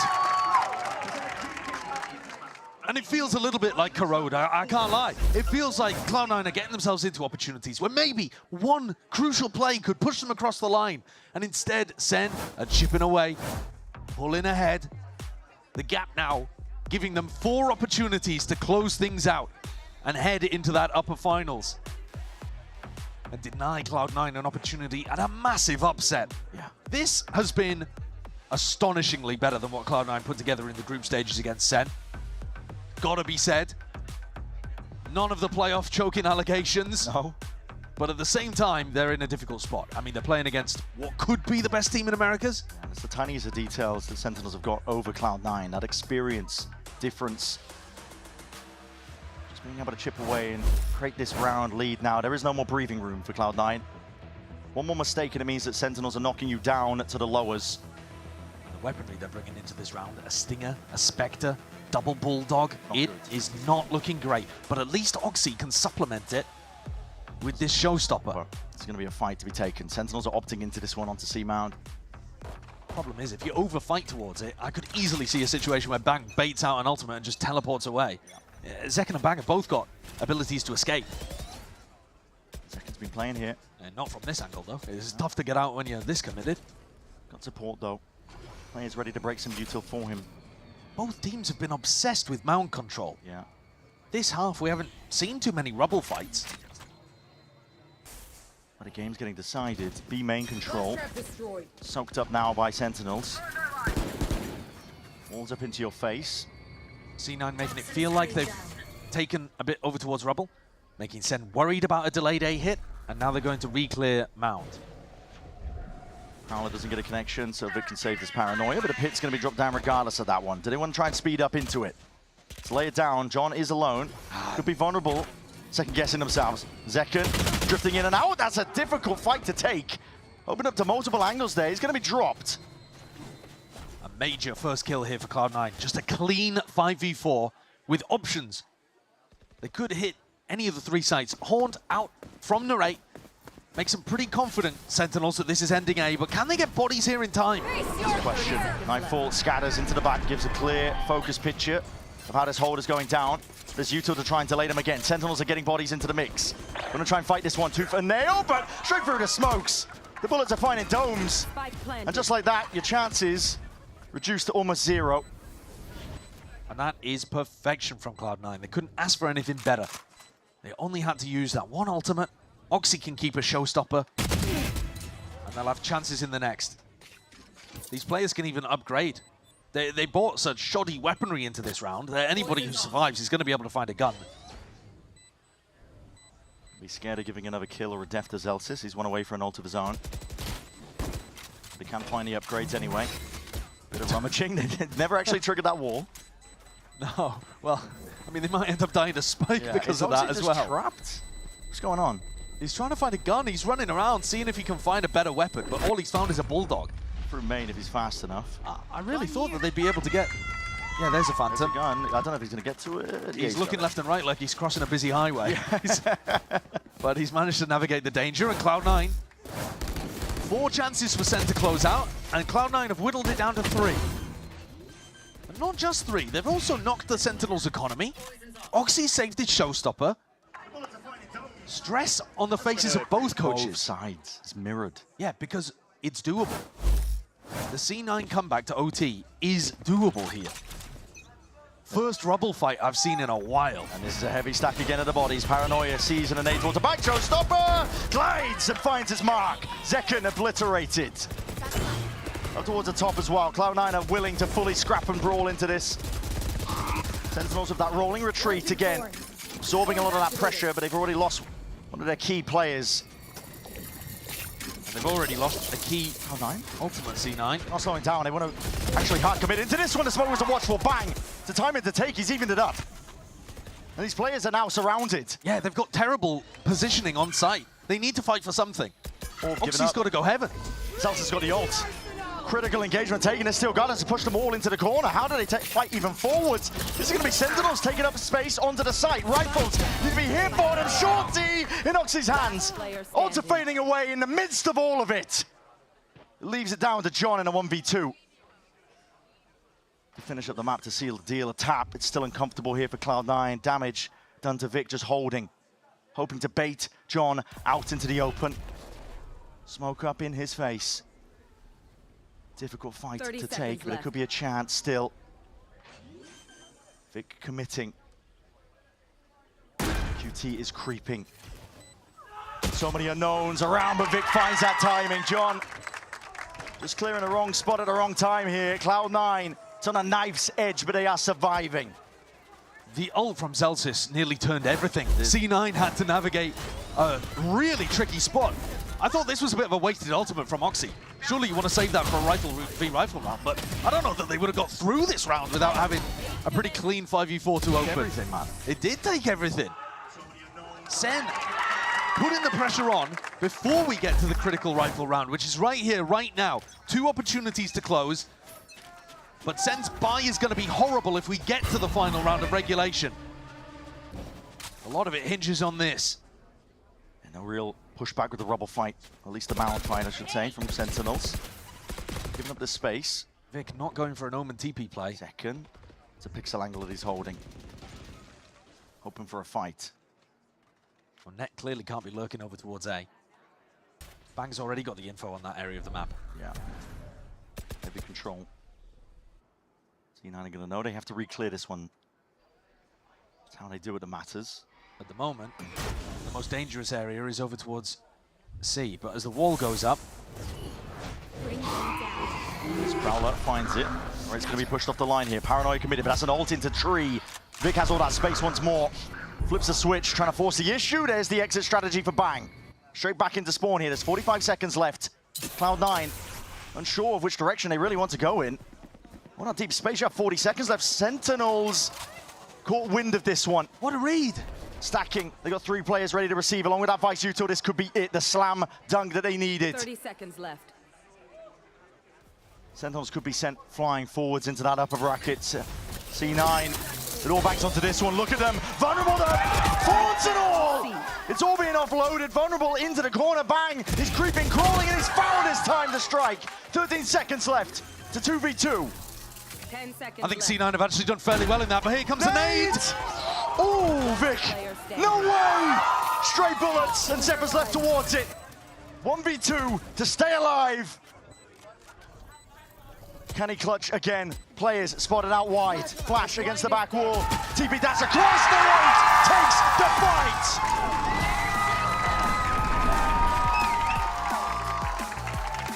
Absolutely unreal from Sentinels. They were pushed to the absolute brink by Cloud9. This team has been ever so impressive. A real evolution over the course of the stage, but they couldn't get it done. Not against Sentinels. But my God, did they test them. Yeah, that was such a serious test. SEN had to come up with the goods time and again. 13-10 victories on map 1, map 3. And requiring Zekken to drop over 20 kills as well. Every player needed their moment on SEN to be able to put Cloud9 away here. That's what you want to see from Americas. The heat increasing as we head throughout playoffs. Yeah. But SEN, the first team to step towards that upper finals. Of course, the job's not done for them. They already qualified for champions. That's not what this game was about. It was about starting along that path, getting closer and closer to a spot where they can fight for a trophy this year. They've been making it to finals before. In the finals of kickoff, in the finals of stage 1, but they were denied at the finish line. This time, looking scary. Sentinels have got their eyes on that trophy. They want to be one of the teams to lift it in Americas. Major goal for them. I really think that this has changed the narrative about Cloud9 though, because I know that after the Leviathan game, a lot of people are looking at C9 Lev and they're thinking, well, you know, C9 just got out-choked. You know, Lev just one-upped them in that department. But if you combine what they were doing excellently yesterday, and it was a bit tumultuous, and then you add in what they've done today too, I think this is the best we've seen C9 in, I don't know. I don't know how long. Maybe ever when it comes to playoff games, but certainly since their astonishingly good group stage games of like 2023 or something. This is super high-level stuff and really creative, but it wasn't enough. It still wasn't enough to be able to get them across the line. In the tight moments on Corrode and Lotus, it was Sentinels players and ideas that made the difference. Excellency on display overall. I mean, listen, for Cloud9, Sentinels have sent a scary team into the lowers now. Yeah, they have. You would be looking at normally this Cloud9 team, but this is a different squad entirely at this point. They are really making thorough improvements across the board. So, listen, all the best to them. There's genuinely a world where it could be happen for Cloud9 to complete that lower bracket run, but it's going to be tough. For now, though, we're going to send it down to the floor. Liz is standing by for that Verizon post-match interview, so take it away. Thank you so much, Bren and Sideshow. And I have one of the victors from that match. It is Zelsis from Sentinels. He's asking you to cheer. I mean, the first thing I'd ask you, for a man who's been like rumored to retire soon, not bad, Jordan, not bad. I feel like it's pretty good. You know, I need to keep playing out of spite to be the oldest Valorant pro to ever play. So I'm gonna go till I'm like 40 probably, you know, LeBron James. Only 40? If I can go farther than that, I will. But, you know, 40's a good goal. I think 40's a good goal. So let's set those rumors to rest. That's not happening anytime soon. Not when you're that damn good. I gotta ask you, that C9 Icebox comp, I talked to Kaplan, he's like, I'm so glad they picked Icebox, and then that comp comes out. Talk to me about that reaction and those adaptations. I think it was kind of a Hail Mary for them. I mean, good on them. They beat us. I think we lost both pistols. We were a little shaken up by the comp. So they played to their strengths, and they used it, and they won a map. Every blind squirrel finds a nut. So, yeah, it's good. Speaking of Cloud9, I've spoken to Emmy a lot about you. You guys are best friends, for those who don't know. And I want to hear from you about Emmy, because he's spoken a lot about you. So talk to me about Emmy. Talk to me about facing him, because you do it with him like every night, bro. I love Emmy. He's I could confidently say he's saved my life more than once. And I just think he's my brother. So I owe a lot to him, and I hope they make champs, because I think they're a really good team, and I think he's a really good coach, and I want the best for him. So. And you want the bestie in Paris with you. I need the bestie in Paris, yeah. Well, speaking of champs, last year, I don't know if you remember this, in Champs Seoul, they asked all the pro players who made champs who was the most overrated team, and they voted for you. I believe you made top 4 in Champs Seoul, correct? Where do you think Sentinels is now, in terms of, you know, are you guys going in, like, #1? Where do you guys think you are? I mean, I don't want to sit here and have an ego and be like, we're going to win it all, but... Or you can have an ego because I'm asking you nicely. Yeah, I think we're going to win it all, so... Thank you, Jordan. But talk about, like, you're going in undefeated now, right? You're going through this playoff stage. You're having insane moments, insane growth. Where do you think Sentinels has room to improve? I mean, there's always something to improve, but from your words. I just think we need to keep playing like playoffs and internationally. I think our team is really young, besides me, obviously. But our team is really young, and I think there's always like a mental game to Valorant, and I think we can always keep improving on that. I think our ceiling is very high. I don't think we've hit it yet, but we look really good right now. So as long as we keep playing, improving, we'll be good. When you talk about the ceiling, like, where are you in terms of the distance? Shooting for the stars. Shooting for the stars.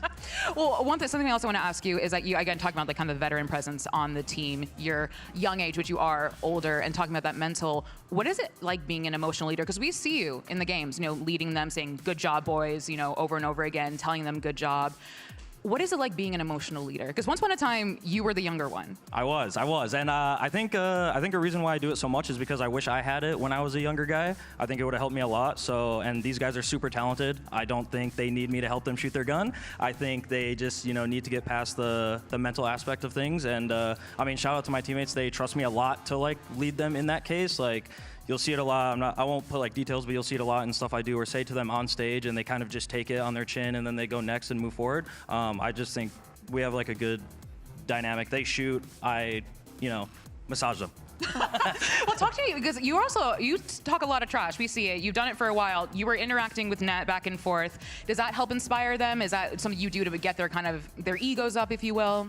Yeah, I definitely think we, sometimes against teams that we should probably just be steamrolling, we kind of give a little bit too much respect.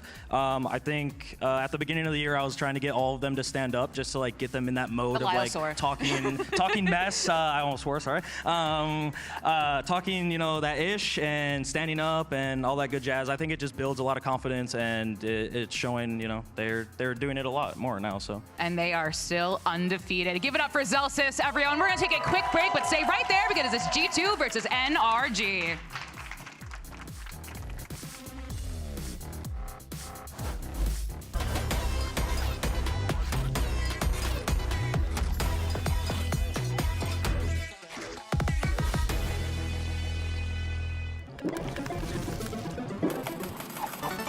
Red Bull gives you wings.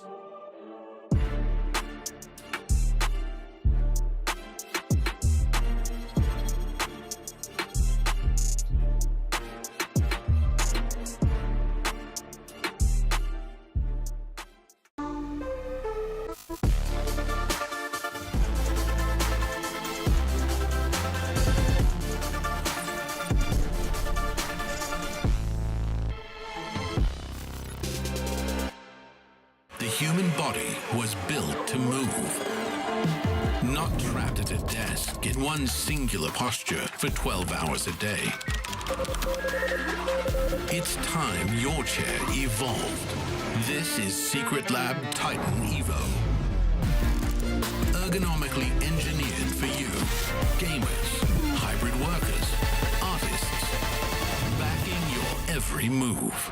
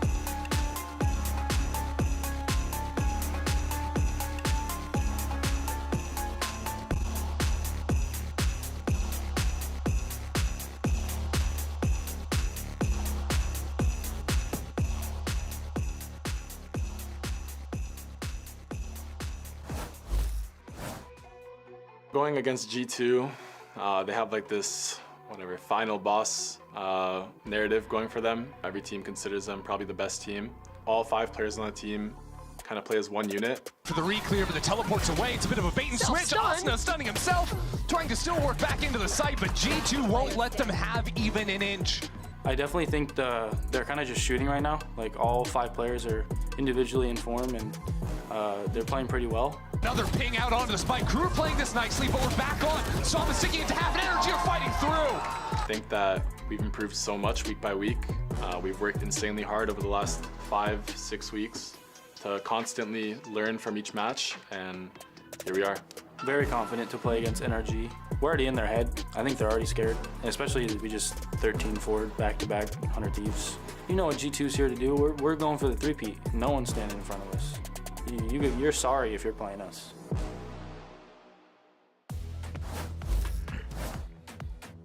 Hello, everyone, and welcome back to the Stage 2 playoffs. And we have our second match of the day. You got NRG going up against G2 for a spot to meet Sentinels in the upper bracket final. Of course, I'm Golden Boy alongside Vanzilli, Doug, Wyatt. We're going to talk about video games here today. I didn't mess it up this time. I didn't mess it up. He has held that over your head since really then. has. And you've gotten it right every other time. Brother can't make a mistake. I got to be perfect. That's why you just got to keep leading into it so you never forget. He has been I am not hating on anybody. And then you go, why am I Actually, don't you remember the other segments? What happened to the top of show? Everybody was against me. Oh, look at this guy playing the victim. Playing the victim. You know how we said we wouldn't be heavy? We're going to be heavy on you know what, though? I love everybody. From the number 1 hater to the number 1 seed, let's talk about NRG. Now, of course, this is the roster that came into Stage 2, right? They made some changes, but it has 100% paid off. This team has played great, Wyatt. We've seen some great growth from them as well. We've seen the new additions really contribute. Safe to say, stonks are high for NRG. Yeah, I'm a really big fan. They've leaned heavily into that double controller. They've had some creative looks on certain maps, just allowing Ethan to thrive on the KO, historically one of, if not his best agents. Yep. The roles make sense, the structure of the team makes sense, and I think they've really got everything going for them. It looks like they've been improving week after week throughout that Omega group stage. Yeah, I think the project is very neatly coming together. Bankar at the helm once again is very comfortable, and you can tell there's a plan behind, a very drilled plan behind every single approach, every single week, and it's gotten them this far. Yeah. Similar story to G2. They lost their first week. They looked a little bit shaky against 100 Thieves, but after that, week after week, there was always an individual player stepping up to a plate, and there was always one of those newcomers coming into the roster. So that brings a lot of promise now going into the playoffs if all 5 of them could connect together today. Yeah, well, let's actually hear from some of the players over at NRG, because Liz had an opportunity to catch up with one of them earlier today. Now, Ethan, NRG have shown incredible growth in Stage 2. Talk to me about the feeling within the team for playoffs. Is there nerves, confidence, something else? We're just happy to be here. I mean, doing our best, and we just want to make champs. So just doing one match at a time. Well, best of luck today, and one match at a time. You know what? I'm going to let Ethan get away with that. I'm going to let Ethan get away with that answer because he's Ethan. That's probably the hypest answer we'll get from him. He's a champ. And the truth is, I'm sure he is happy to be here because they're in playoffs and they're pushing for a spot at champs. And so did he lie? No. All facts. And all considering, facts. NRG season and how things have been a little up and down, I can actually believe that, right? That is for certain. Well, actually, speaking of, though, some of those changes that we ended up getting from NRG, well, we got one guy coming up from Tier 2, Scuba. My man wasn't diving in the ocean anymore. He was swimming. He was swimming in the fish. The fishy pot Tier 1. Hang on. That's like a shark. Hang on. Like a shark. How is diving in the ocean not swimming? See, this is where we get in trouble. We're supposed to be talking about scuba, and now we're arguing between diving and swimming. You dive first, so you're just plunging, and then now you're swimming because everything's just comfortable. Comfortable waters, it's just feeling good. And Scuba's good at the video game. Exactly. It all connects, though. But seriously, this guy has been unreal for the team. He's been a great addition to the lineup here in Wyatt. It's good to see, this guy, this Tier 2 player, finally get this big opportunity, and he is thriving. This guy should have had an opportunity on a Tier 1 team, I think, all the way back until 2021. He was over 4 years ago. You're underselling. No, this is long overdue, and it only feels right that he gets a playoff run in his first stage in VCT. But he's wasn't so solid. He wasn't the only addition, though. Wasn't the only new addition to the team. He ended up getting Mata in the squad as well. And Doug, this guy is unbelievable. 3 aces in one game. He says he is him. I am inclined to believe him. Yeah, I casted him in the offseason at the Red Bull event in Seattle, and that was the first time I really got to watch his play. And I went, oh dear. Yeah. This guy's nasty. Oh boy. And then he comes over to VCT, he joins NRG, and he just does it again. And he does it again and again and again. And the thing is, in challengers, though, it wasn't always rainbows and unicorns for Mata. It was ups and downs, until the last year of challengers that he played, where finally, people were putting eyes on the radar and seeing him because he was topping the frag department against everybody. He was just saying in interviews in challengers, I now feel like I'm the best duelist in challengers and nobody could topple me down. I mean, it was legitimately just true by the numbers. Exactly. Far and away in all statistical categories in his last year challengers, head and shoulders above everybody else. And it's translated to VCT clearly. Dude. His best games that he's had in VCT, he's putting up 11 first kills on a map. It's out of control. Multiple aces. The 3 aces that he's gone. The dude's nuts. But he is going to have his hands filled today here because it's going to be a tall task without a doubt because they ain't going to have it easy right now. We thought that a leafless G2 would not do all that well, right? We were like, we'll see what happens. They'll make it the champs, guaranteed for sure. But instead, they showed up in Vans. They absolutely wiped the floor with 100 Thieves. And now it's been, we're in the first week of playoffs. 5 weeks has gone through. They play with Baby Bay every single week. Can we finally say that this is a good team? We could stop doubting G2 week after week? Because some people still don't want to believe. I was a little bit in that too, because it's still, at the end of the day, it's Leaf. He's one of the greatest players in the freaking world. And arguably their best player. And arguably their best player. player. Throughout, kickoff into stage 1. it's just shenanigans. It's insane. But what is exciting though is that with this series here that we're gonna have, right?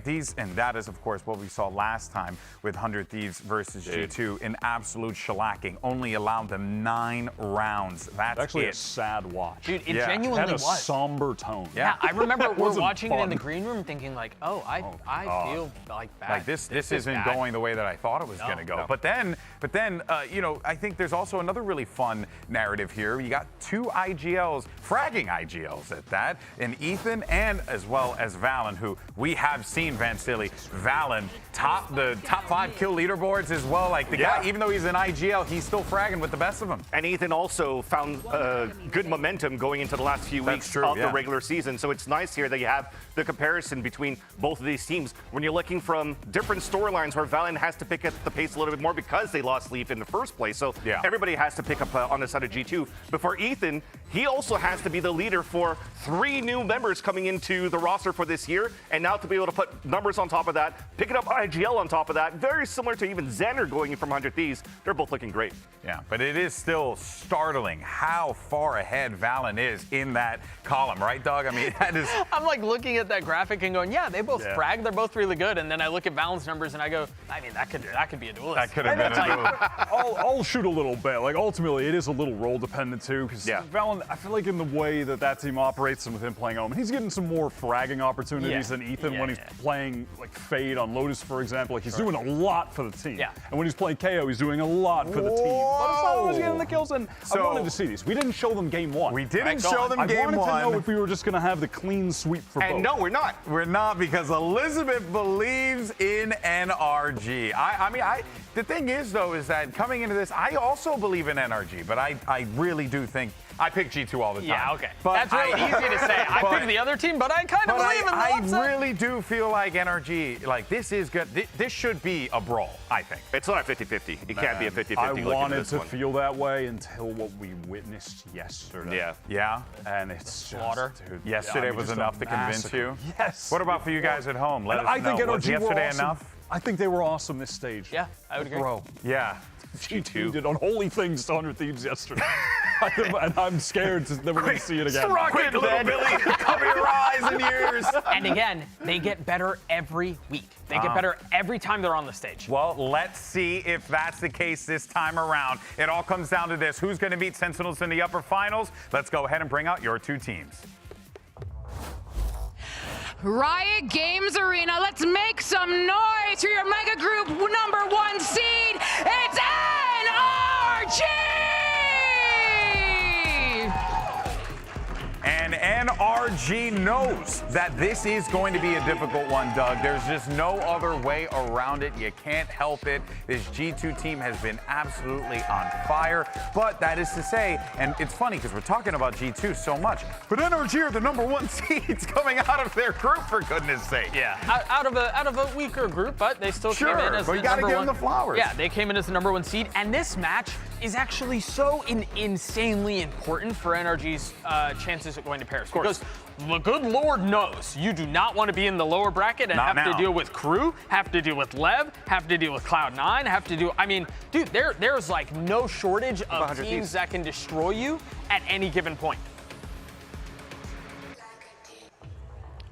And it's time to bring out their opponents. Make some noise for G2 Esports!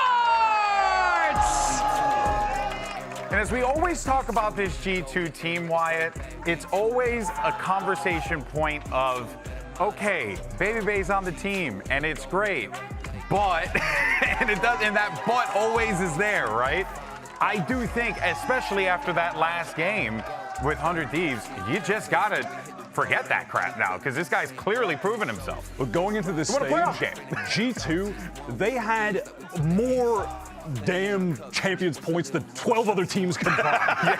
And they lost their star player. They're bringing in Baby Bay, and they never let their foot off the gas. They did not play around this entire time. They're still gunning to win. They look as good as ever, and there's not even any pressure on them. They have booked their tickets to Paris. They made those travel accommodations many months ago, GB, and they are still going as hard as ever to try and get this Triple Crown winning winning every single stage of Americas this year. And with the eye test, looking at recency bias with just Sentinels game that just happened, G2 definitely looks like the stronger team right now in the playoffs. And this map pool that we currently see between these two teams, I kind of like it. We just buying on the third map. I like it for G2 because you see right now that they picked Sunset, a map that they haven't played until yesterday, where they dominated 100 Thieves on that. Then they're about to play potentially Bind if it goes to their third map, which they also haven't shown this year. So now G2, yes, even though they qualified with so many points, they're also coming in with new looks that the opponents are not going to be ready for. I definitely feel like this Corrode is going to be kind of interesting, though, right? Because, correct me if I'm wrong, but this has been a little bit of an up and down for G2 as well. Yeah, and, really just down. Honestly, this has been kind of the only blemish on their map pool and run this stage. Wait. Is that it what? Baby Bay got an ace on that map against Furia. Yeah, they beat Furia. Okay, thanks, man. And, all right, now let me bring you back to what matters in reality. Fun clip, great ace, but I'm going to ignore that map against Furia a little bit. It started against SEN and things were shaky, and since then I just don't think that they've developed this. Oh, wait a minute, that's a waylay. Yeah, we've seen this from NRG before. They played this, and they had awesome ideas around the KO. Yeah. I think this is the best possible pick for NRG. I genuinely forgot that they ran the waylay. Yeah, it was awesome. Yeah. Oh, and Mata on that, the free movement, that is scary. And really cool ideas with the KO as well. And Chogamo's going to meet him with the waylay of his own. We've seen Jog bust out the waylay before, but that is a little different. Are we about to get back-to-back Jonas Sage maps? Yep. I mean, it looks like it. Yeah, we very well may, yeah. Because you're just talking about the ups and downs of G2 with the composition. This worked out against Furia. Well, folks, let's see how this all shakes out. Our teams are locked in, ready to go. We got our casters. They've been more locked in than ever. Here's Mimi and Ender.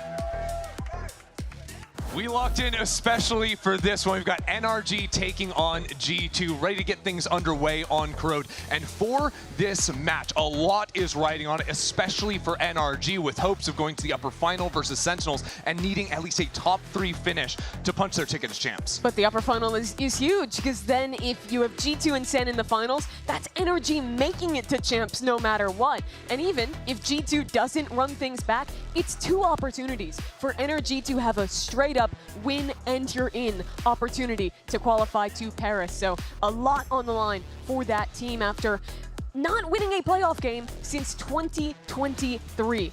It's been a long time coming for NRG. Always a ton of hope for them coming in at pre-seasons with roster moves and everything coming into this moment. Map number 1 in this series. To move on to the upper final, we'll start on Corrode. It'll start with mirror waylays. Both Jogamo and Mata have been looking fantastic in their recent showings. That they have. Mata especially been racking up the aces in every game has been playing. A standout rookie player there, but Jaw with an excellent performance yesterday, and the brawl starts early. 8 players in A main, Mata and Jogamo, just on other sides of this corner. Back in a flash. And here it comes. Jaw ready for the spin around the side. It'll be 2 for G2, striking first on Corrode. But G2 pull things back. They're happy with their advantage. They've worked Baby Bay towards the bottom of mid. And it's been these pistol rounds for G2 so successful. 75% of pistols they've won in stage 2. Nice stink for Scuba. Gets info that G2 is reset into bottom mid, but he doesn't know anything more than that for now. Yeah, the rest of NRG grouping up, ready to respond. Keep your eyes on Baby Bay, who's low, waiting for that late mid play, while the rest of G2 make plenty of noise into B. They can get out onto site, a great anchor smoke as well. Scuba still here, playing on the other side of Hut, as Jogmo sweeps around the left-hand side. That'll be a kill for him. And the rest of G2 enter the fray, 4-on-1. Brock's odds not looking so strong here with the Sheriff and 70 HP. To his credit. G2 already have a great crossfire here. Yeah, well, no one really there to swing off of Trent. The Sage Wall may be getting in the way of things. And yet it really narrows the path Brock would have to go in to actually make it through into the site. So the IGL takes 3 kills in this pistol to keep G2 sitting strong on those rounds. Another pistol added to the tally. They are continuing to build that percentage of rounds they're winning.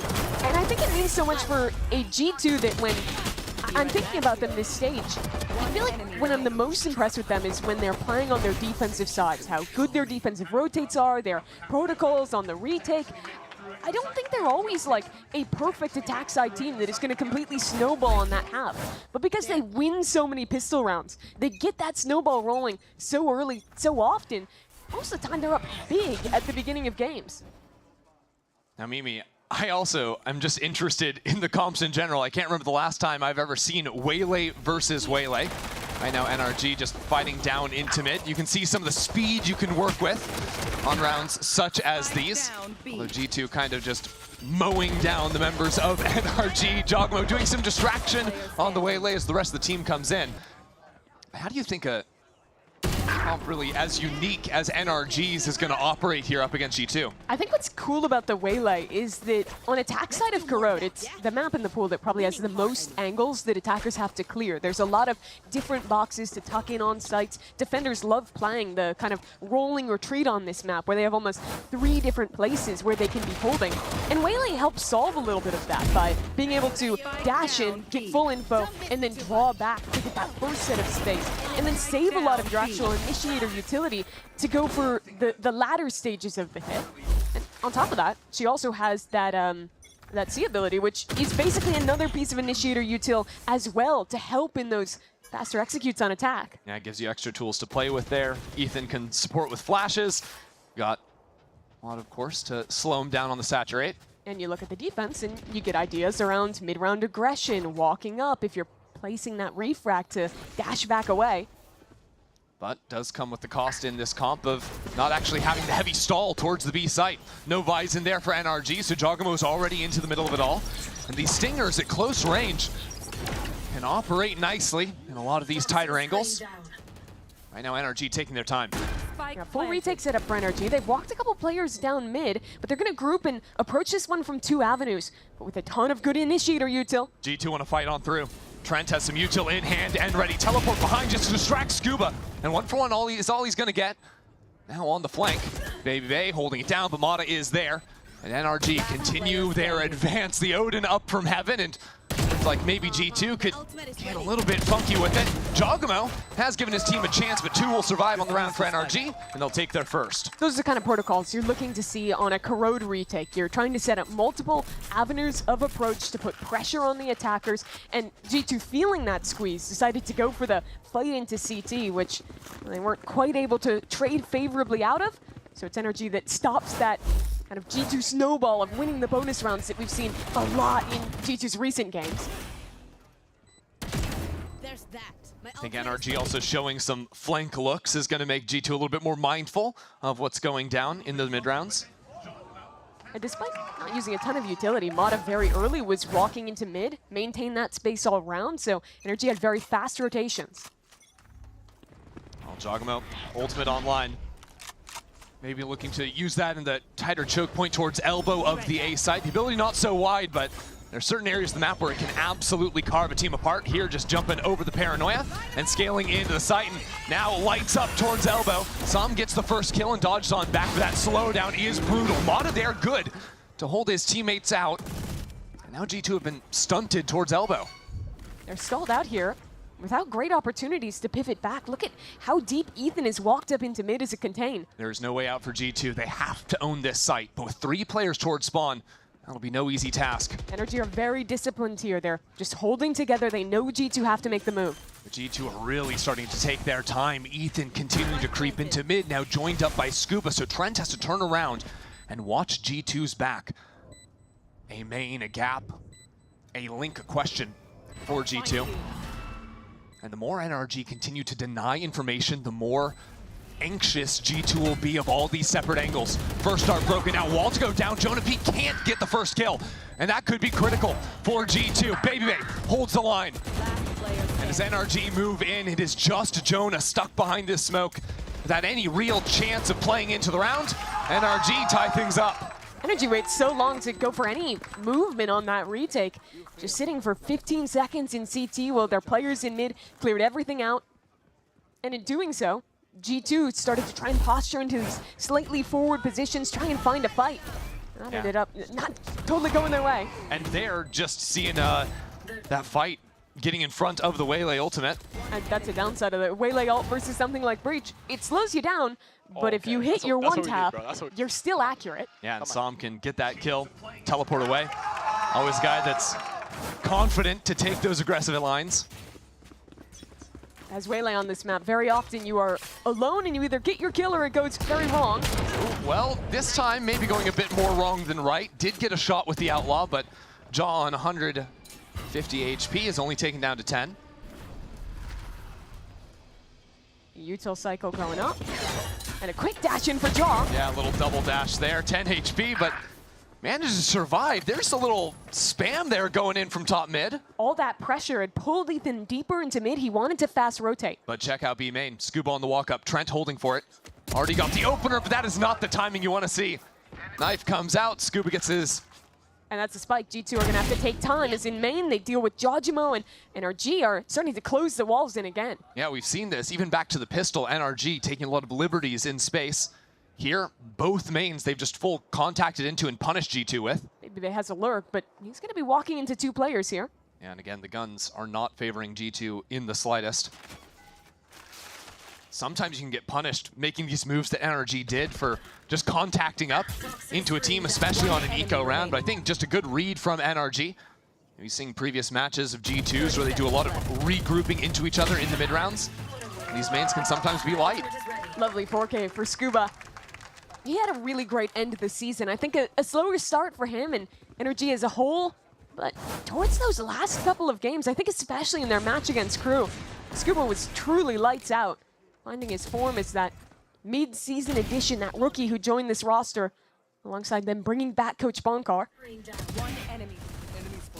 Certainly been a glow up for NRG in this stage. Oh, you're looking nice, Scoo. You're looking nice, bro. Vibes in the camp sounding good as well to start things off with a slight edge for them. Mata has now purchased the operator. Again, NRG early get a lot of space into mid. But G2, they're just holding out B main. They want to now look back and figure out what's going on with that Viper's Pit. Yeah, forward pit from Scuba. It's a lot of threat into G2 because there could be multiple players inside of that ready to pop out behind a KO flash. NRG have given really no information over. Mata has an off. Yeah, posted up on the line, but these Prowlers do such a good job dealing with ops on closer angles, especially into main. So by scouting that out, now G2 realize they want to avoid that area. That spike is headed back over to B. So all signs are pointing towards a hard B hit to come in the late round. There's 2 players here for NRG, and they're posturing up, at least for Ethan. Yeah, Util just recycled. Ethan has a knife up, but could choose to scout that instead of taking the actual line. Now the knife fault come on in. Som trying to buy some distraction, pull some crosshairs towards him, and it's good for the first kill. Som still boxed into the corner. He has Util on the choke point. I don't think G2 are really going anywhere. It relies on Baby Bay finding something in mid. These mid-round rotates have become a signature of G2 as of late. You can already see NRG starting to rotate over 3 players into the A site. We're down to 25 seconds on the clock. They're not going A. They want to go back B through mid. No, I don't think so. They can go either way. Just leaving Baby Bay on the angle now. 3-on-3 on the A site. It is about to be a brawl with 15 seconds left.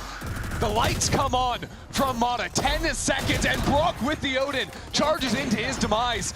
It is all NRG on this site. Baby Bay completely off sides. And in a battle of time, it's all NRG. This is exactly how you deal with a team like G2 that is always trying to make these late round pivots. You have to stay proactive in contesting space in mid. And the timings that Scuba chose to play in that area were really good. Getting that pit down early into the rounds. And as the pressure came in, backing away, playing a bit safer, but still having full contain on that space. And keeping that info high to have that fast rotate back to the other side. I think even if you're just looking at the last 2 rounds, it's very clear that NRG are understanding how G2 like to play on a macro level. I'm actually too nice, bro. Getting the reads. Gonna be hard. Don't stress about it, okay? So NRG win 4 in a row. That's going to prime G2 to call a timeout.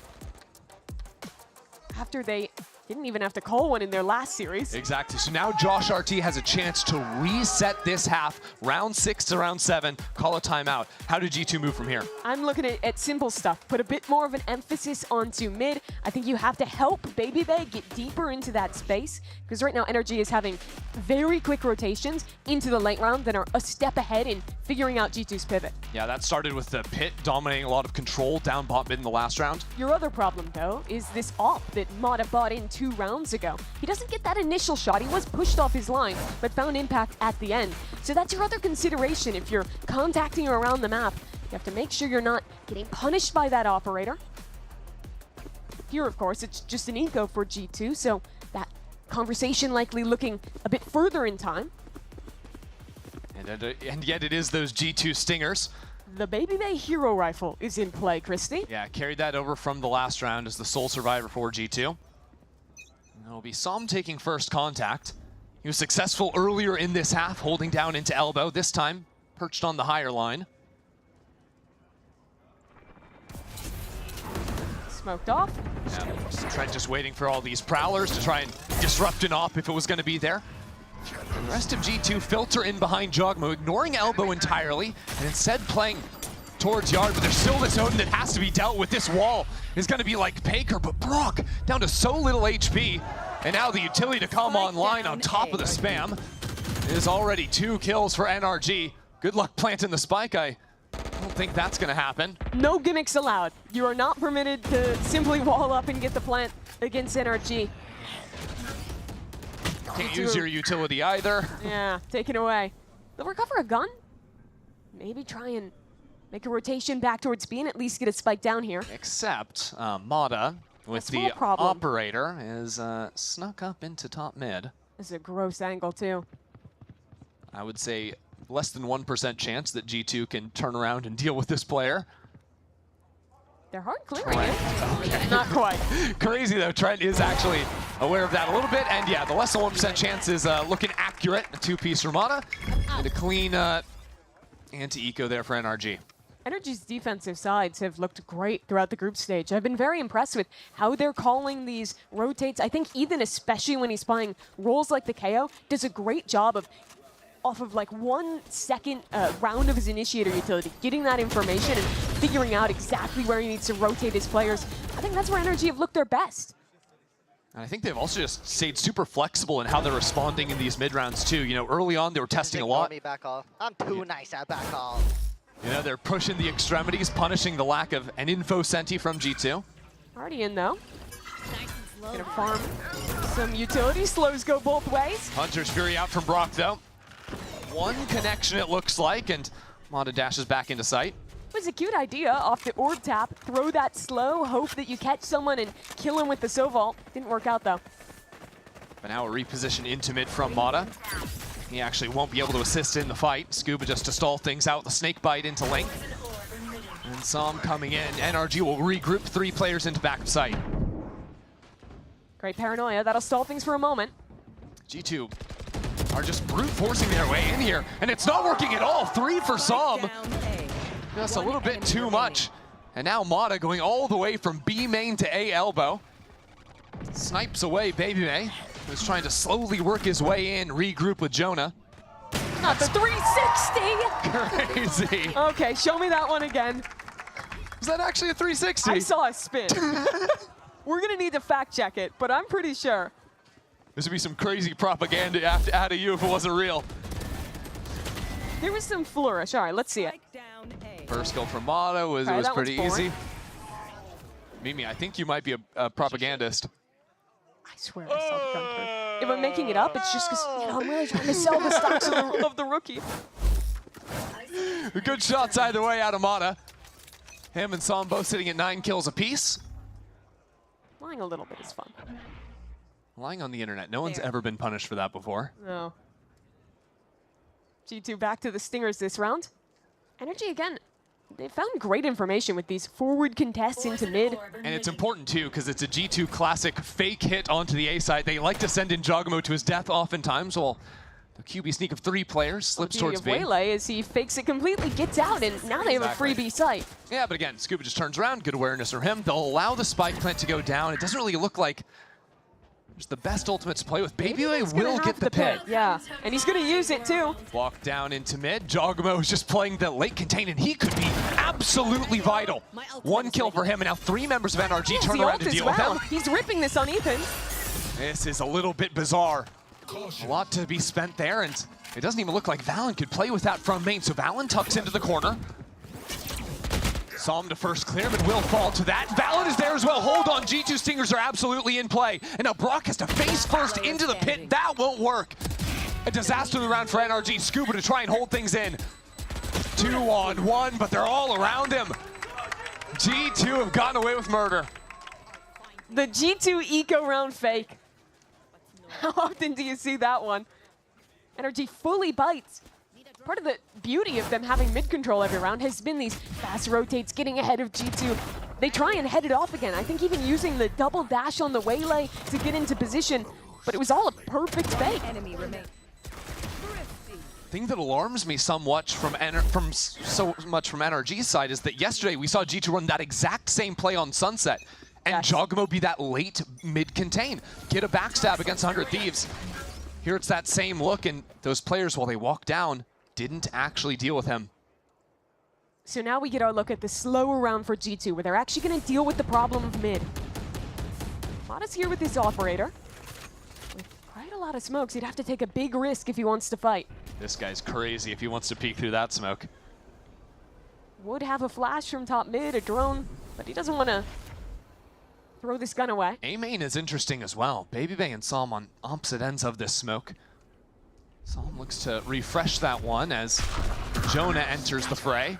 And now an ultimate over to the B side. A bit of a fake again for G2. They're running the same fake effectively. Except this time Psalm is stuck here in main. Only the 1-for-1. But that's a Sage that dies, no res. And now into elbow. Brock is here. It's just scattered from G2. They're trying maybe a bit too much. Running back-to-back looks of a similar idea. And 40 seconds left on the clock. NRG have swarmed the map, pushed through B main, locked down A-Link. Brock the only one really under any amount of threat. It's a one-man army, no help in sight. He's been good here so far. Betrayed by his gun, but saved by his teammate. Yeah, waits just long enough to get that help from Mata. And now the rest of NRG can continue on forward. That spike out in the middle of nowhere. Baby Bay's been in this spot a couple of times, but he's just the last guy up from G2. With no real hope of playing the round. That'll be 4 surviving from NRG. That goes so well for NRG. Getting a player into the off-angle A main, playing up ahead of their smokes. NRG do a really good job on this map of just being a nuisance around every piece of their smoke utility. They're oftentimes re-smoking into their respective mains, walking someone into a weird position, constantly pressuring G2 and forcing them to use so much util to just re-clear the early parts of a site, which means the actual site hits are much weaker and players can rotate in time. This is the rare double timeout from G2. Both times out in the first half of their attack side of this map. Josh didn't use a single timeout yesterday. It's early on. The last game that felt like this for G2, I actually think was the first match of this stage when they played Corrode against SEN. There was a similar thing, a kind of a struggle on the attack side, trying to figure out exactly what they needed to change. What it seems like to me is G2, in running these fakes, that usually comes off of a read of, oh, NRG are really quick to start rotating on the map. You know, that could have even been communicated in the last time out, so maybe needing to course correct a bit for G2 as NRG are absolutely not over-rotating. I think their macro has been very strong up against the misinformation G2 sending them. Yeah, only bought on that one fake in the eco round. And that's been the only sign of good for G2 in quite some time. This one, money's going to be quite bad. A chance to show a faster round. Jonah, who I think has been holding on to this resurrection the entire game, not finding a opportunity to get impact with that one. Try and sacrifice someone up mid. If you trade out favorably, you get guns, you can res. Something like that. This half starting to run away from G2. NRG look to halt G2 a bit, but already committing the double dash from Jogmo means they have to give up link control. In previous rounds, they'd send a play like this and quickly snap the other side as a fake. Here, G2 gets the space and holds on it for a moment. G2 ready to pop onto Scuba. They have to wait out this wall cycle. But that's the only real utility over here. There's already been a snake bite burnt. So as a Haunt comes in, and some utility to push him back, and now NRG have moved 2 players into the site. It would be dangerous to continue forward, but this pinch in from top mid, Valen dealt with. Jogmo a little bit late on the approach as well, but now his ultimates come into the fore. G2 trying to make some kind of headway into the site. It's all for naught, as Trent eventually falls down. 2 kills for Salmon and 8th for NRG. NRG have a great understanding of what space to give up at what times in the round. They feel that pressure in mid, and the mid players very quickly condense into the site. Mata does so well to pick the timing to clear the player into mid who was walking up there, and once he gets that kill, it's so much easier to isolate these players in main. That's what I'm talking about, the kill onto Valen, and completely funnel them through that Viper util. On the wall. Bro, I'm doing surf on the wall. I was surfing on the Sage wall. So now last round of the half, and this has to be what G2 was discussing in that timeout. B main, Scuba stepped all the way up behind his A wall wall. boost in mid. This is wild. NRG are getting so active with it. Forces Jogamo to double dash backwards. This wall boost with 2 players on top of it. I believe was spotted by the jump peak, and now the op clears it. Valen is down. That's 1/2 here. Smoke's out of the equation for G2. Jonah's got the op. He wants this res in mid, and he'll take his opportunity to do so. Let's see. Op shot doesn't connect. Valen survives. And at the same time, Som fell back into main. Brock getting dinked there by Baby Bay. It's taking him down to 20 HP. It's another fake for G2. Pressure B, they're ending A. G2 love one thing, and it's disgusting. Fakes on fakes. Except this time they've actually managed the kill over on A. And Mata drops as well. Valen just leading by example. Back from the dead, so much impact from him. A zombie for G2, and he's lethal with it. With Brock dying on the A site, that will be spike planted for G2. 30 seconds left. A Trent on a very late backstab. Oh, and he hears 2 sets of footsteps.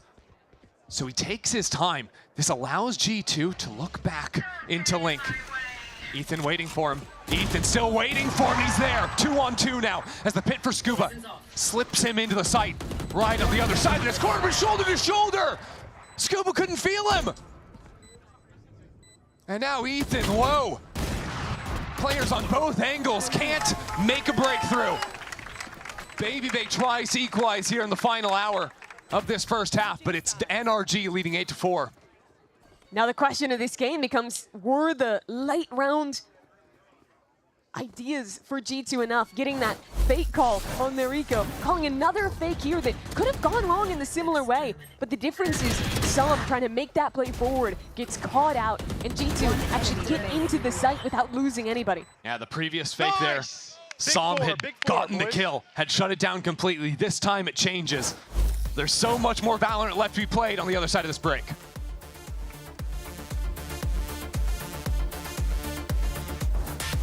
Game changers. We're making history. It means so much to us. The beauty of gaming is it doesn't matter who you are, but as long as I'm good enough, I can go as far as I want. 全世界都会知道我们的厉害。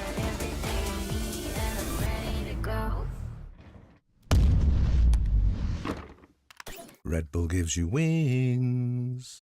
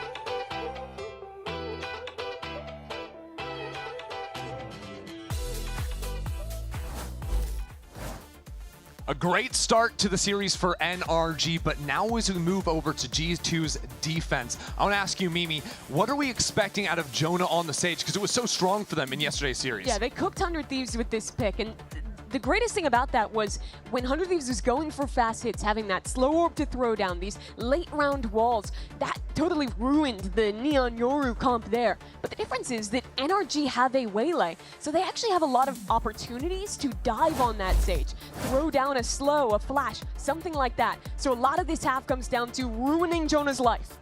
And just overwhelming the site in its entirety. We got some nice music here to guide NRG into the B-bomb site. And G2 aren't home. Not here to enjoy the disco just yet with a little fight up into elbow. That's going to be BabyBay with the first kill, and Psalm takes down 2 for NRG. G2 slow to continue into the site. Things are getting very serious for them now as NRG roast them back towards their spawn.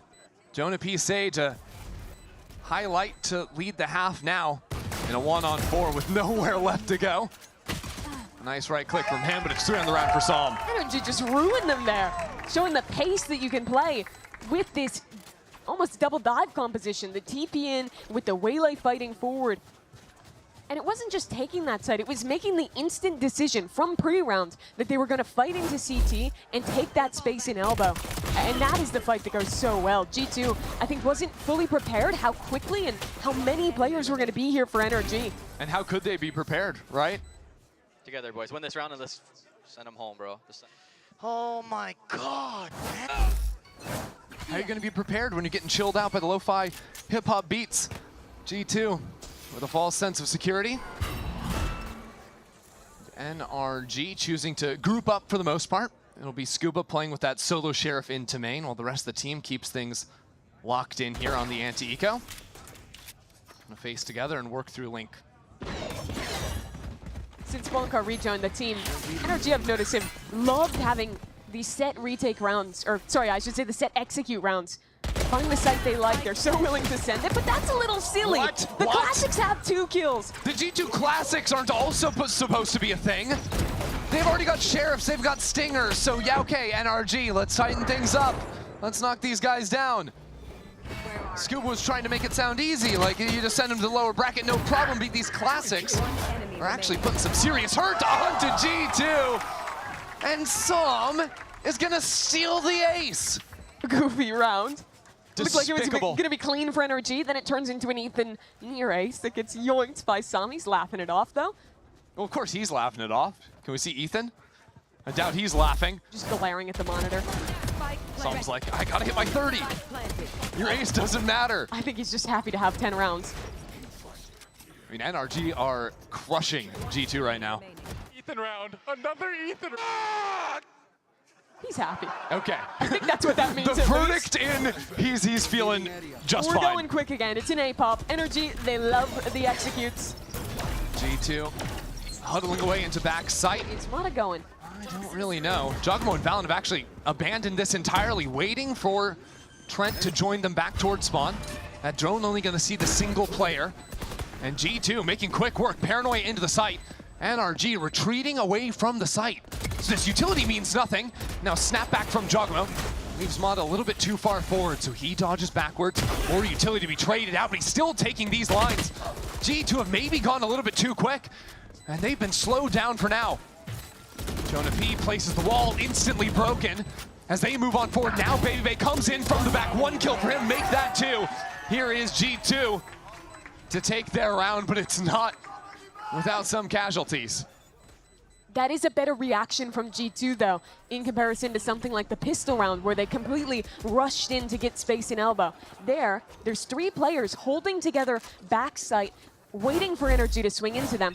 And once everyone is there and ready, that's when they're fighting up, using the Sage Hook, using all of their utility in a very coordinated way to not get carried away by the pace that NRG wants to play with. NRG maybe get a bit caught out there, not having much pressure coming into elbow. So they couldn't actually pinch into the site as G2 tried to fight forward. It will be NRG buying up into the round. Outlaw in Ethan's hands, but only a couple of light armors on the other side. Quick start to mid for NRG. Jogmo got pinged up by the KO knife, so decides not to challenge the angle. You see how far forward Valen has to play on this angle. This Viper wall pretty much only to threaten a lurk through in the late round. Not so useful when it comes to holding on the A site, as a lot of other Viper walls will be.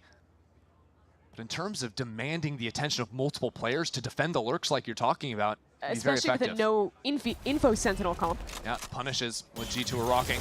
But now 2 players into top of mid. Mata will be dropped by Trent. And now where do NRG really go? They don't have players in B main, so they move back into the lurk.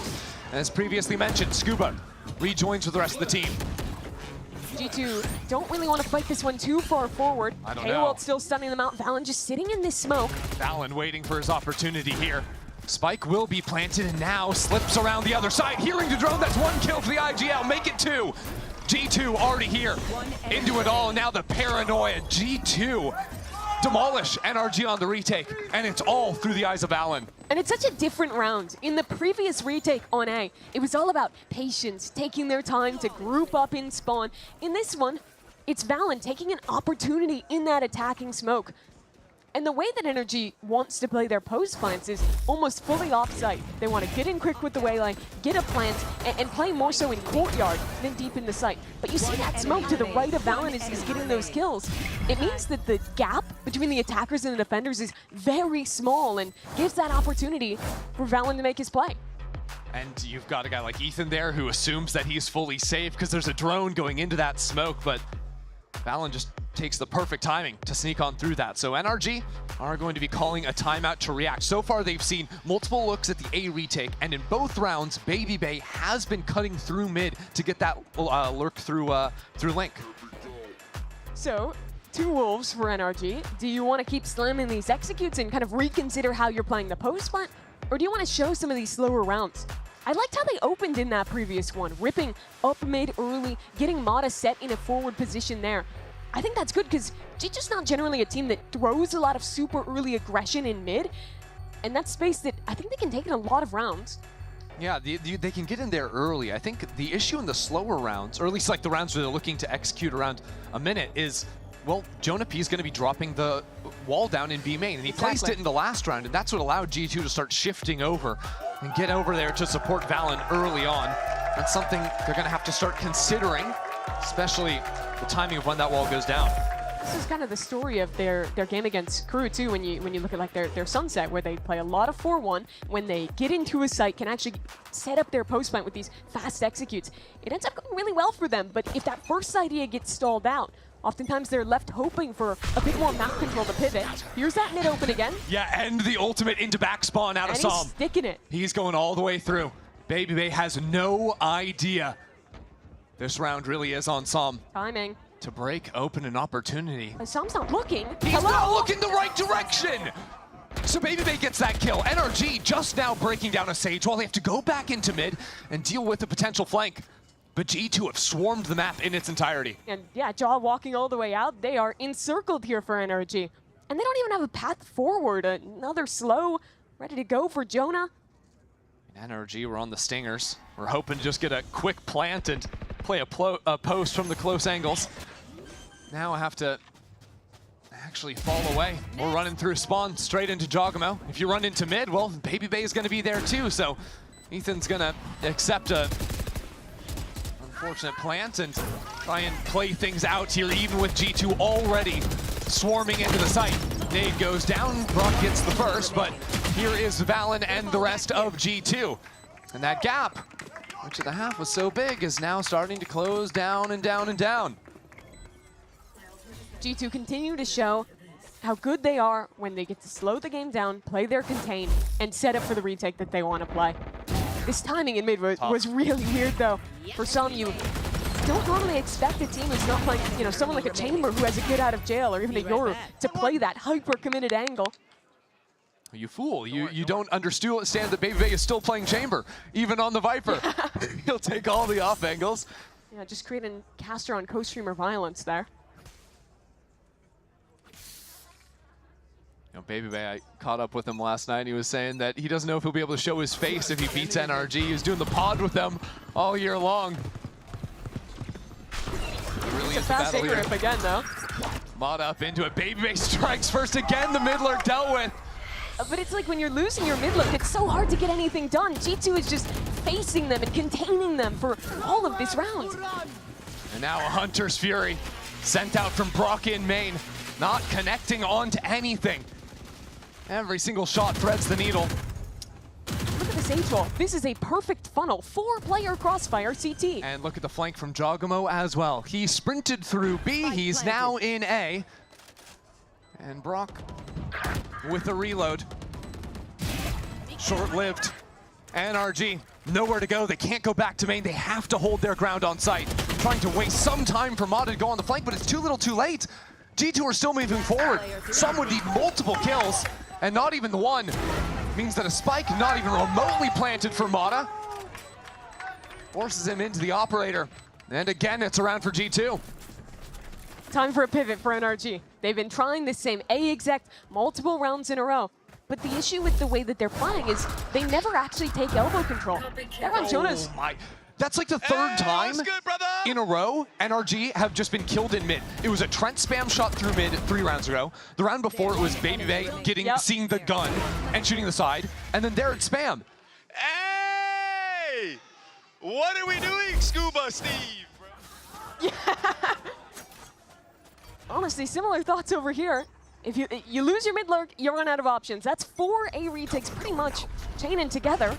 Yeah, you hate it when your mid lurk is taken out by your podcast host.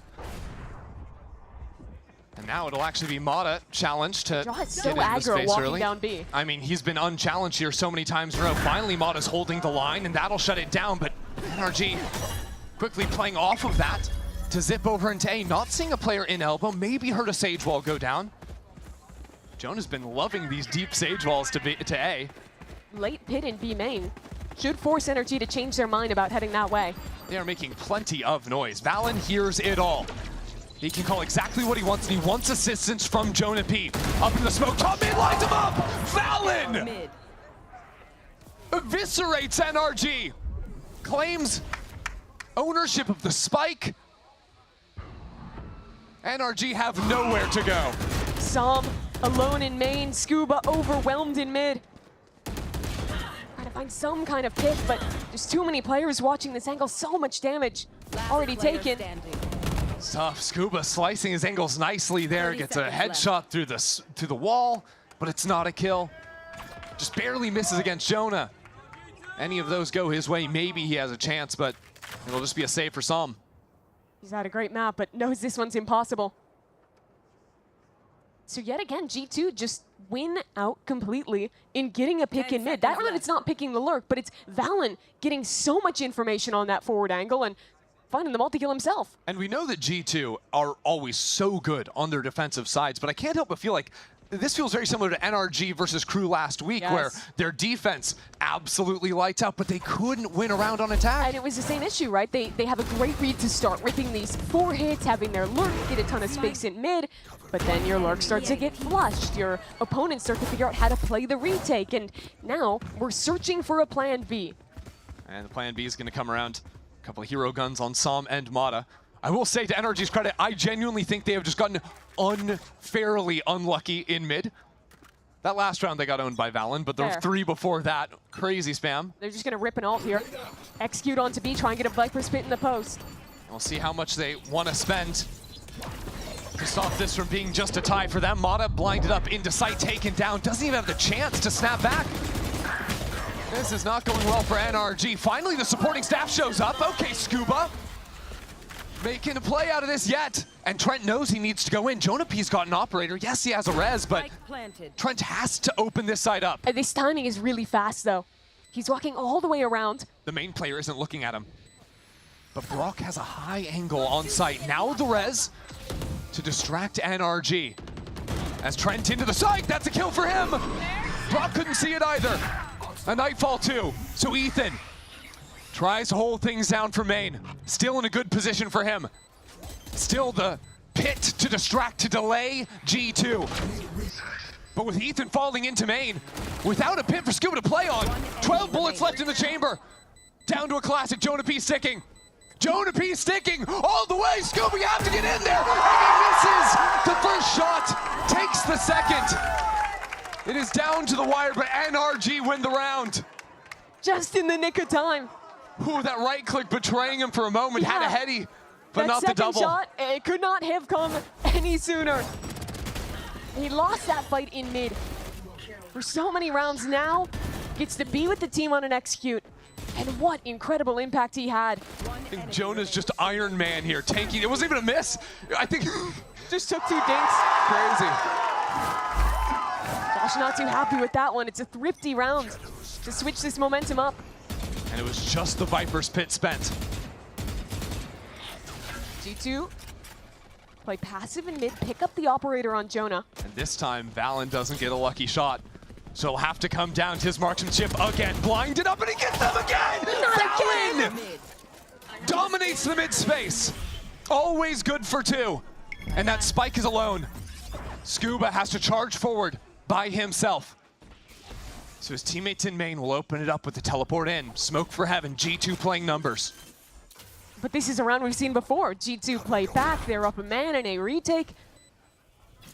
How do NRG navigate their way out of this one?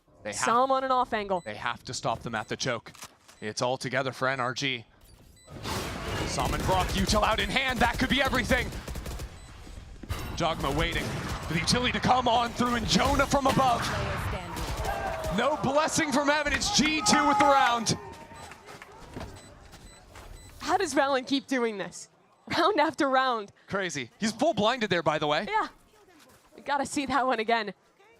But for G2, every time they're seemingly getting these gifts. Paranoia up, barely sees the first, flicks over for the second. And the timing on the smoke fade as well is brutal. Jonah getting impact with that off in heaven. Backside, nice! Ooh. Legs, you dancing on them, bro. It was a good retake there for G2. And now trailing by just a single round, NRG will call their second time out of the half. They don't have money though. And this is now looking like a tie game. G2 running it all the way through on defense. So what the NRG change up?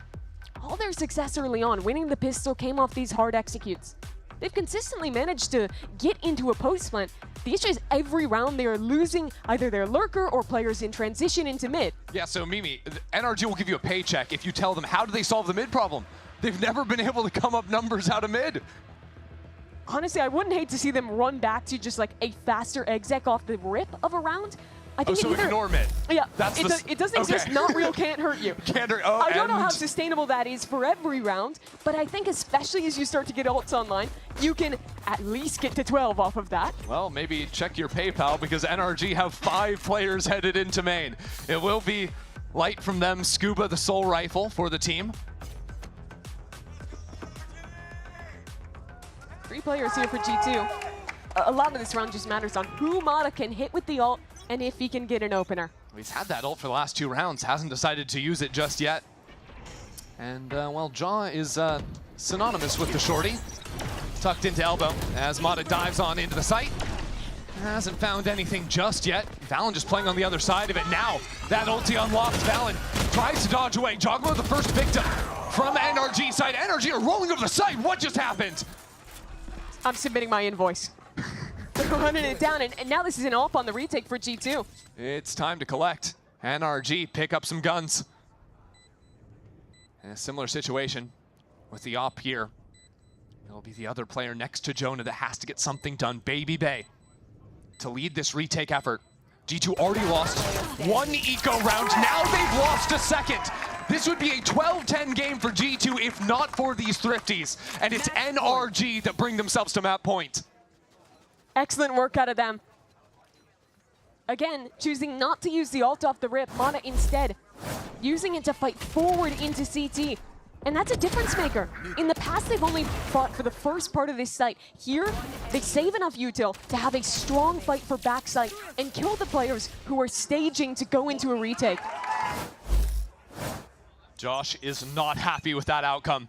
And NRG are just going to run it back once more. This time a different setup for G2.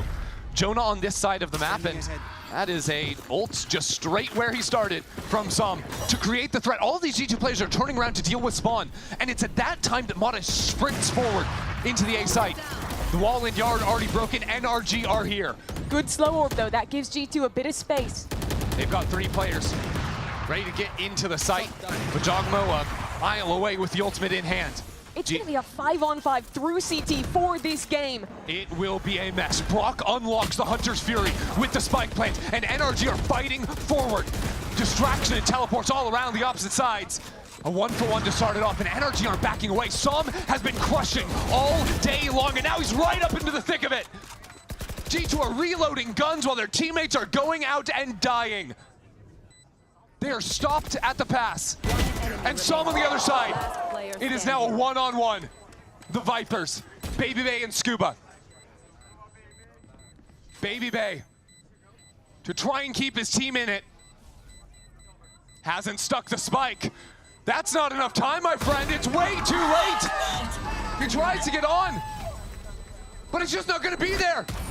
Dre can't do it. NRG take Corrode. Off of a thrifty round and a late pivot back into the executes. They do it by a matter of seconds. And it's Scuba again, coming up massive in these critical rounds. In the clutches, dominant for NRG. NRG winning 2 of those thrifty rounds off of one of his Viper's pits, I believe. Then that last round there as well. It seems like that timeout came in at exactly the right moment. NRG just, they sweep after the second timeout. Sometimes you just have to give up on macro, start ripping site execs and trade each other out. It works for NRG, just barely though. That was incredibly close comeback for G2. They had the sauce on Corrode. It was kind of a, not a full 360, but yeah, you did spin around there's a little wiggle in there. Yeah, you can give me that. We'll let you have it, you know, if you can figure out the ignore mid plan, but it's NRG who strike first. Still more to come. One enemy remaining.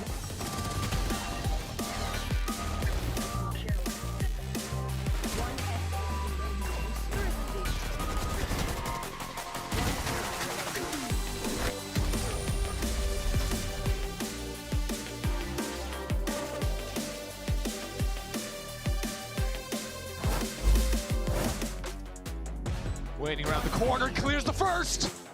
Holding down, Ethan! Now the main players left to contest and tangle with Jonah P seals the deal.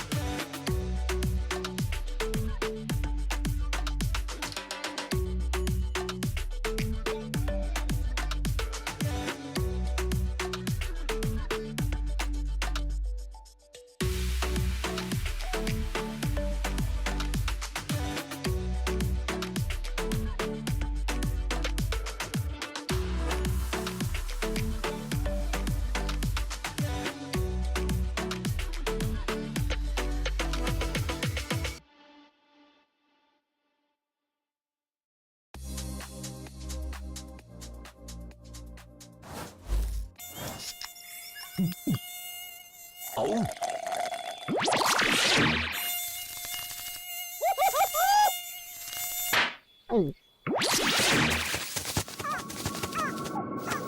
Huh, nature sure is full of wonders. Red Bull gives you wings.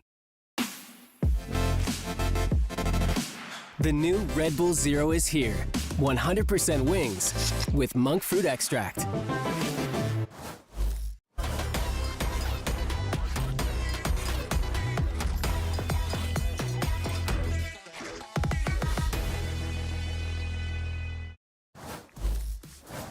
Welcome back, everyone. NRG manages to pick up their map pick on Corrode, and well, it continues to be a bad time for G2. Was it 1-3 or something like that? Yeah. Only a win against Furia. They lost to SEN, they lost to EG, and now lost to NRG. And this was, I think, going into it, as far as a map pick ban, their best shot at getting, I don't want to say free win, but a map where they're going to have an advantage. Yeah, definitely. They look really good. I mean, the preparation around what NRG had against the Sage comp from G2 is actually quite nice. Yeah, and we'll talk more about that in a little bit, but I do think, though, that you really got to highlight who were those top performers who were really stepping up in those moments, right? Got to give love to Scuba, obviously, but in the early game, we were seeing Sam and Mata really carry things forward for this team. Those two were lighting it up. At one point early on, they were both 9-2. You saw Mata's opping was fantastic. Got a lot of great openers on defense, and then saw him kind of more late round, collecting a couple kills with consistency.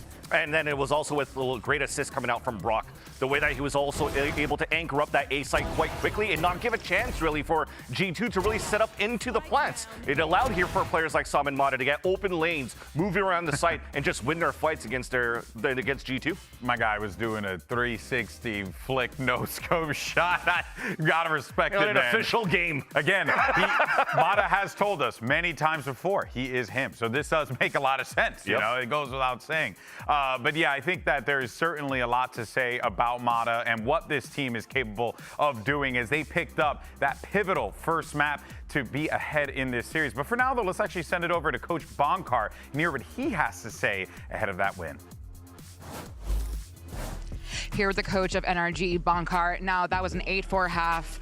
Almost didn't go your way, but 2 thrifties help you bring it home. Talk to me about the adjustments and the timeouts that you had to make with the team. It was mostly about keep playing the game and keep playing to win. I feel like we got a little bit scared and like we pulled back on our site executes, and the way that we were working space, it was just to remind them of play our game, don't overthink it too much. Best of luck on map 2.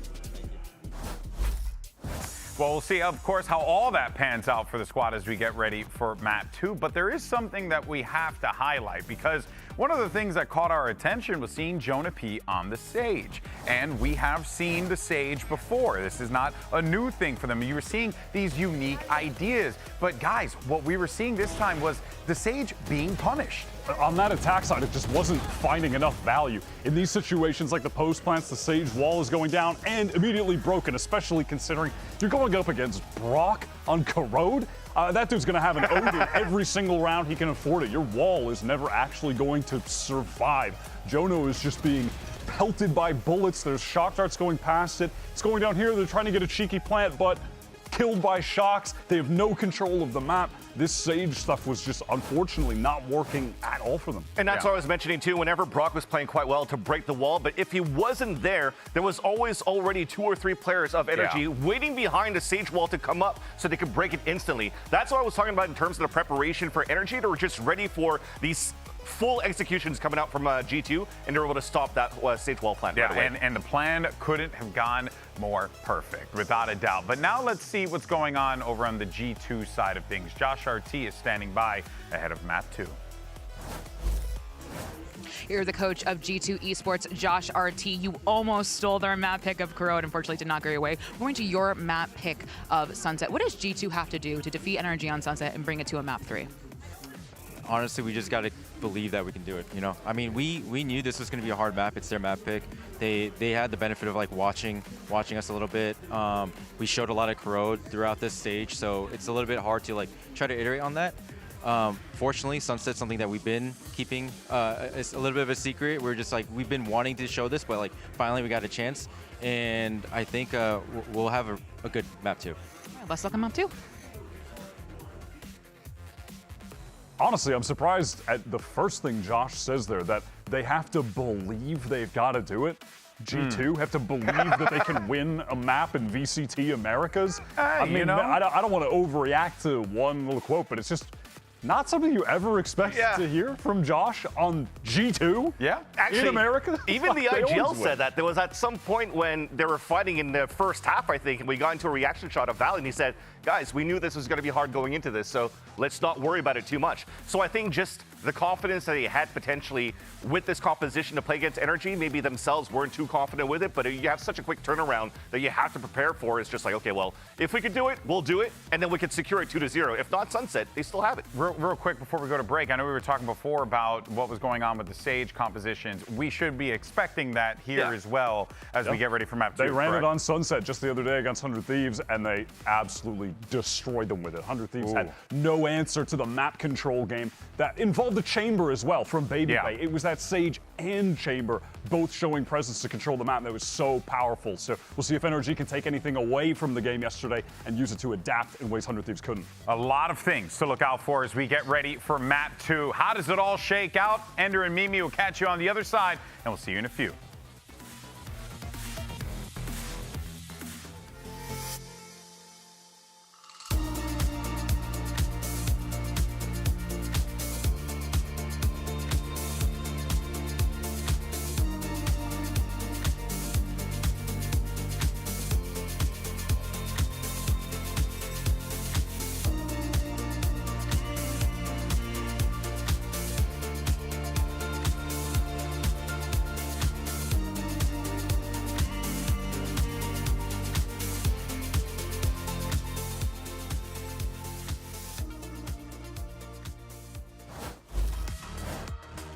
NRG just need to win Sunset, and they'll have a date against Sentinels in the upper final. But we're heading into this map where it's G2's map pick. They showed it just yesterday for the first time. We talked a bit about the Sage pick on map 1, but this is also a map where G2 plays it, this time alongside the second Sentinel. They start on attack side, so a lot of the focus is going to be using those Sage slows to help take space and cut players off in weird positions and having that wall to aid you when getting on the sites. But it becomes all the more important when we switch sides. Yeah, of course, locking down the space. I think Jonah P was really influential, I think, in stuffing a lot of the ideas 100 Thieves were trying to do in mid-rounds, just running into these Sage walls. And you see here, Mata's locking in the Neon. If I recall correctly, NRG was playing the Raze in the past on this map, and I do think the Neon is a much harder matchup into that Sage. After the nerfs, she can't slide through that slow orb all the way, can get cut off by those walls. So Jonah, I think he's going to have a good time if he can pick his right timings at full stalling the hard execs that NRG love to run. Yeah, last week against Crew, NRG were playing this exact comp with the Raze in there. The last time we saw Mata on the Neon, it was back in week 1 when they were still playing the Deadlock, when things were crazy on Sunset for NRG. They've been experimenting with a whole lot of different comps. We actually heard from G2 themselves that they also had been struggling on Sunset, been trying to find a lot of different ideas, and finally settled on the Sage Chamber, which got them a big win against 100 Thieves yesterday. It was dominant for them, but already NRG have proven they can bleed today. When we look at pistol rounds again, G2 have been excellent at those all series, and they split with NRG in that last one. NRG winning the pistol in the second half, I think, is the only reason they managed to win that game. They lose that pistol, get snowballed the way they did on defense, and we're looking at a G2 up a map here.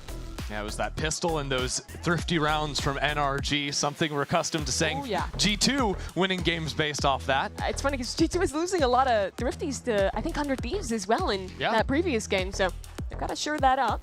And that's a weakness to be looking at. Now, for NRG, we talked a lot about, G2's comp. NRG are playing the Neon Breach. Tons of options to take early fights to G2.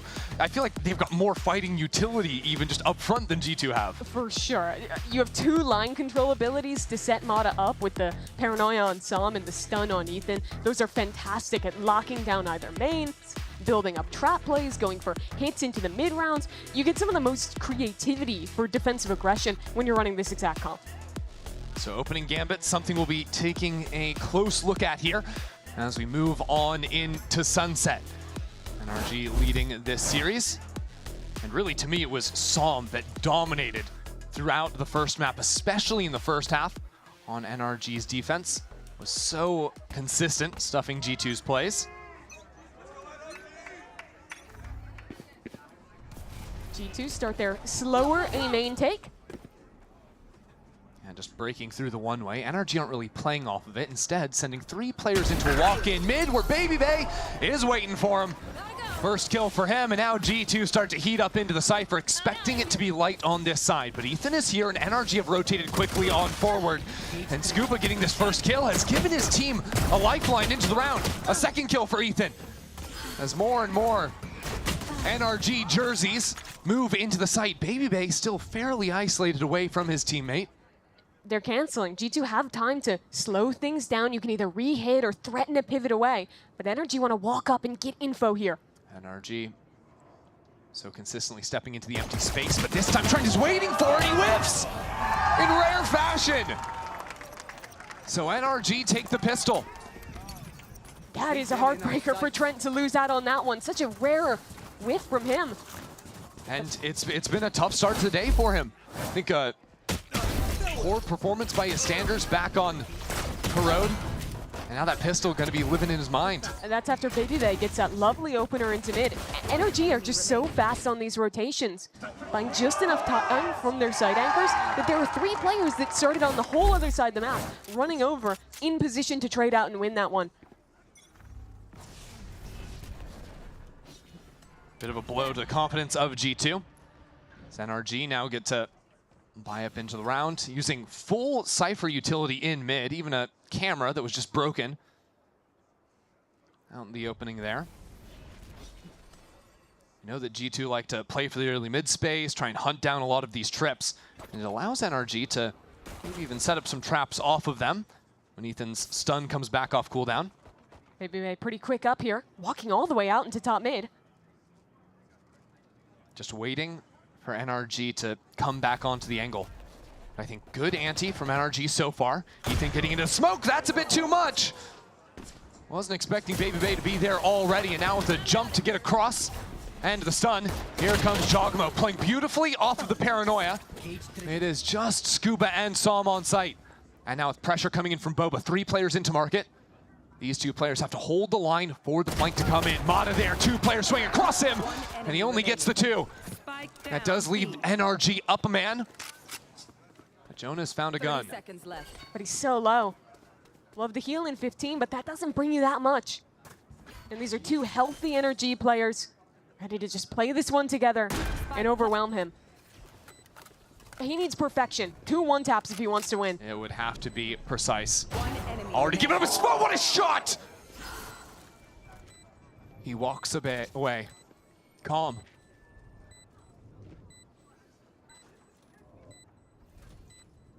So patient. Jonah now ready for it. And through the wall! Filth! What the hell? Oh, he said he needed to be precise, but that was perfection. A shot on a player midair. Takes him to class. The professor takes a thrifty back for the team. He was the only guy that survived this fight against Mata, and yet it's Mata's Guardian in his hands to pluck Psalm out of the sky and blow him a little kiss on the way out. That was, I'm still thinking about it. Yeah, what a clutch. NRG, 4 players dodge the haunt and now walk their way into mid. Ball line to stall out, now Mata slipping down into mid, 1 for 1 to start. And now BabyBay has a chance to come in on the back of NRG. The sliding is just ridiculous. NRG a bit scattered here, although nice shot out of Psalm. Does mean G2 only get away with 2 surviving members, but they'll be happy with that after what went down in the previous round. That could have been so much worse for G2. All of NRG slip the net on that haunt, get into some very far forward positions. Thankfully for G2, this is Jaw who gets to play Neon, and he doesn't get to play a whole ton of that these days. Last time he showed this on Sunset yesterday, he was outstanding. G2 looking for a similar performance from him today. Good job, boys. Let's go. It's always me. It's all good. Always me. Jaw's the kind of guy that always turns it up to 11 in the big games in playoffs. Maybe it just doesn't care. Oh dear. And maybe he should. Maybe VALORANT should also care. NRG just won fights on opposite ends of the map. Yet there is a resurrect, so G2 aren't out of this round yet. What G2 lack is space. They're full sending into A. They lack space, they lack smoke, so there's nothing to block off Brock. He's crushing them. And now Mata can post up with the operator. If G2 leave, there's also Scuba, who's walked all the way down mid to stop any pivot from G2 in the mid round. Just moseying into attacker spawn. Wants to join the team. Yeah. They might end up missing each other, though, depending on how the timing plays out. But noise made down in mid. Now Scuba can move. Because of the jump peek from Trent, this is what gives it all up. The cam will show when this pivot into market begins. Question is, does he see one or two players? Two players and it solves things. I'm not so sure. Now with that door closing, NRG start to mobilize away from the A site. 30 seconds But Scuba left. is the problem for G2. If Scuba falls, the round is playable. If he stays alive, it's over. Wins his chance. An ultimate into the back of sight to clear. Will be canceled out from Som. Scuba takes his time. He has to wait for the pressure made by his teammates back in Boba. Now he's here. And that first one pushes back Baby Bay. An operator boosts it up on top of market. And now smoked away. Looks back in, but it's Scuba to take him down. Great patience displayed by the rookie. Holding strong in main, finding the perfect opportunity to swing in and find his punish there. Let's look back at the kills at the start of this round. Baby Bay thought he could just hold within that reveal. His teammates had him, he had an off. Didn't go his way. One enemy remaining. With that early pick on the other side, it made that round relatively a formality for NRG to win. G2 a bit awkward here on the money, Mimi. Looks like they want to pick up the pace, though. Wow, really forcing in behind a Vandal and the Chamber Op. Trent's going to be one off his ult as well. They can get that in main, but they're going to have a fight early. Mata's back here, got a kill in the last round. This time a Prowler to post, what a shot! Flicky with it! The opposing Neon out of the equation. And now NRG gives space. They have Breach Util, Sova Util. They can fight back in. They don't have to take any risks. Face your fear! Nightfall into the site. A wall to contain the space. Spike will go down. Trent avoids the majority of the damage. How's Baby Bay going to find impact? He's so late. There. He has to make sure this wall eventually goes down or he won't even be able to see the spike. A seize to stall onto Brock. Baby Bay still yet to mobilize, but NRG haven't really gone anywhere else either. It doesn't matter if Som's just getting kills unassisted over the top of the smoke. Baby Bay back in market again, but he's too late to the party. And after making a big investment in that round, G2 do not find a reward.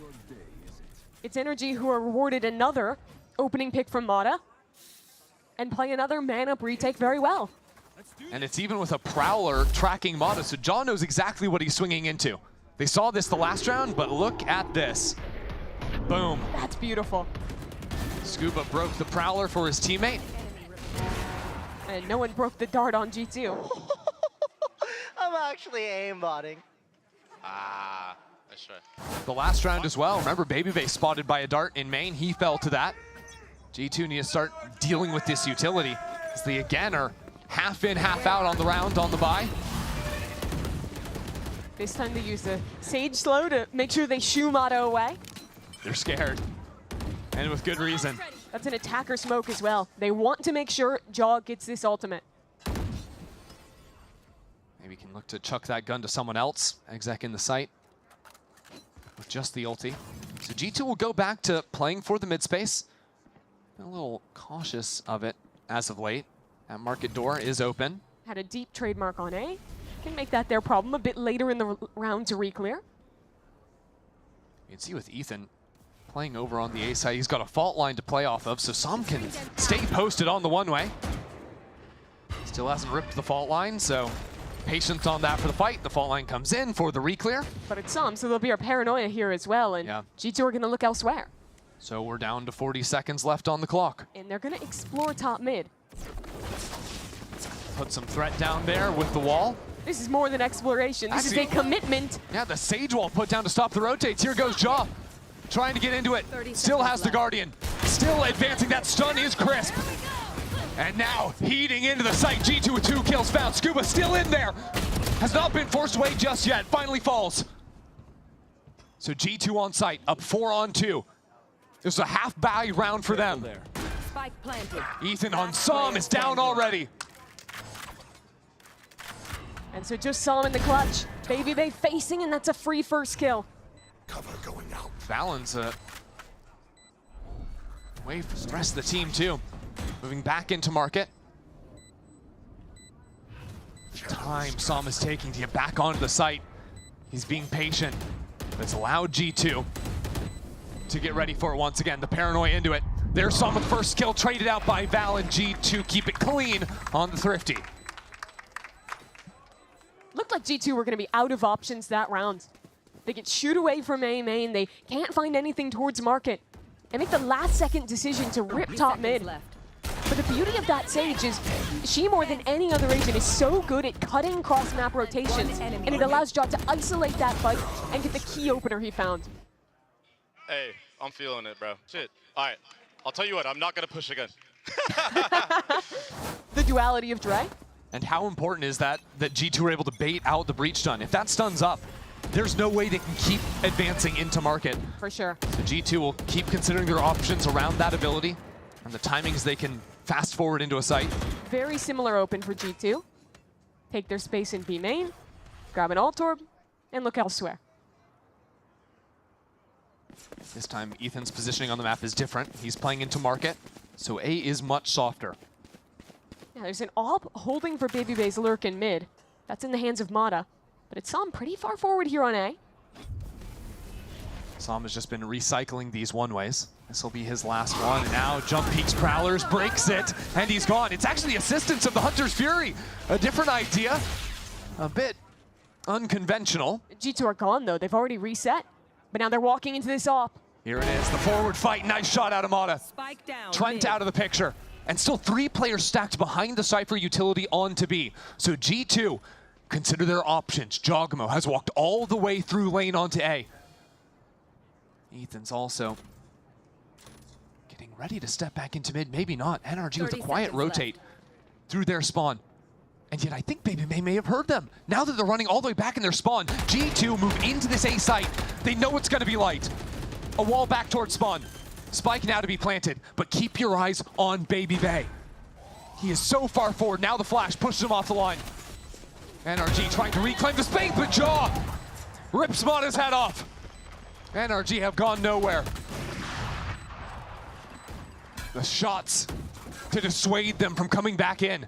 I don't know if they're playing this one through. It's a save. With the AWP in Ethan's hands, they can't risk the investment. And G2 have found their way in. Late round exploitation of mid. In the last one, it was a full commitment pivoting up. Here, it's again baiting out the utility in A main, pushing players forward there and giving that timing for Baby Bay to get into this lurk and explode the rotations for NRG. It's really one of Jogamo's signature moves, is when he fake execs into a site, he will just sit there. If you don't deal with him immediately, if you don't kill him, he is either a late lurk that is guaranteed to get a kill, or in the case of G2 getting shut down on the pivot through mid, they come straight back into him. This is a nice spot. Thanks to the save, NRG still have money. Still have the AWP for Mata as well, which has gotten a kill every round it's been in his hands. He's gonna set up towards A this time. In the past, it's always been Som here just playing off that fault line. The difference is Baby Bay has an AWP of his own this time around. At 1v1. A potential in this round 8. Or it could be Baby Bay back to his own tricks, rather. Has a very deep TP to peek into mid. I like that Mata is playing on a different line than Som's been on in the past, so the Prowler won't spot him out. This time a one-way on the left, but he's underneath it and he's ready. His positioning has been sublime. And this stun just means that G2 aren't going anywhere near that A side anytime soon. An AWP is especially potent into G2 because of how often Jaw is running solo fakes or near solo execs. Oh, couple of pairs of feet seen walking in through mid. Som takes some shot, gets some chip damage down, but I think Valen wants to go over this wall. A bit of a different look from G2. They've used this yesterday and today just to cut off rotates. They've always gone towards B with this. This time, though, they play on top of it. That might have even been a silent drop. A teleport across, and Baby Bay waiting. All that bait is one flip, and Ethan is here to supremely crush G2. 3 kills, that spike out in the open. If he gets this kill, maybe there's a world where Valen can do something, but he's not ready. Okay, if he gets this kill. Not a chance in the world. We're tied up at 4. Here's a super creative idea for G2, conditioning that same wall, double boosting up top. Look, an idea can be so cool. Unfortunately, Ethan exists. And Yeah, sometimes he's just too good. you just get 3 kills. He's been having an excellent end to this stage.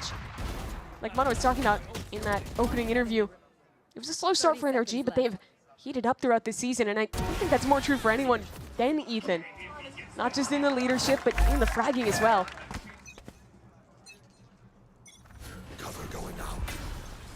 Quick slide, this time towards elbow, and ultimate back to spawn from Valen. That pressure coming in on NRG's flank. And Mata can't really get in a comfortable spot to use the operator. Tucked away into the back of sight with the op. But now, this Rolling Thunder, a counter wall out from Jonah to stop NRG's advance. So look at Valen this time in that spot that Ethan just decimated G2. It's Valen to hit home! And these IGLs doing it all. And it's going to continue to be a problem. As NRG falls in mid, it's Valen trying to do more, leaving it again down to Ethan. It's not quite that same 3K magic for Valen. But yet it is just a round 1. He's had a few of those today. You think back to Corrode when he's playing in that top mid spot on the defense side, just getting 2 kills, instantly round win. Here, not just getting the first kill on the lurk, but turning around and taking out Scuba too is just ridiculous. And that's the third way G2 have shown to blow up a mid. We rip our wall and we're fast fighting into B. Or we're open TPing all the way into spawn. Or we're creating a distraction and allowing Baby Bay to lurk up. I would apologize. Yo, Mata, bro. Chill. Chill, bro. These guys are running. At a certain point, NRG just can't keep track of all these different ideas G2 are throwing their way, so they take the initiative themselves. 3 players step out into mid. But because of that, for the first time, they don't have a strong fight to contest A main. And G2 is going to just take that space and rip an exit. Nightfall's gonna hit onto at least the one. That shot looked good to me, I don't know. Brock is down a little bit low, but some spam out of Ethan. Who is this man? 2 kills for him. Spike in the open, Jonah just looking at his wall. This round, what seemed to be an open A site, gets destroyed by quick rotate out of NRG, and now quick retake for them as well. The utility, thunderous against G2. That round's just over. All right, Ethan. Might be the best at just spraying down the line and getting his value. Because they fought into mid so early, NRG had the fastest defensive rotates they've had all game. Able to really quickly have 3 players contesting, spamming that smoke. And it was a drone for Brock. It's a tag spots another, so everyone just starts spamming. Even has the stun assist at the end there too from Ethan. This one's been a nail biter. NRG want to get up to some action in mid again. Yeah, I think knowing that Baby Bay loves to challenge that bot mid angle, Mata wants to get out in front of the door. Instead though, Baby Bay set up in B. That's that 3 stack that G2 didn't actually see last round. These players ready. You have a high-low from Som and Scuba protecting tiles so that Mata can play the off angle out of door. Prowler here's the one, but there's the double. And Som doesn't even need the help from Scuba. Look at those shots just raining in. That setup was real nice out of NRG. The only gap in the setup is main, and Mata, after dealing with mid, turns around, locks up Baby Bay. This angle doesn't get a lot of use, boosted up in mid. Which angle there? He circled all of them. Yeah. Jonah. Wait a second, he's got a res. Okay. He wants to play the round. Boosted on the line, Jonah with 3. Spike down mid. And Trent has stayed alive. And yet there's the operator. Mata on a world tour will take the round even when it looks close. It should have been a checkmate much sooner than it ended up being. But NRG put an end to it. Yeah, great use of the high-low there to avoid the utility. They were above any Omen Paranoia's range here. And Som is rightly rewarded for it. Last round of the half here. G2 having found so much success in mid now, they've been denied that space. What do they have cooking for the final? That shot, bro. And I have to. Come on, man. I have to. I had to. Stingers is what G2 are bringing to the mixer in B main. And Som fancies his luck with an op. Considering getting in front, but has to fall back for the smoke, and it's this type of timing. That's why you don't want to take the op. He's playing in the one-way. Not always.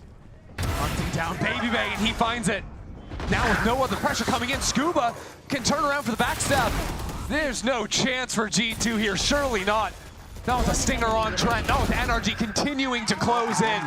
And yeah, it'll be NRG up at 7.5. I love watching Som when he's willing to take those timings, to get active.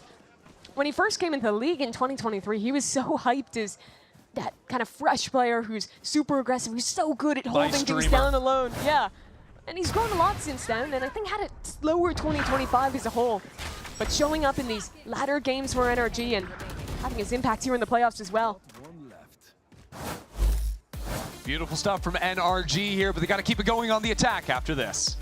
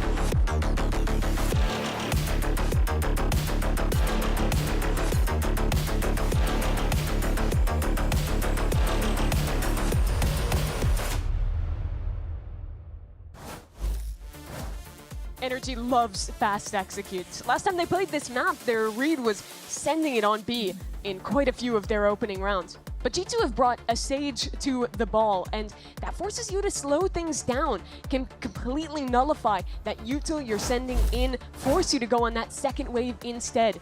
So a lot of this half for NRG has to be focusing on what that Sage brings, when that wall's coming into play, and how they have to change their style around it. NRG seem to be heading away from the Sage early on in this round, at least testing the space into mid. As a matter of fact, it's been interesting to see Jogamo going for the Frenzy, I think almost every pistol round today. And he's pretty much the only player in Americas I can think of doing it. Yeah, no one else likes the gun. It's still good though. A lot of Ghost players, a lot of Sheriffs recently, and down those long lines, you know absolutely why. Talk of long lines, it's Baby Bay posted up in A main. He's about to get tested. NRG have utility to clear him out. No drone, but Ethan's got plenty. Wait for the dart in 5 seconds in option 2. Mata might just face up into it, and that could not have gone worse. 45 HP for Mata. I guess he could have died. He's already been taken low. And now G2 have full information of these players continuing forward into A from NRG. Now a fight back into spawn. Good paranoia out of VALORANT. That's exactly what you want to see to set up Baby Bay to take 2 down. And now the ping from above. Trent reveals all on this site. And NRG start to fall. 2 on 3 now for them. Well, Armada's got to know there's some players tucked away on the side.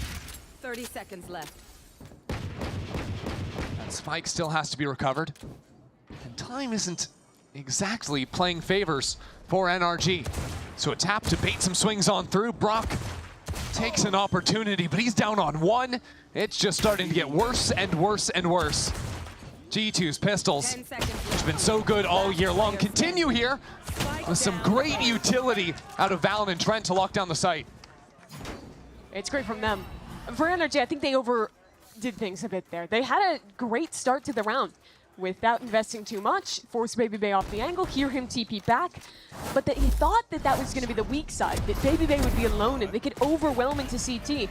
Little did they know, Valen was there. There was this excellent paranoia, and well, all that's going down, it buys time for Jaw to run in and actually have an advantageous fight back through CT for G2.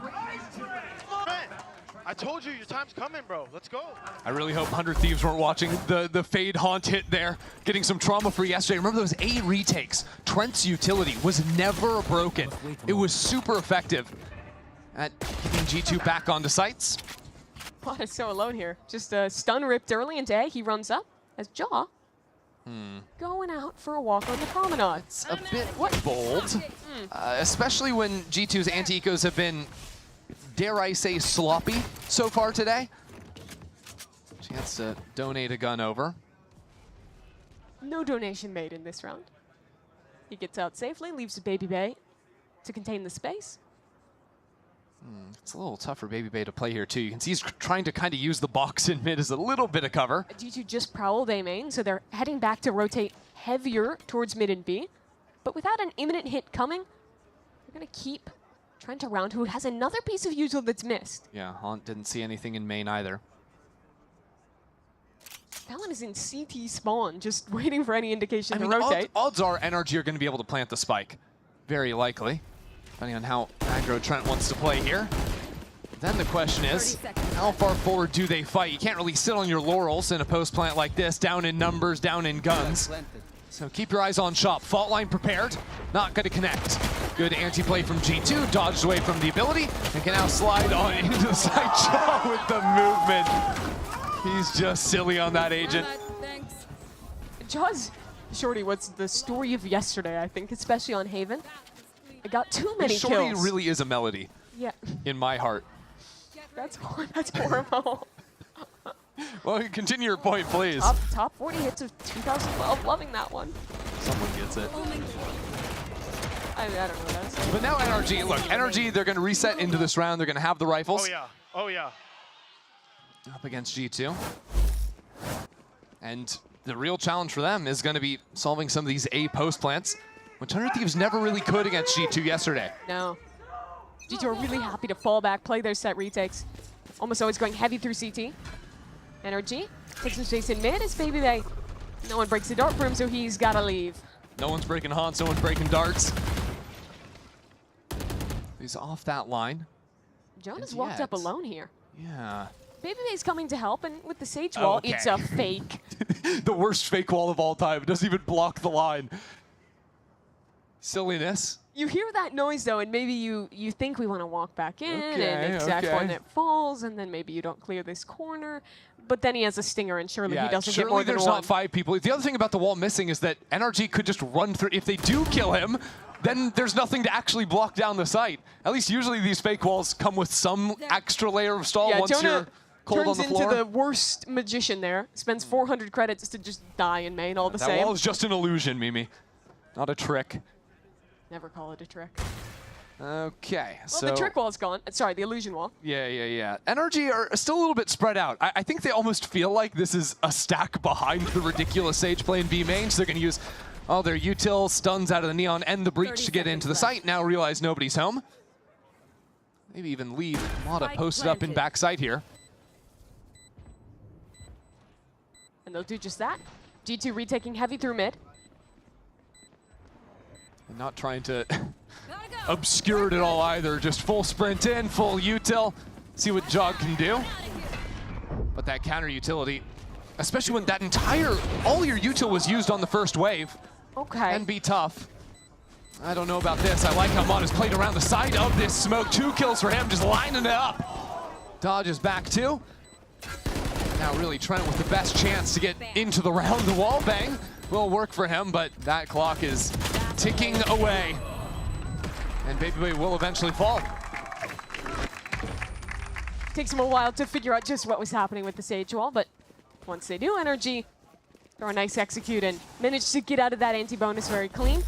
Now we get into the real part of this half where I think we have to look at BabyBay as one of the key forces to define this game when he has the off in hand.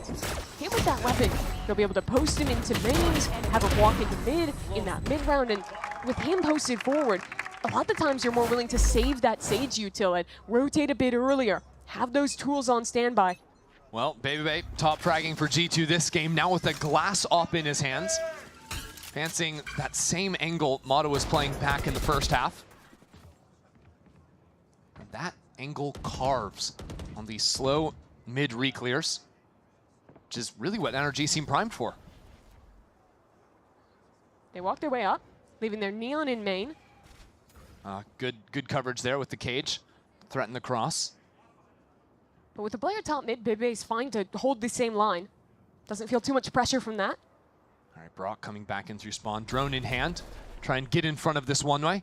Down goes the Sage Wall at a very good time. That'll allow Jonah to rotate towards A early. It's interesting the Mata is sticking around on the B site solo for the timing of when that wall drops. Because the rest of the team is about to make a ton of noise. It's entirely possible Ethan starts to turn around with the spike after pushing players back off this line initially. This looks to me like they're going to want to call back into these players, but they have to buy enough time for the Sage Wall to drop or at least make a ton of noise breaking it. Well, the problem is, without heavy pressure to be main early, Jonah P still has 2 slow orbs, and BabyBay is still here with the operator. And now there's no cage to block the cross. That's 2 kills. A crossfire setup with Jogamo in top mid as well. And he just lights up the kill feed. It's too late in the day for NRG, you have to assume. But Psalm is somehow giving his team a chance. Mata into the side. Mata takes them all down. So it's Trent. 10 seconds left on the clock. Has to act quickly. And that fight is coming towards him. He falls back away. The spike will be planted. And NRG can set up. Shoulder to shoulder. They walk back together towards main. Trent has taken his time. And he's really been the best guy on G2 all year long. So far today, has not lived up to that expectation. He has to break an impossible crossfire though. A clutch here could turn everything around for G2. Needs to get on this spike. Trying to stick it over to half. It's a little bit too much. He has to get back on. This time is starting to work away. A double swing for NRG, and they're just toying with him. Trent can't stand up against Psalm. There's no way that NRG is winning that round. Ridiculous. 2 impeccable Guardian shots out of Psalm. Solo in Boba. Look at how it started. They didn't deal with any of the Sentinel utility. It is literally a 2-on-5. And it's these kills in CT from Psalm. And these from Mata. All 4 of them just as pretty as the last. Mata and Psalm sitting on a combined 35 kills in just 16 rounds. Wow. And now, blitzing it towards the B side, Jonah P with a deagle in hand is just trying to do a bit of baiting for BabyBay. That's the only shot G2 have, is the chamber up. Now back on the line. Try and target Mata and Psalm if you can. These are the guys that are instilling fear in the hearts of G2. This utility overwhelming. No one knows even what to look at as it falls. It's Jonah P. Sheriff. G2 are still in this. They've committed ultimates in as well. Jogamo, it's starting to time out. And he's missed his mark, but now BabyBay is still here. NRG just stole around and G2 rip it right back. The last illusion didn't work for Jonah P, but a magician never reveals all his tricks. Tucks into the tight corner, goes completely unchecked. And while the entirety of NRG is trying to deal with BabyBay's op, he finds the perfect timing to strike. It is absolutely insane that Jonah P is the guy that's baiting. He's intentionally revealing himself, being seen on utility, trying to break utility. He's stunned up, he's blinded up. And yet still, perfect 2 headshots from him. Give his team that round. G2 now trailing only by 1. The op in mid again. Mata diving down into bot tiles. That door trying to be closed quickly by BabyBay. It's not tiles, it's all the way up into mid. BabyBay is overwhelmed. A paranoia sends him running into the rest of NRG. And now Jonah P turns attention back into Boba. Gets the first kill. Can he do it? 2 rounds in a row. A modern Houdini. It doesn't work out for him this time around. And G2 are a little bit too late. Tripwire back on Boba now. Psalm still holding the line. Pushing Trent away from it, as a matter of fact. But that Z's catching has given Jog an angle, trying to get back in the sight, slipping in from Market. He's here, no, it's looking at him! That's stunned though, and NRG turn it around. It is back and forth. Snip, snap, snip, snap every round, but it's NRG on top. So fast in that one. Ripping it straight away through the sight and absolutely bullying Baby Bay. He was stunned, Sova ulted, a Neon was sliding in his face, an Omen was TPing behind him. These are the set plays that NRG have brought into their repertoire this season that have made them so potent. And it again just feels like a round where it's Psalm and Mata. They're the ones that are diving into top mid, that paranoia to set up Mata on the first angle. Brilliant work out of that duo. So we're back into mid. Baby Bay with the Sheriff. NRG just making their presence known, pushing him away. Not afraid of him in the slightest. Jogamo, on the other hand, is. He has to run to the hills. G2 have absolutely no space here. They've been pushed all the way back into spawn. NRG easily take the B site. And now look to weather the storm. I mean, G2 can't really fight. Valen needs to find something with the Vandal. And a hero before, and maybe it's not the Vandal, maybe it is just Jonas Sheriff. Stop it! Just stop! You can't keep doing this to them, Jonah. It's just not fair. NRG still fighting into backside. Valen taking his time as the herd approaches. G2 continue on forward. But Mata has yet to be dealt with. That spike up to half. Mata is still alive. And now it's all on Mata, bringing it down to one-on-one. Anticipates maybe pulling off the spike, but he sees it through. It's been big plays and clutches, round after round for NRG.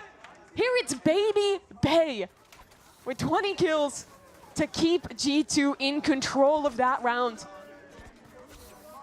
This guy had a good map one, to be sure, but this is sick. Him and Jonah crushing in these rounds, Mimi. It feels like I'm watching the same round over and over. It's an endless loop, 10 That's hours. That's to be. Jonah gets 2 kills with a Sheriff. It comes down to a one-on-one, and someone wins it in a podcaster. Yeah. Yeah. Yo, I'm telling you, they're so bad, bro. They're so bad, bro. I mean, he's been hosting the NRG podcast all year long. We're gonna have to discuss that one. I don't think he's getting brought back, Mimi. I think he's cut. He's losing his job to win this game with G2. I don't know what's worse, to lose to a podcaster or a caster. Equally humiliating. Yeah, he's got them both. But he's currently sitting 20 and 15. So NRG, they call a timeout. And this is a late in the day timeout. Remember back on Corrode, it was 10 to 10. A timeout is called 3 rounds in a row. The same idea. Go A, go A, go A. NRG couldn't be beat. And, well, they've had that idea already. It was ripping these B-pops practically 4 rounds in a row doing that. So now, what do they want to do? Do you slow the game down a little bit? Do you try and look for aggression on the other side of the map? What I've liked about these fast pops is they're putting so much attention on mid that it means Jonah is constantly getting pinched. And even if he's using his util in B main, the force coming in through market, or sometimes all the way from CT, is so overwhelming. Nullifies that Sage just a bit more. So NRG out of the timeout. Look to be approaching mid, primarily through tiles. They've seen Baby Bay's op position before in market. This time he's playing towards A. Psalm just wants to challenge that line, as a matter of fact. And now the reclear into the op. Take flight. Surely the drone to lead. Baby tries to get out on the forward line, and look at the amount of space Mata's going to seize off of that. While the rest of his team creeps up into mid. Paranoia doesn't connect onto these players except for Psalm, and that's enough to keep them at bay for now. Look how passive G2 is. Valen and Baby Bay both holding back in spawn. But it's 2 market players that could start to creep up and pinch in at NRG. G2 are expecting this fight intimate, and here is Valen. Remembering Ethan's work from this exact same position. Now the fight he finds 2, and the pinch in through market.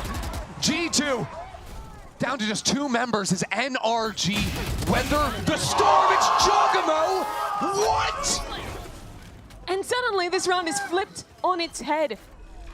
NRG had done everything they needed to get through it all, and now it's Psalm on 25 HP. That could have been a perfect round. Now Psalm would need a 6K ace if he wanted to win it. And where do you even begin to look? Only 25 health. G2 playing this one together. And now the smoke in his eyes. It's a timing game. Gives up his spot. He won't even get the chance.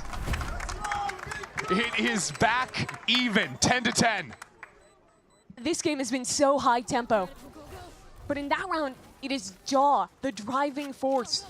Starts the round towards Market, and then his teammates are getting pressured through mid. He is full sprinting onto the flank and finds the perfect timing to help VALORANT out. Yeah, because don't get it mistaken, NRG do great work to fight through this tough mid space. They had people coming in at every single angle, but it's that speed you're talking about. This fight here, and taking out Mata before the trade could come in, that wins the round.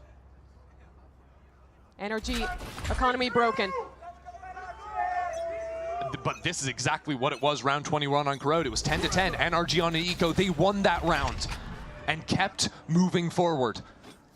And already AC into elbow. Mata's gotten up there, but now there's no smoke. The Sage wall boost into mid. Up through the middle of that smoke, and well, not from a 3v5. Both teams have had to figure out a solution to solve mid. NRG couldn't quite figure it out in time in the first half, and now G2 have the harder problem of having to deal with these splits, the pressure coming through there. Now it's VALORANT, little forward on an anti-eco, but he's happy! To just form up those frags. Not a care in the world. Just a little stat padding for him, another day at the office. And so we head in to what is the make or break round, you feel, for NRG. They'll have their guns, but they don't really have any critical ultimates, and that'll be the key difference heading in. Oh, let's go, man. G2 are going to have a Nightfall. They're still going to have options to play with the op. As a matter of fact, it's Jonah on the op and Baby Bay on the judge. We saw this out from him yesterday. You're on the same pathing faster mid. But yesterday when Jaw did that pathing, Baby was slipping into tiles with a gun. Now he has the judge, and this won't be expected, and it's him to get the kill with the classic! He got the classic out! Ridiculous! Not the judge, not the extra gun he has. G2 trying to play to confuse NRG. They're confusing everyone. I'm confused. So now what do? There's a Sage wall in your face in A main. You can bust that down. Gonna break it, but Christy, the answer is always mid. It's a fight, but Jog moves behind them! No one's looking to smoke, and it's another pistol kill from Jog. NRG, paranoid, expecting G2 players to be in their walls now. And VALORANT's about to vacate the wall, sitting in the smoke top mid. They're just gonna step through this. Once this comes down, it's time to get this fight going. You can see Baby Bay starting to creep ever forward. Mata's position fully anticipated. And despite the explosion that this map was at the start, G2 have figured it out. They cleared through mid, and they can play passive, just retake on B. NRG might go out, but a whimper, except for Psalm. He has been locked in today. Now, on a solo mission, sees the Nightfall on the right-hand side. This is his moment to strike. No! Shut down! In the face of Trent. And Ethan has nowhere to run, nowhere to hide. G2 advanced to map point. That was a ridiculous round across the board. From the bait on Jaw to get Baby Bay a kill in B main, to the plays back through. I mean, that was so awkward. He takes it out at the worst possible. Oh, he was looking for the camera. Yes. That's why he takes out the classic. Dies for it. Didn't want to show the judge, didn't matter. Yo, Alex, you're a demon. You're a demon, brother. You're a demon. Let's go. NRG call a timeout. The last one they'll have unless they can run this back to overtime. They called the timeout 2 rounds ago. They're desperate now. Because trying to figure things the out. solve on this half. Taking space into mid at the start of every round, showing these fast splits in through B. But G2 have changed it up. They've been varying where Jonah is playing more, not leaving him as a tasty treat in B main quite as often. And they've shown such great re-clears, fighting back into mid. And now NRG have to find a solution. So NRG have to win 2 rounds to force OT. To keep your paycheck, what's the play, Mimi? Last time it was ignore mid. This time I think it might be put everything into mid. Get back there, just actually stick in the space, fight it out. I think you have to keep threatening that you're going to go for these splits, because if not, the G2 Sentinels are so good at locking down mains. You can't just rip execs quite as successfully as you did on map 1. For sure. And you're going to know G2's typical pathing. You see Jogmo playing in top mid right now. Usually he is just full sprinting down, closing the market door. That's what their basic default opening was all day yesterday. NRG will have studied that tape, and they'll hear it this time. Well, it's a different look. Baby Bay over towards B. And when he plays on B, he plays the deeper line. Again, this is a round that G2 ran yesterday, early on in the half versus 100 Thieves. Here comes Jaw, pathing his way through. It's a wall boost. It's a wall boost that was heard out by Som. You can see through this window and play off of the one-way still. This is known from NRG. It's still weird to deal with. Som's cape not quite showing. And the drone, you can see, ready for the tag now, the stun, but he can fall back behind it. There's no way to punish him. So he runs away. And NRG take their time. Have Mata posted bottom mid and look to create more and more pressure towards A. I don't like that NRG are still in this A space when there's 3 players of G2 and Jogamo can rotate so quickly through mid. The wall's gonna naturally fall though. They think they can rip off a timing, but that haunt shows there's something up in A. And the second Sage slope popped as well. And they never produced any pressure in mid. Jaw's gonna feel comfy, fast rotating. 100%. So one way back into spawn. Now an Omen ult into the site. This is the way. It is brute force from NRG. It is go A. But the post plant, 5-on-5 is what it all comes down to. NRG will want to look to get aggressive. There's a fault line ready for Ethan to set up his teammates. 3 players approach from spawn. Jogamo to strike first, and now the utility is overwhelming. And yet NRG have locked G2 away. G2 have not advanced. The util has been too strong, and Ethan has carved his way into backside. Now the Rolling Thunder. And the shots from Brock rain down. More from Mata. NRG have tapped into something special here in the final hour. It's off the back of Ethan. And now he slips away, just as bait for Brock to finish the round. This team had no space on A. Nothing to play with. Jaw is the one who opened the round. But they held back for a moment, saved their util to be able to fight back in. And Ethan getting the kill. Nets him that ultimate. Yep, Som knew exactly. You can see the pings. Not that we caught that. But I think the important thing was Here's Ethan. that kill, just straight through the box. And it's that kill that gave him the Rolling Thunder that allows him to use that ult to just stop G2 in their tracks. It's Ethan's individual play. Think of, what, 3-4 rounds he's just solo won for the team? And he was the one who bailed them out in map 1 as well. Found his impact there. Helped them to be up in this series. And it's timeout on timeout. I don't know if I've ever seen this before. We have had 3 timeouts in the last 5 rounds. Yeah. Ridiculous. If this goes to OT, the coaches each get an extra timeout on top of 60 more seconds before OT starts to communicate with their squads. So Josh wants to stop it right here, right now. Baby Bay buying into the judge, has the ult to back it up as well. How do they want to change this one? This is an NRG that has always been trying to show something in mid there. It's incredibly simple. Just wait for the Sage wall to drop, run an exec. I don't think you'll see that one again. Part of the reason they can is because G2 has continued to change these setups. Practically every round on defense, they've had some slight variation to show us.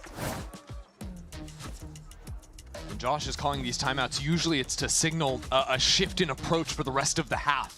It's very rare it comes down to just one round he needs his team to win. This is when you get to cook up something special.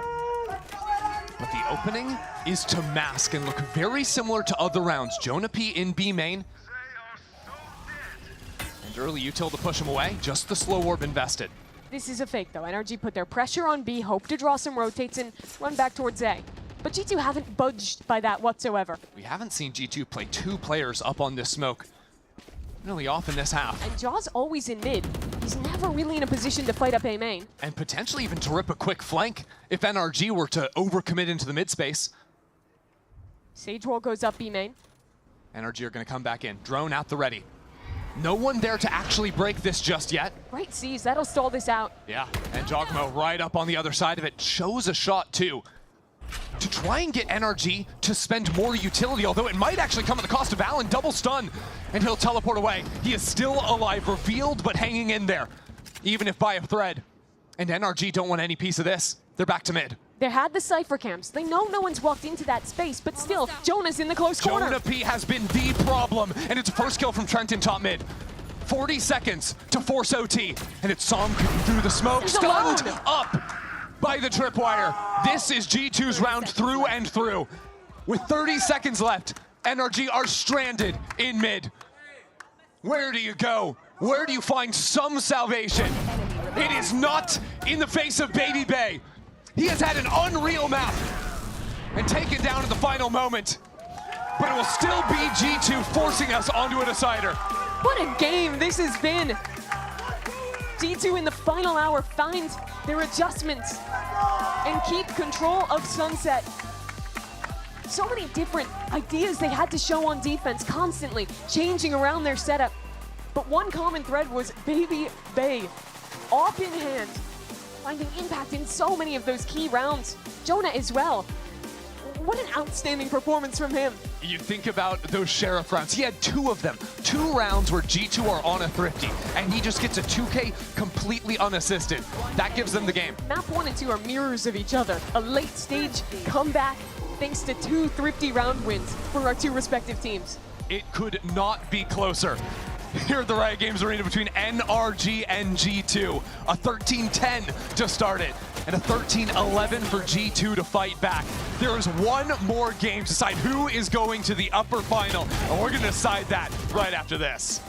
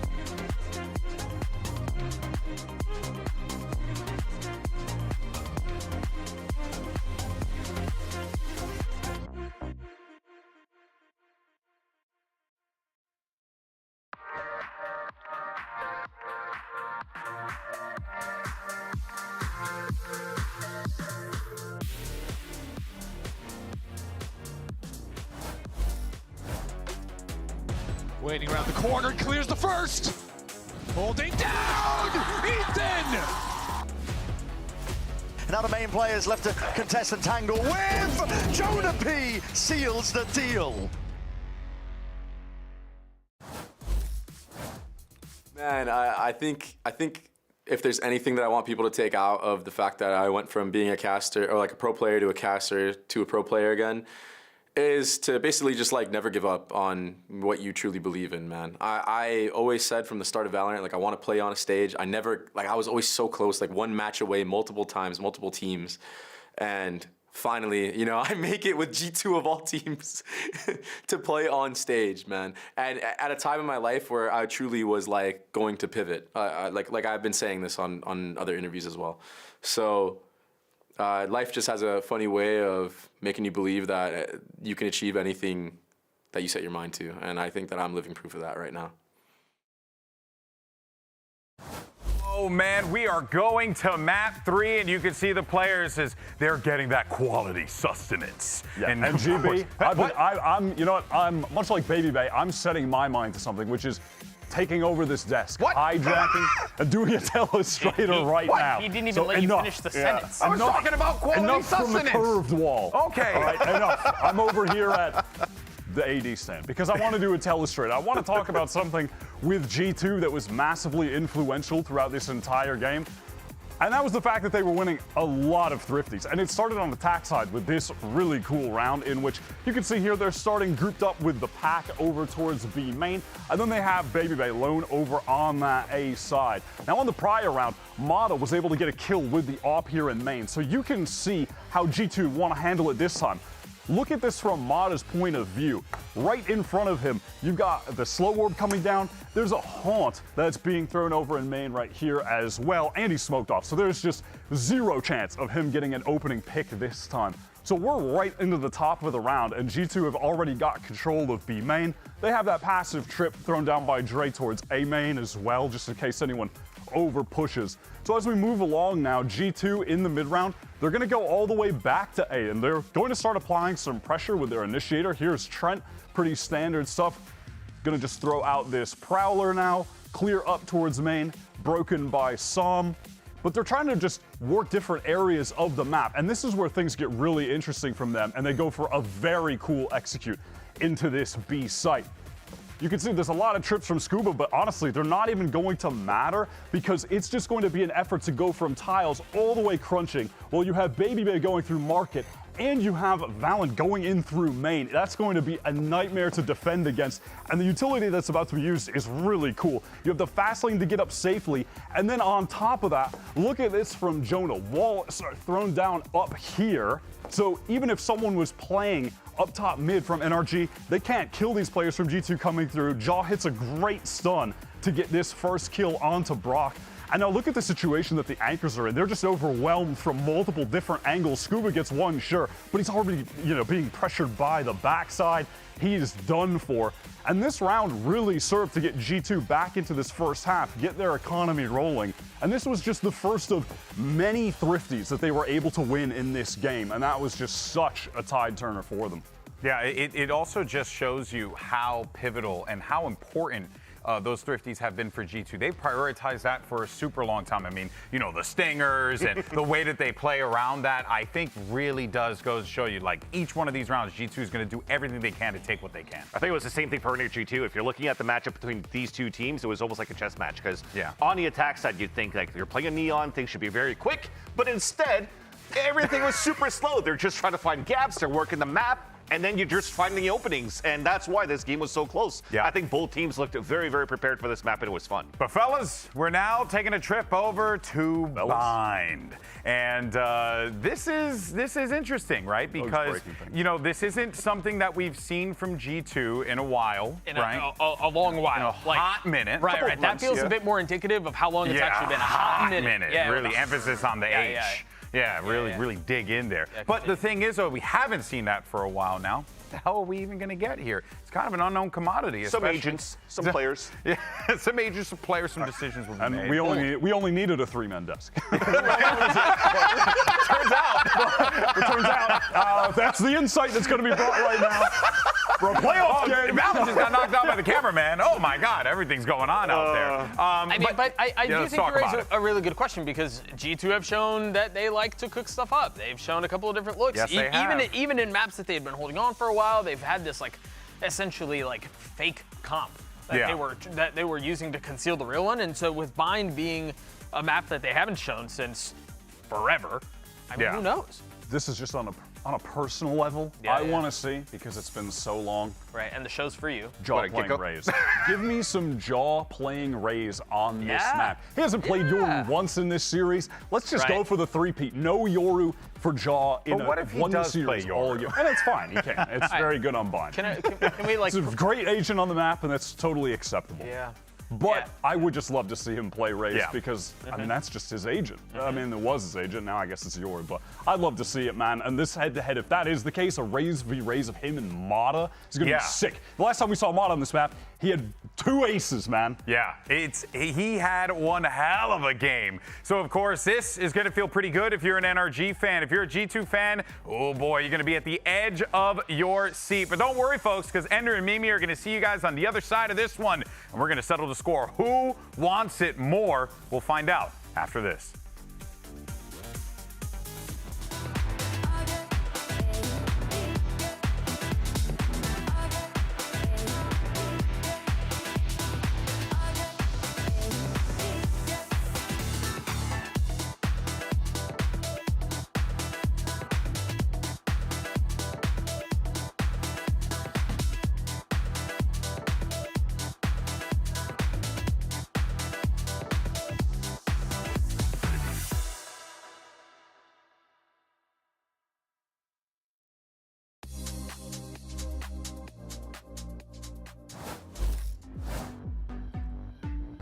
This has just been an awesome day of Valorant, Mimi. We had a killer series to start things off, going the distance. Now NRG and G2 are going to a map 3 for a spot in the upper finals versus Sentinels, and for our first time seeing G2 play Bind all stage long.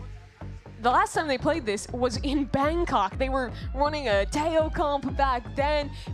And it's been a while. They've managed to conceal this one. And in the current month, they're still running a Teo comp on this map. A Teo in the tail end of 2025. And I thought, okay, obviously this is another Baby Bay chamber map. He's hovering the Deadlock, and I like Deadlock on this map. But I didn't expect it to be in his agent pool. Okay, let's hold on the Deadlock for a second. It is a Jogamo Yoru, no real surprise there. It is the Dre Deadlock. Okay, so the great things about this agent, one, she's a second initiator. And also Yoru is secretly an initiator. So you have a ton of utility so you to have 4 set up initiators is what you're telling me? Well, no, yes, actually. Brimstone, Stim Beacon, not quite in that same conversation. Well, Trent and Jonah P are both, you just, don't worry about it. I know, I was just kidding. Unfortunately, Brimstone doesn't count, but... Okay, but seriously, the net is great for trap plays on defense, for re-clears on your attacking side. Helps out on those retakes as well, and you combine that with having excellent util to shut down fast hits, something NRG both maps already have shown that they love to do, and it's a pretty interesting comp. Now, on the other side of things, NRG play this KO, which is something that America's teams don't really do at all. But I came over from EMEA. I've seen a whole lot of KO over there with Foot and the likes. So tell me what to look for. I mean, usually the knife can just be really effective at bullying agents off of the early B long lines, especially like flash agents, because you have knives that can hit both hookah and octagon. The other weird thing, though, is that Teo is still getting played. No more refresh on that one, so obviously G2 have played him a bit post-nerf, but how does Trent pilot him here on Bind? Very likely to stop early floods coming out into the back of sites, but this pistol round has been very influential throughout the series. We put a lot of focus on it for G2. Now seeing them try and defend here. It's an unorthodox composition. And NRG gearing things up for Nahit. The knife will be the first go signal here, as NRG just look to full take space in showers. You can see Trent already, or Jonah P on the fade, already trying to get back in front of the knife. This sees slowing things down considerably. Even the missiles sent by Trent have thwarted the advance from NRG. Not for long, though. Keep your eyes on Jogma with this ping. It is a mess on site, and it's coming up NRG's way. Maybe a little aggressive from Mata, leaping into back site. You can see already the ideas of NRG playing fearlessly. They're going to hit the TP, though.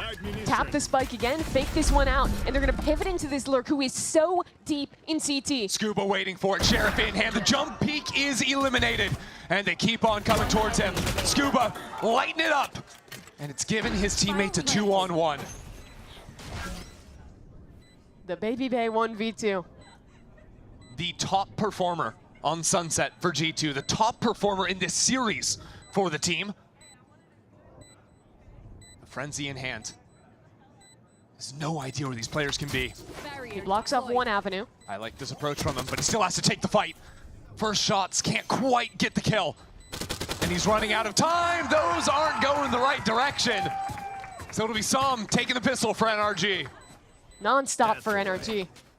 rip it straight through after getting full stalled out. I mean, they didn't have a ton of other options than to continue that execute. But in putting so much utility into the second wave of that hit, they allow Scuba to walk all the way through B, get so far up on CT that by the time they're calling that pivot, you can just win the round single-handedly. This round was wild. It was NRG that had a real good ping come out from Brock's haunt. Of course, that lurk, as previously mentioned. Now, Mimi, Jonah P has a share. Now, we could talk all about how NRG have guns and whatnot. And okay, we could talk about how Trent has a classic and has just killed Ethan. These things can't keep happening. And if Jogamo were to get that kill, it would be a disaster for the round. But again, Scuba opens a door for NRG and breaks them out. So, G2 have 3 players going back through spawn. Jonah P's Sheriff is what's headed down into short. He'll be playing on his own. This is the type of post-plant NRG we're looking for in round 1. They have great stall util with the Viper and the Brim and that Raze as well in the post-plant that they can play fully off-site here. The thing is, G2 are certainly taking their time, but if they realize no one's on site, it can be a little bit tougher to play these angles. Jonah's Sheriff is holding for the flank. Yeah, ready for Scuba to step into that, and there goes the first kill. So that's Viper out of the equation. Still mollies to be dealt with. Surely you never expect a late second flank. Yeah, but now the mollies, and G2 took too much time. Pressure is starting to mount. Brock will have a very nice angle. No one's looking his way. Brock can start to farm up those orbs. 3 kills for him on the round, and NRG will take this. They take some reasonably significant damage, but only end up losing 1 full gun, so it's not as bad as it looked at the beginning of that round. Yeah, they're going to be able to buy up fully into this next round, too. Team that is very happy to just go full light and buy round after round. NRG is showing something for us all to watch for the rest of this half, and that's Scuba's lurks. Both rounds now, they've called into a late pivot off of him, playing into a G2 that only has Deadlock as that Sentinel, doesn't have a ton of info. He's going to be able to go for those rotates in and try and find those gaps. This round, Scuba set up towards A short. There's a Deadlock sound sensor, but might be able to find a window to slip down that short line. They put a lot of pressure into showers early, walk it back. We saw rounds like this back on map 2. And Ethan is still holding onto his knife, so that you can drop, and depending on how you want to position it, if you want full info, you can hit it right in the middle and hit Hookah and Octagon, but you don't really know which space they're playing in, so that knife is going to land on the left side to make sure there's only 1 player in Octo. It's more precise information for Ethan, but it's that kind of specificity that allows NRG to move forward. G2 have re-cleared showers, blocked that space off, so Teep is going to get ripped, but they have to take a lot of time to break this wall down, get netted off by that utility as well. So, 3 players already here for G2. Sound sensor to delay down short, and Mata diving on in. A care of the world for him. These smokes give G2 a lot of territory to play with. You can see they're already up on the other side of default. Jogamo, maybe even considering a timing. Getting battered a bit through that smoke, taken down low. The spike has yet to be planted. NRG need to commit to it quickly. The knife lets them get the plant off. And G2 don't strike. They're still waiting for a lurk to come in from Jonah P. Deciding not to risk it all immediately, now waiting as they creep forward into the site. 2 players lodged in lamps. Good net stops any swing coming friendly out from that side. As Mata finds 2 kills, now this activation from Jonah P is 1 kill, make it 2. G2 starting to close in, and it's all Jonah. What a day for this player. It's not over yet. Baby Bay holding and takes it for G2. G2's comp is so good at buying time on the plant denial. They're stalling out with a molly, and then tail missiles are coming in as well. There was a gap for NRG when they got that KO knife up to actually get the plant down and be able to fight through. But G2 again show excellent patience in allowing this lurk to activate. Goodbye. Pinching onto these players. 1 enemy remaining. That makes 3. We've seen different players have to step up since G2 have subbed in Baby Bay, and towards the end of the season, it's been Baby Bay himself, even in this series. But Jonah, there's not a lot of games you see like this where he takes over. It's definitely been his story the last 2 maps. NRG wasting no time. 5 towards B. Jonah over an Octagon, and that rocket is looking straight at him, maybe turning away at the wrong timing. Jonah is still alive here in the corner. A chance to blow open this round, trying to mow down through the smoke, and it's Valen to collect! destruction in Octagon. The spike stranded out of Hookah. And now they're smoked off. NRG suddenly out of options. What were NRG trying to do? Trying to fake the B hit, run back into Octagon, into the teleport. But the spike, being at the back of the pack, just stops the play entirely. They're forced to go for the fight, but 3 G2 members here to police it. Some utility. One enemy remaining. Try and get G2 to scatter. It's not going to mean a thing. 4 kills out of Valen. Okay, Valen. Another multi-kill round for him. Talk about people that were stepping up all year long since that swap out.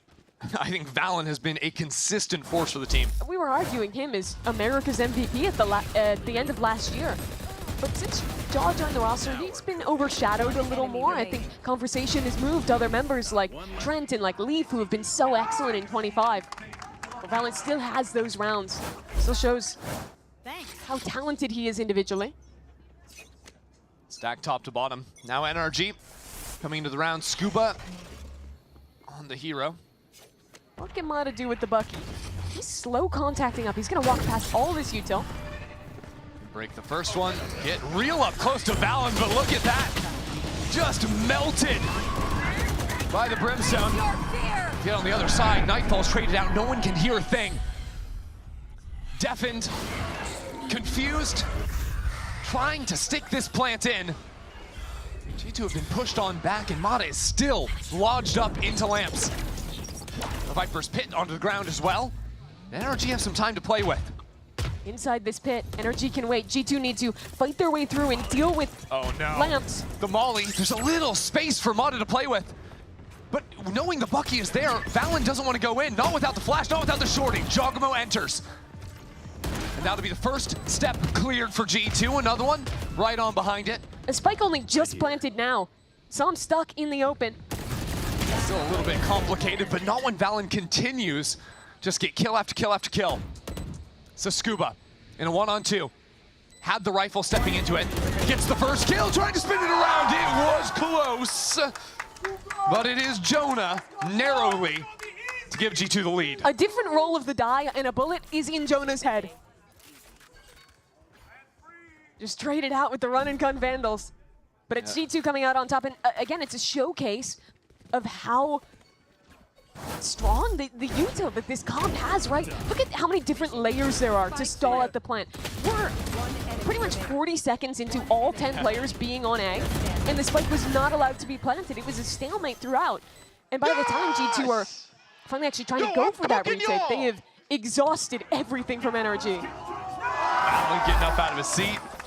NRG stunned after a spray transfer like that. So now, Som considering raining down the ult himself. Valen is in Hookah. He could be melted by that one, but NRG not running into any resistance, have actually traded out. Jonah P still backside down on 15 and gets another. Fearless, holding it down. No one can stop him. Jonah P.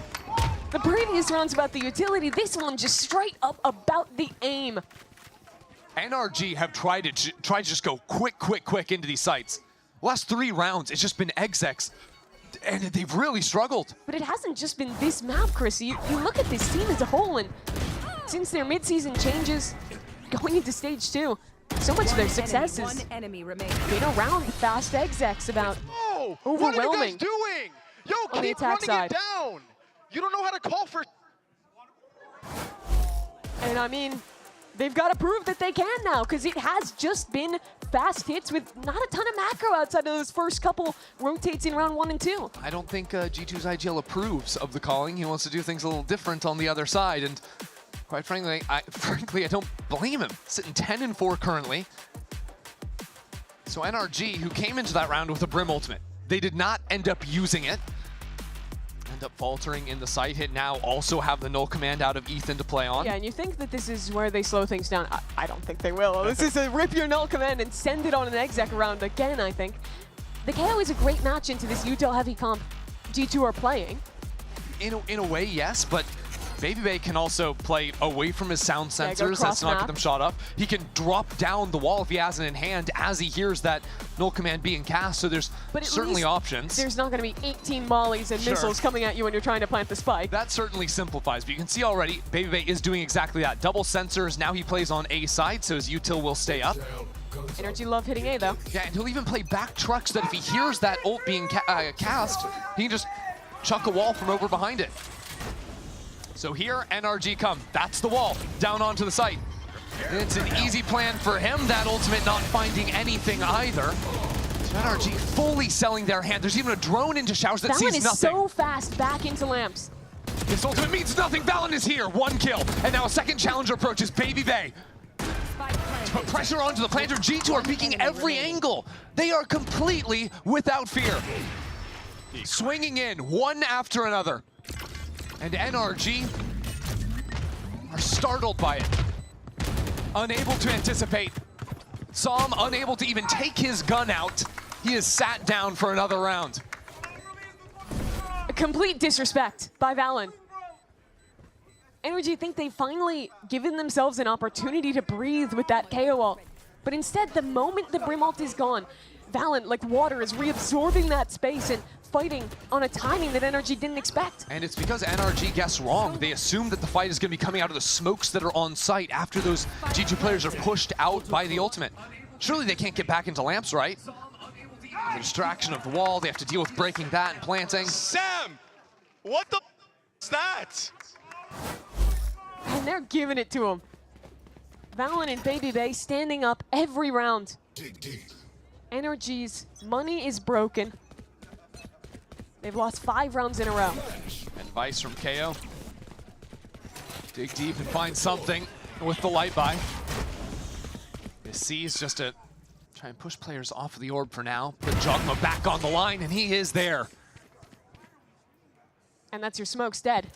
At least half of them. Now this round now becomes a formality. NRG a bit freestyle in the approach. Lurk hookah, lurk long. See if you can get a headshot or something. They've come up tails so far. Now they'll group towards A. But with no smokes, look where Jaw's playing. Up in heaven on an off angle. That op could be potent once they pop through this wall. As the wall goes up. Keep it quiet for now, and as you say, potent is an apt description. G2 still have players huddled away on site. There was a nice kill out of Mata, but Jogamo just continues to claim names. 30 seconds left. There's nothing NRG could do in a round like this, not after the way it opened. Now it's Trent closing it down there too. So Mimi, this will now be 4 ultimates headed into round 8 for G2. Baby just 1 away from the annihilation. Even if you want to slow down this round for NRG, even if you can mid-round into an open site, you are just going to get bullied by ults. Like the snowball is in full force. Yeah, it actually feels like there's no solution to this round other than hoping there is some mistake with an ultimate that you can force multiple out from G2. And in a very similar way to playing into the Sage comps previously, NRG playing these fast rounds against the Deadlock means that G2 can lean pretty heavily away from those Deadlock sites. Baby's going for relatively early walls after even marginal pressure, so NRG don't like their odds into A. Let's go back working B long. Oh, a C's combo with the Brim ult won't catch on to anything. Okay. So NRG get 1 ult gone. That's a win. Now they just need to do that 3 more times before they hit a site. That feels a bit less possible.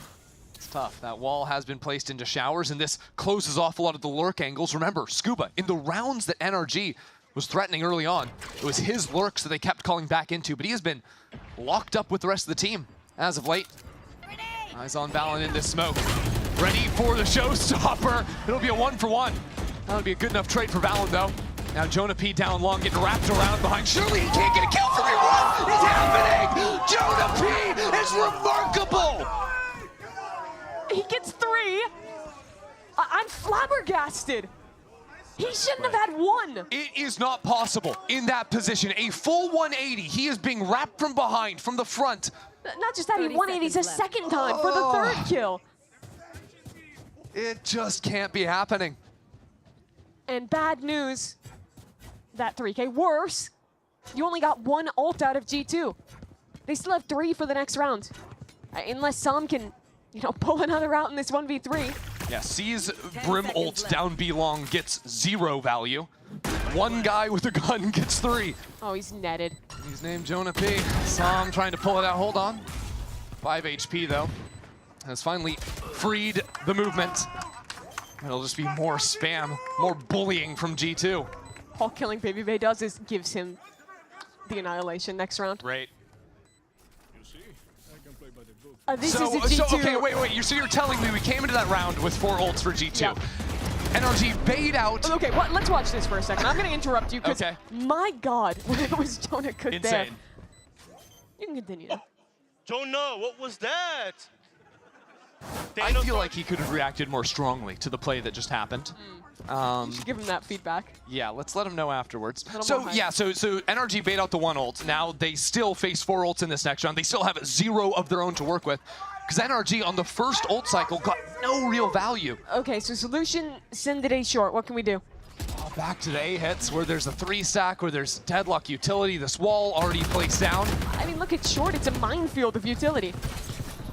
They've threatened with double smokes going down that they can get up. Now Mata stunned up. He might have to jump in the teleporter. And Jogmo, who jumped into that long teleport himself, has now fallen away. Trent turns Lamps into a wasteland with G2 filtering behind it once again. They ran this before. This time Som is prepared. But it hasn't been resolved so cleanly. Mata trying to get back onto the line. It's just 1 for 1. Trades all across the board. And now the scouting from Jogamo. Sees 2 players, Trent swinging off of it. Taken down low. It is a mess on site. And Ethan, who had a few critical rounds, chose to win them for NRG back on Sunset. I think what he was able to do is now force G2 to scatter. Jonah getting watched by Brock for the timing. It's brutal for the NRG initiator. This Nightfall connects onto Scuba. Prowled up scene. Spike planted backside, it doesn't, he has to cancel it. So the pressure continues in from Jonah. Jogamo, who had teleported away, is now back onto the site. They think the flank is coming and no one's ready for him. 12 seconds left onto the clock. Scuba has way too much left to do. He needs this kill. He has to find it, and it's there. He has given himself a shot. But it's Jonah on the other side. NRG have never found the answer to that demon.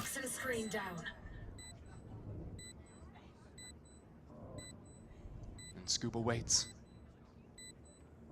He's ready. Peeks to the wrong time! And now with utility raining down on him. Scuba trying to get back in front, he can't do it!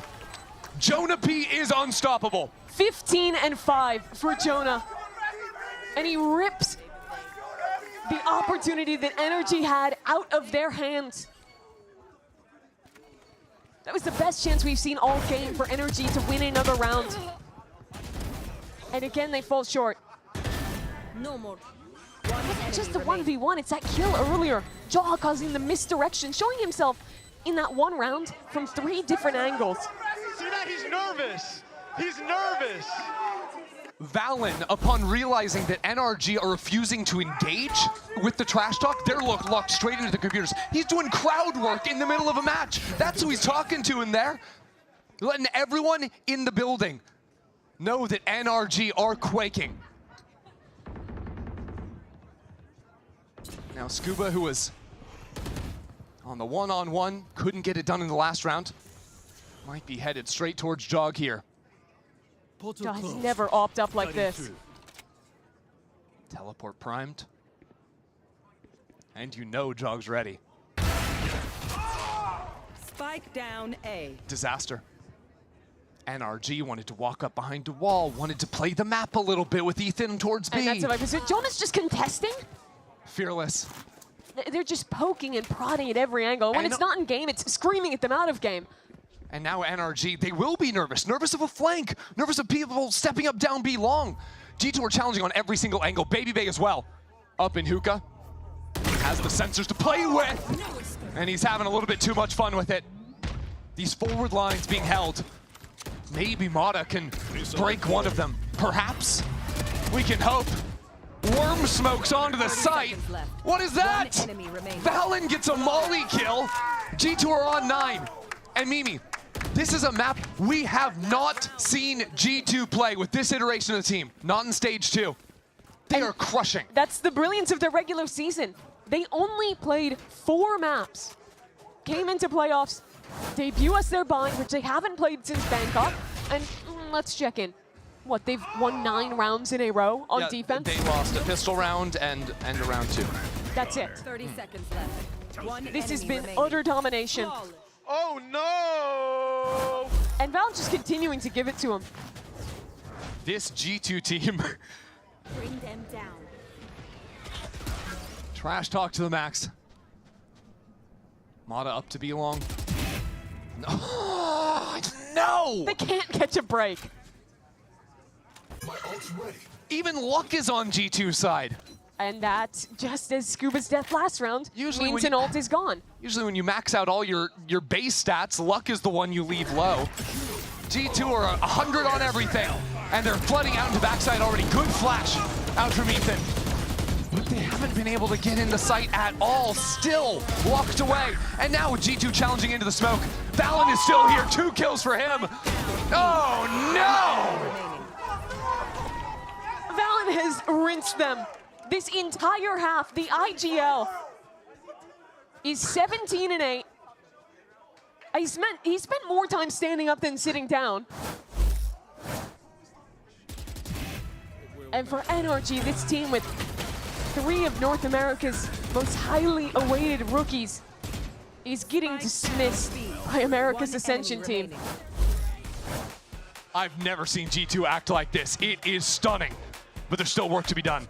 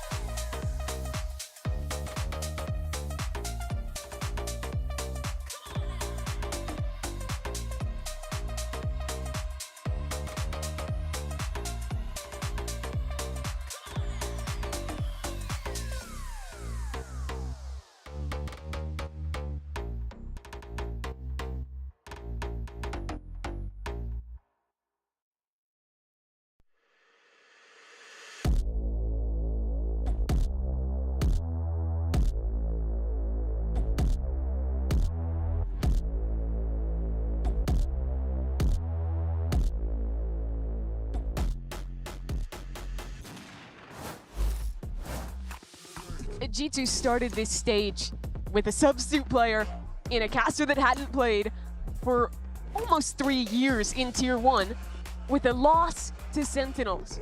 And now, after rinsing 100 Thieves and going up 10-2 in the first half of this final map, are 3 rounds away from their rematch and another top 3 appearance. And the insanity of it all is that it's once again, if they see this through, G2 SEN as 1 and 2 in the upper final. After all of this, after the roster swaps, after the sub, after everything, they would not have missed a beat. Some things feel inevitable. And it is 10 rounds in a row for G2. NRG won the opening pistol. It is time to show up or shut up. Omega's #1 team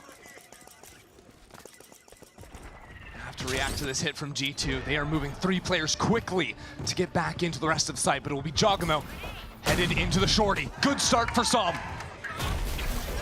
This could be what NRG need. G2 still haven't gotten the spike into the site. And NRG stepping out into Baby Bay, no more bullets. Ethan slithers away after his shot comes true. And Now NRG holding down the fort. Brock Sheriff has started this half off wonderfully. They ended the first half quaking, but now a reset and a pistol round win yet again for NRG. So something under them, some kind of hope left over. Brock, who's really struggled in the first, getting a couple key kills here. Saw him predicting the push-up, getting a kill with the shorty. It's nothing insane, but it's the kind of round you need to reset. And the things NRG are going to have at their disposal in this half on defense. First of all, I think defense going to be much more at home on this map. The KO and the Fade especially give you so much stall potential. Just having the knife on its own is very You're powerful. bringing that in with a comp that also has double smokes with the Viper in play too. And when you're playing against G2, who have no true flank watch, when you add that stall, combine it with the threat of flanking yourself, you can look to activate those and step up into some of this space. So compositionally, NRG have much more of a shot, but it'll be keeping things clean in this round and giving them an option into the next. That will be of the utmost importance. Sun down in the corner, Baby Bay will have one. That'll be good enough for NRG. Yeah, pretty clean. You only lose a stinger. Exactly what they needed. So the conditions NRG need to clear. Okay, can we either win this round or deal serious econ damage so that it makes the next round And hyper-winnable? on top of that, if you lose, I also think not only do they need to do damage, but they need to funnel someone close to an ult that they can use to snowball. When you win the pistol round, when you're getting the spike plants, right, on the attacking side, you absolutely should be winning the rush to those early ults. And it's those early swing rounds. I'll steady kill Mata all day. I don't give a... Bro, let's go, baby. Those early swing rounds that NRG couldn't convert in the first half. That's what they'll need here. G2 much more reserved than NRG in the first. Use the net towards long. Jaw apply some pressure there, but this is going to end in a hit back towards A. Yeah, quick TP into A short from Jog. So Som, who has a Vandal. Som and Mata both, actually. They want to fight it out here. Smokes muddying up the site. G2 calmly working in, slow on the approach from Showers. They're making sure every angle is clear. It's allowed NRG to have 4 players on the site in front of the deadlock wall that was supposed to stop them coming out from pipes. And now with the smoke to bunker, Mata is up in front of things. He can't connect on the shots. Finally, they reign true. And him and Som have been these shining lights for NRG.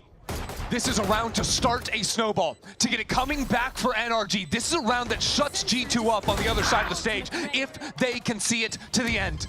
Baby Bay has ult now. Oh no. And Trent still has a missile. There is a world. Have to get on the spike now, have to get it half. Trent out around the side, being toyed with, that swing comes in. And Brock and Scuba have done it. We have a game. Finally. NRG stop the fall, catch themselves at the last second. Getting the kill Showers onto Baby Bay is huge. If he lives, has a chance to use that ult, that could have gone so wrong. Instead, it's Mata and Brock keeping things cool. You see how we slow it down? We slow it down and we just win. Exactly. Calm, focused. Tempered. Okay. That'll be the way forward. Mata even choosing to go for that outlaw here. Oh, team saying let's buy an op instead.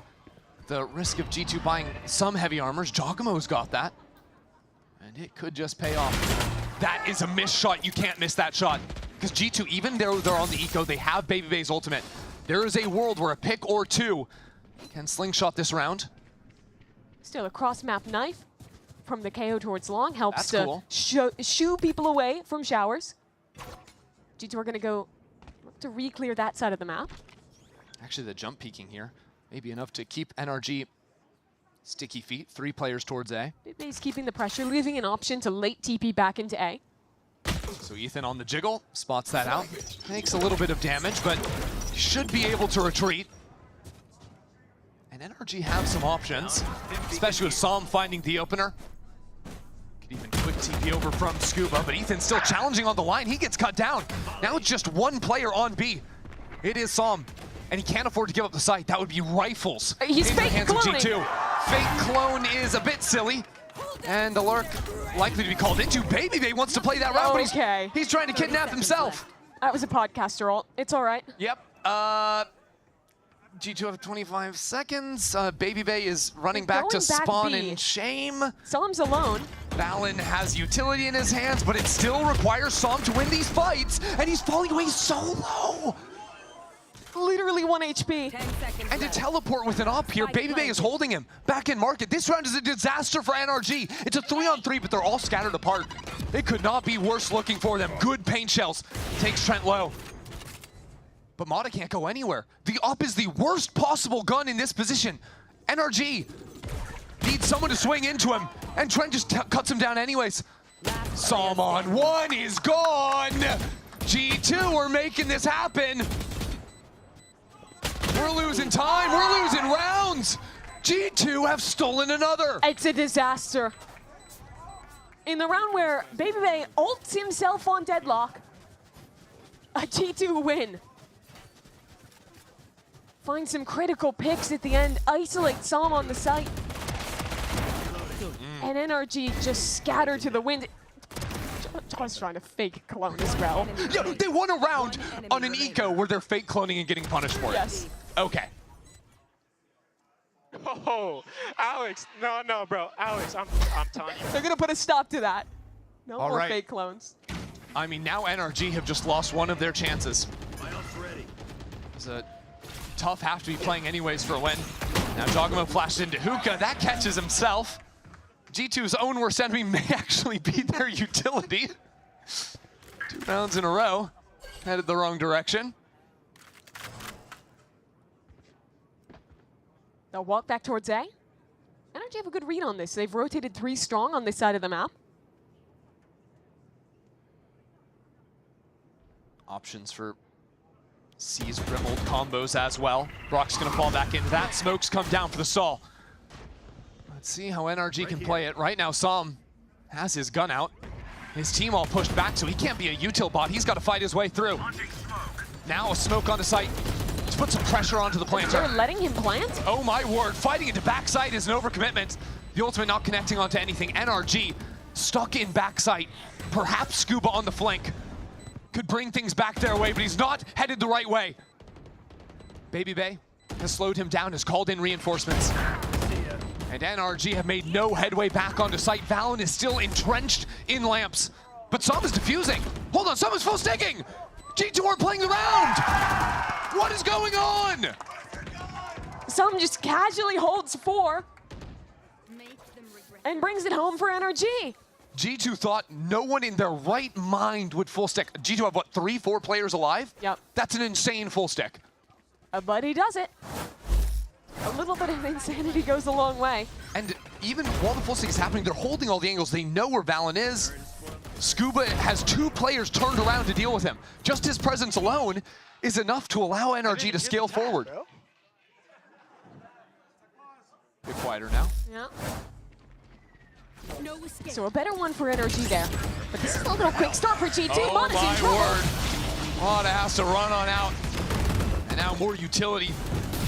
Buffeting the site. Jogamo into lamps. He's got ult. And now he's gonna spot everything. Sees the first. More in backside. Where does he go from here? He's calling in just annoyances of utility. And now right behind the ranks, he's not turned around!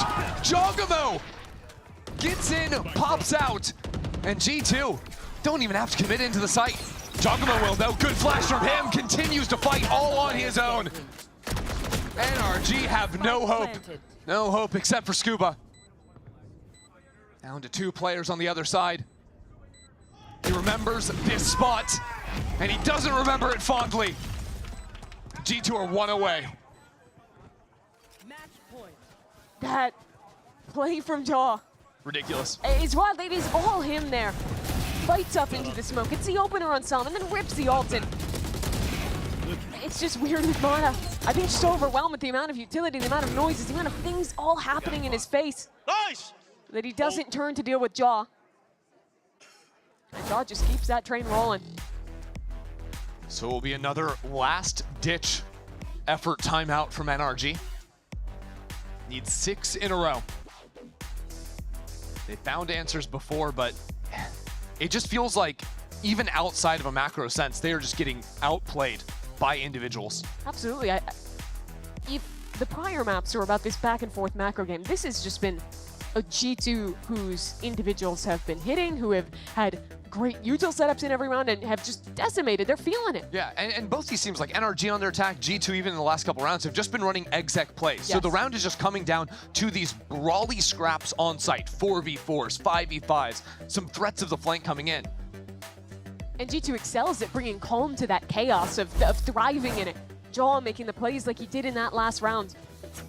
NRG, on the other hand, have struggled in that pandemonium. Wow. You heard it from Mata. They want to slow things down, keep it calm. He's trying to get the team playing in the right mentality. He can also just carry himself. He's been a bright light for the team all stage long. But now it's match point. They have to go so far. There's going to be so many ultimates building up, so many chances for G2 to close, to lock that upper final. Flash out from Hookah. Scuba scurries away. And it means Mata, he's a bit isolated into long, falls away from the net.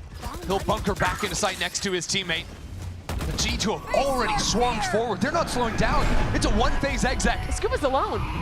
Scuba is taken out as well by the utilities. And Mata gone too. Now double teleport. Ethan joins the fight.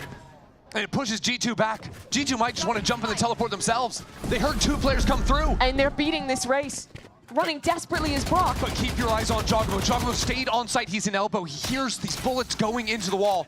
It's a backstab on Ethan, who's caught on the reload. It's an execution on B. It's devastation of A. It is Som left alone. G2 came into this stage without their star, without Leaf. And now ready to put the finishing touches on this round. Bombarding the spike. Som up in the middle of it, dodges out 1 kill. Nice try, kid. With so much left to be done. Waiting, he's brought it down. He's got a chance, but there's no time. So little, Som has done it. He has done it. Just in the nick of time, Som. The impossible is made true. Som keeps NRG in this series. The man who's been there since the beginning of NRG in the partnerships. There's so many different additions of this team. Steps up when he was needed, when no one else could. With one of the most astounding Red Bull clutches that we have seen here in the playoffs. G2 just funneling in 1 by 1. Thought they had the time, I suppose. Come on, but boys, they're going to be disappointed with that. Som trying to rally the troops. Need 5 more. The G2 are onto the half buy. Oh dear. Oh dear, the utility. Som is trapped up and he's down. Now they don't have him. Trying to juggle guns away into the back of sight. Why is it always the eco rounds? It's always the eco rounds. It's always Jonah 2. A is open. It is a 2-on-5. After Som does everything for his team, he is the first to fall. Scuba has a classic, walking straight into It's Trent. a pistol round on round 20. It can't happen like this, not twice in a row. The wind out of NRG sails. NRG, we're given a second life, but they won't have a third. It will be G2 advancing. Leave Baby Bay, it doesn't matter. G2 are top 2 and head to the upper final to face off against Sentinels. Proving that this team has the best system in Americas, maybe the best system in VALORANT. Institute a substitute player into the mix, and he thrives in it. A close series, a loss on Corrode, but let's not cut it any other way. This was a decimation on Bind. In the same fashion that G2 came into yesterday's series, debuted their Sunset for Stage 2, and thrashed 100 Thieves, they debut another new map. This is now a 6-map team in G2. Their Bind looking elite. Baby Bay can't even believe it. Nah, he says, but it will be G2 pushing on forward. Another game against SEN, the only team that have beaten them this stage. And now with G2 and SEN confirmed, they're top 2 in terms of the upper bracket. They're confirmed top 3. Loser of that match will go lower bracket final. NRG now must run the gauntlet. If they want to go to champs, they must make it at least to that lower final. That is their next ticket. It's the only way. It's going to be a long fight for them. One enemy remaining. What a game from Jonah throughout today. So impactful on bringing Sunset back. Those two Ks with the Sheriff. Pulling it off here as well.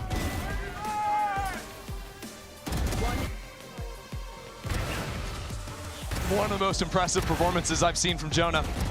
And yet it's still VALORANT that ends up fragging over him at the end. With a couple insane rounds. This one on your screen. One of the key ones for the squad. And VALORANT's, like, I have never seen him this animated. No, he was standing up every round, screaming at them. And talking to the crowd. Yeah. He was talking to the crowd because NRG wouldn't acknowledge him. Unreal stuff from G2. Just an incredible game from them. And Baby Bay giving it to the camera at the end. Whispering sweet nothings to the camera. I could see him just having a blast up on stage, getting ready. It's 2025, and Baby Bay has brought G2 to the top 3. Yep. Well, Baby Bay going to be heading down to the stage with Elizabeth for the Verizon post-match interview. Yes, I do have Baby Bay here for the Verizon post-match interview. Let's go, Baby Bay. Andre Francisti, let me be very clear about what you just did with G2. You have brought them to a minimum top 3 finish in Stage 2 of Americas. You used to be my coworker, and then all of a sudden, you can't even believe, I can't believe it, because that is wild behavior from you, Dre. How do you feel about that? I mean, I'm just excited. Honestly, like, we want to do this for Leaf, you know? Like, he deserves to be here playing, and he can't, unfortunately. So I'm just trying to do my best. And, like, I know that you said, like, I brought them there, but no, they're the ones that brought me here, so. You don't diminish your part, though. They played excellent. Jonah popped off today, Val popped off today, but you have been a part of this team. Yeah. Speaking of, you dodged Zoe's question, a rival interview question, when she said how she has the spark been, you know, reignited for competitive stuff. Tara can attest to it. I said you didn't answer it. Has this reignited your spark to compete competitively? Yes or no? Only yes or no? Yeah, for sure. There we go. For sure. And last but not least, we're heading into the upper finals, a rematch against Sentinels. Run me that. I need that fade now, bro. Right now. Give me that. I didn't even get to ask a question. Perfect. Everyone give it up for Baby Bay, but we have match point coming up with Trent and Jojimo.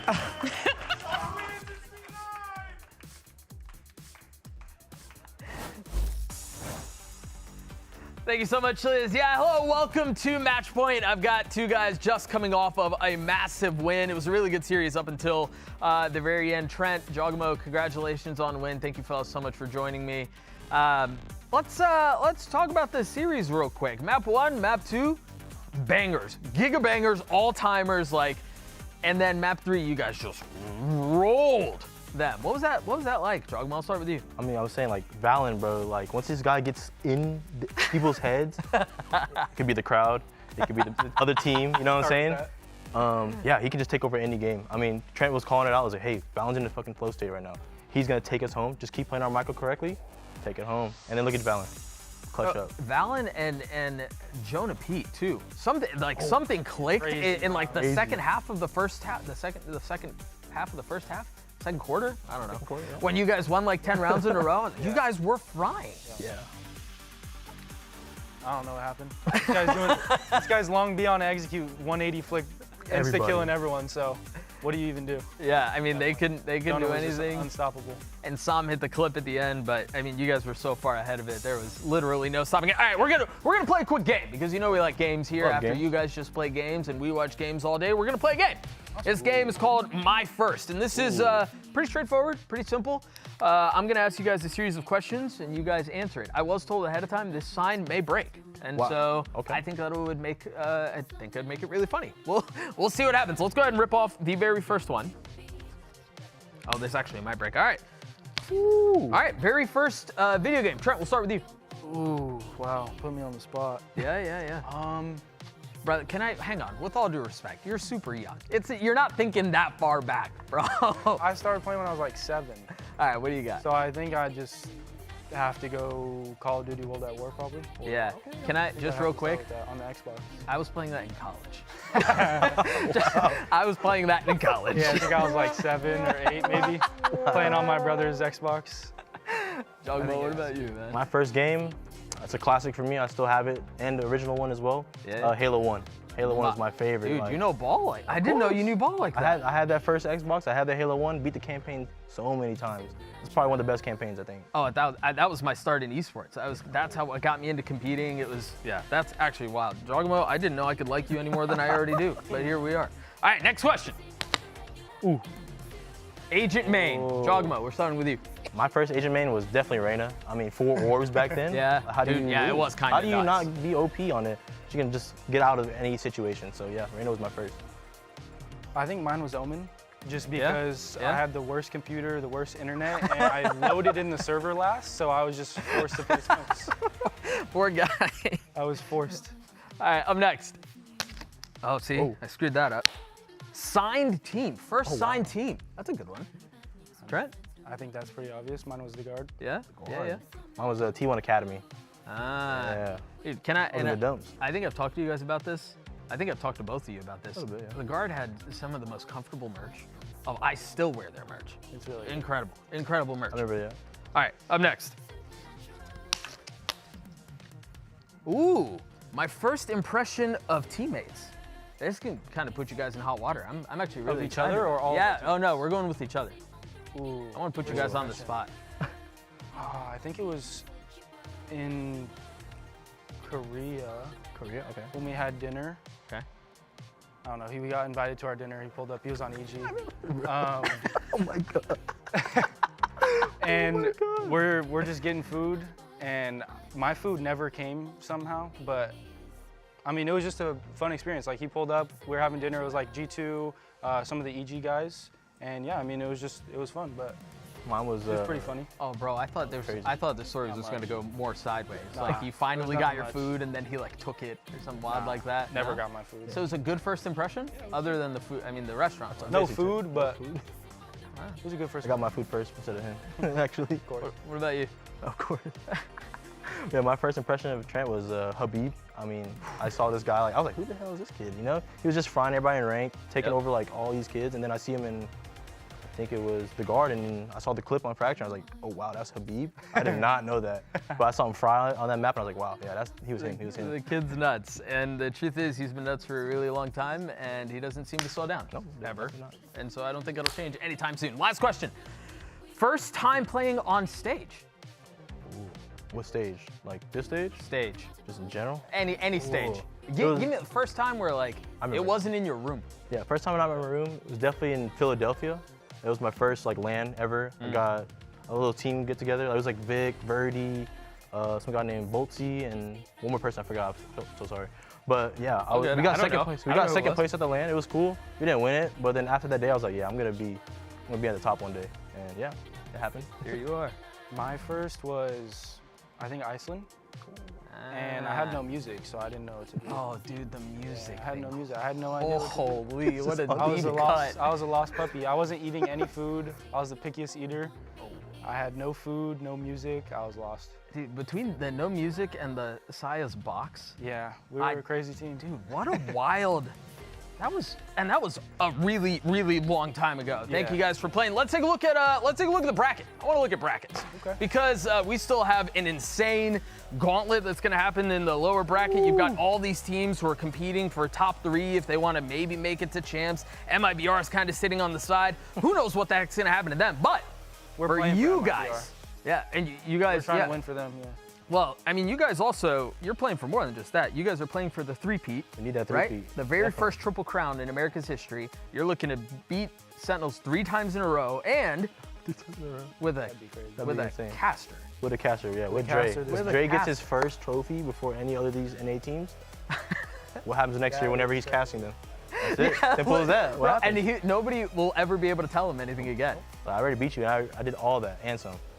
Unreal. You take a look at the schedule for tomorrow. You've got Lev up against Crew, and then you've got 100 Thieves against EG. Again, for Lev, they still have a chance to make it. All of these teams are still vying for these last 2 spots. While you guys are getting to sit cozy, you're gonna take like a week. You don't have to play on the stage again. It's gotta feel pretty good to be playing this tournament from this position, surely. Yeah, for sure. Yeah, definitely gets the relief off. Like you know that you're gonna come in with a better game plan. I mean, we're playing against SEN again, so yeah. We need our revenge again. They beat us early in the days of this stage. Yeah. We're gonna take it back from them. So yeah. And Dre might get his revenge. I mean, Dre wants his He wants the revenge. He's been waiting. He's gonna come heavy hitting for sure. It should be a good match. Fellas, thank you so much for joining us. That's it for today. Thank you so much for watching. For those of you at home, we appreciate you all hanging out with us. It is always done by committee, so thank you from everyone behind the stage who's doing it as well. Take a look at the Samsung SSD fast replays. We'll see you guys tomorrow. Have a good night. 2 teams with clear goals that are coming into this match here. Sentinels, they've said that how much they want to win. For Cloud9, it's a hard path ahead of them.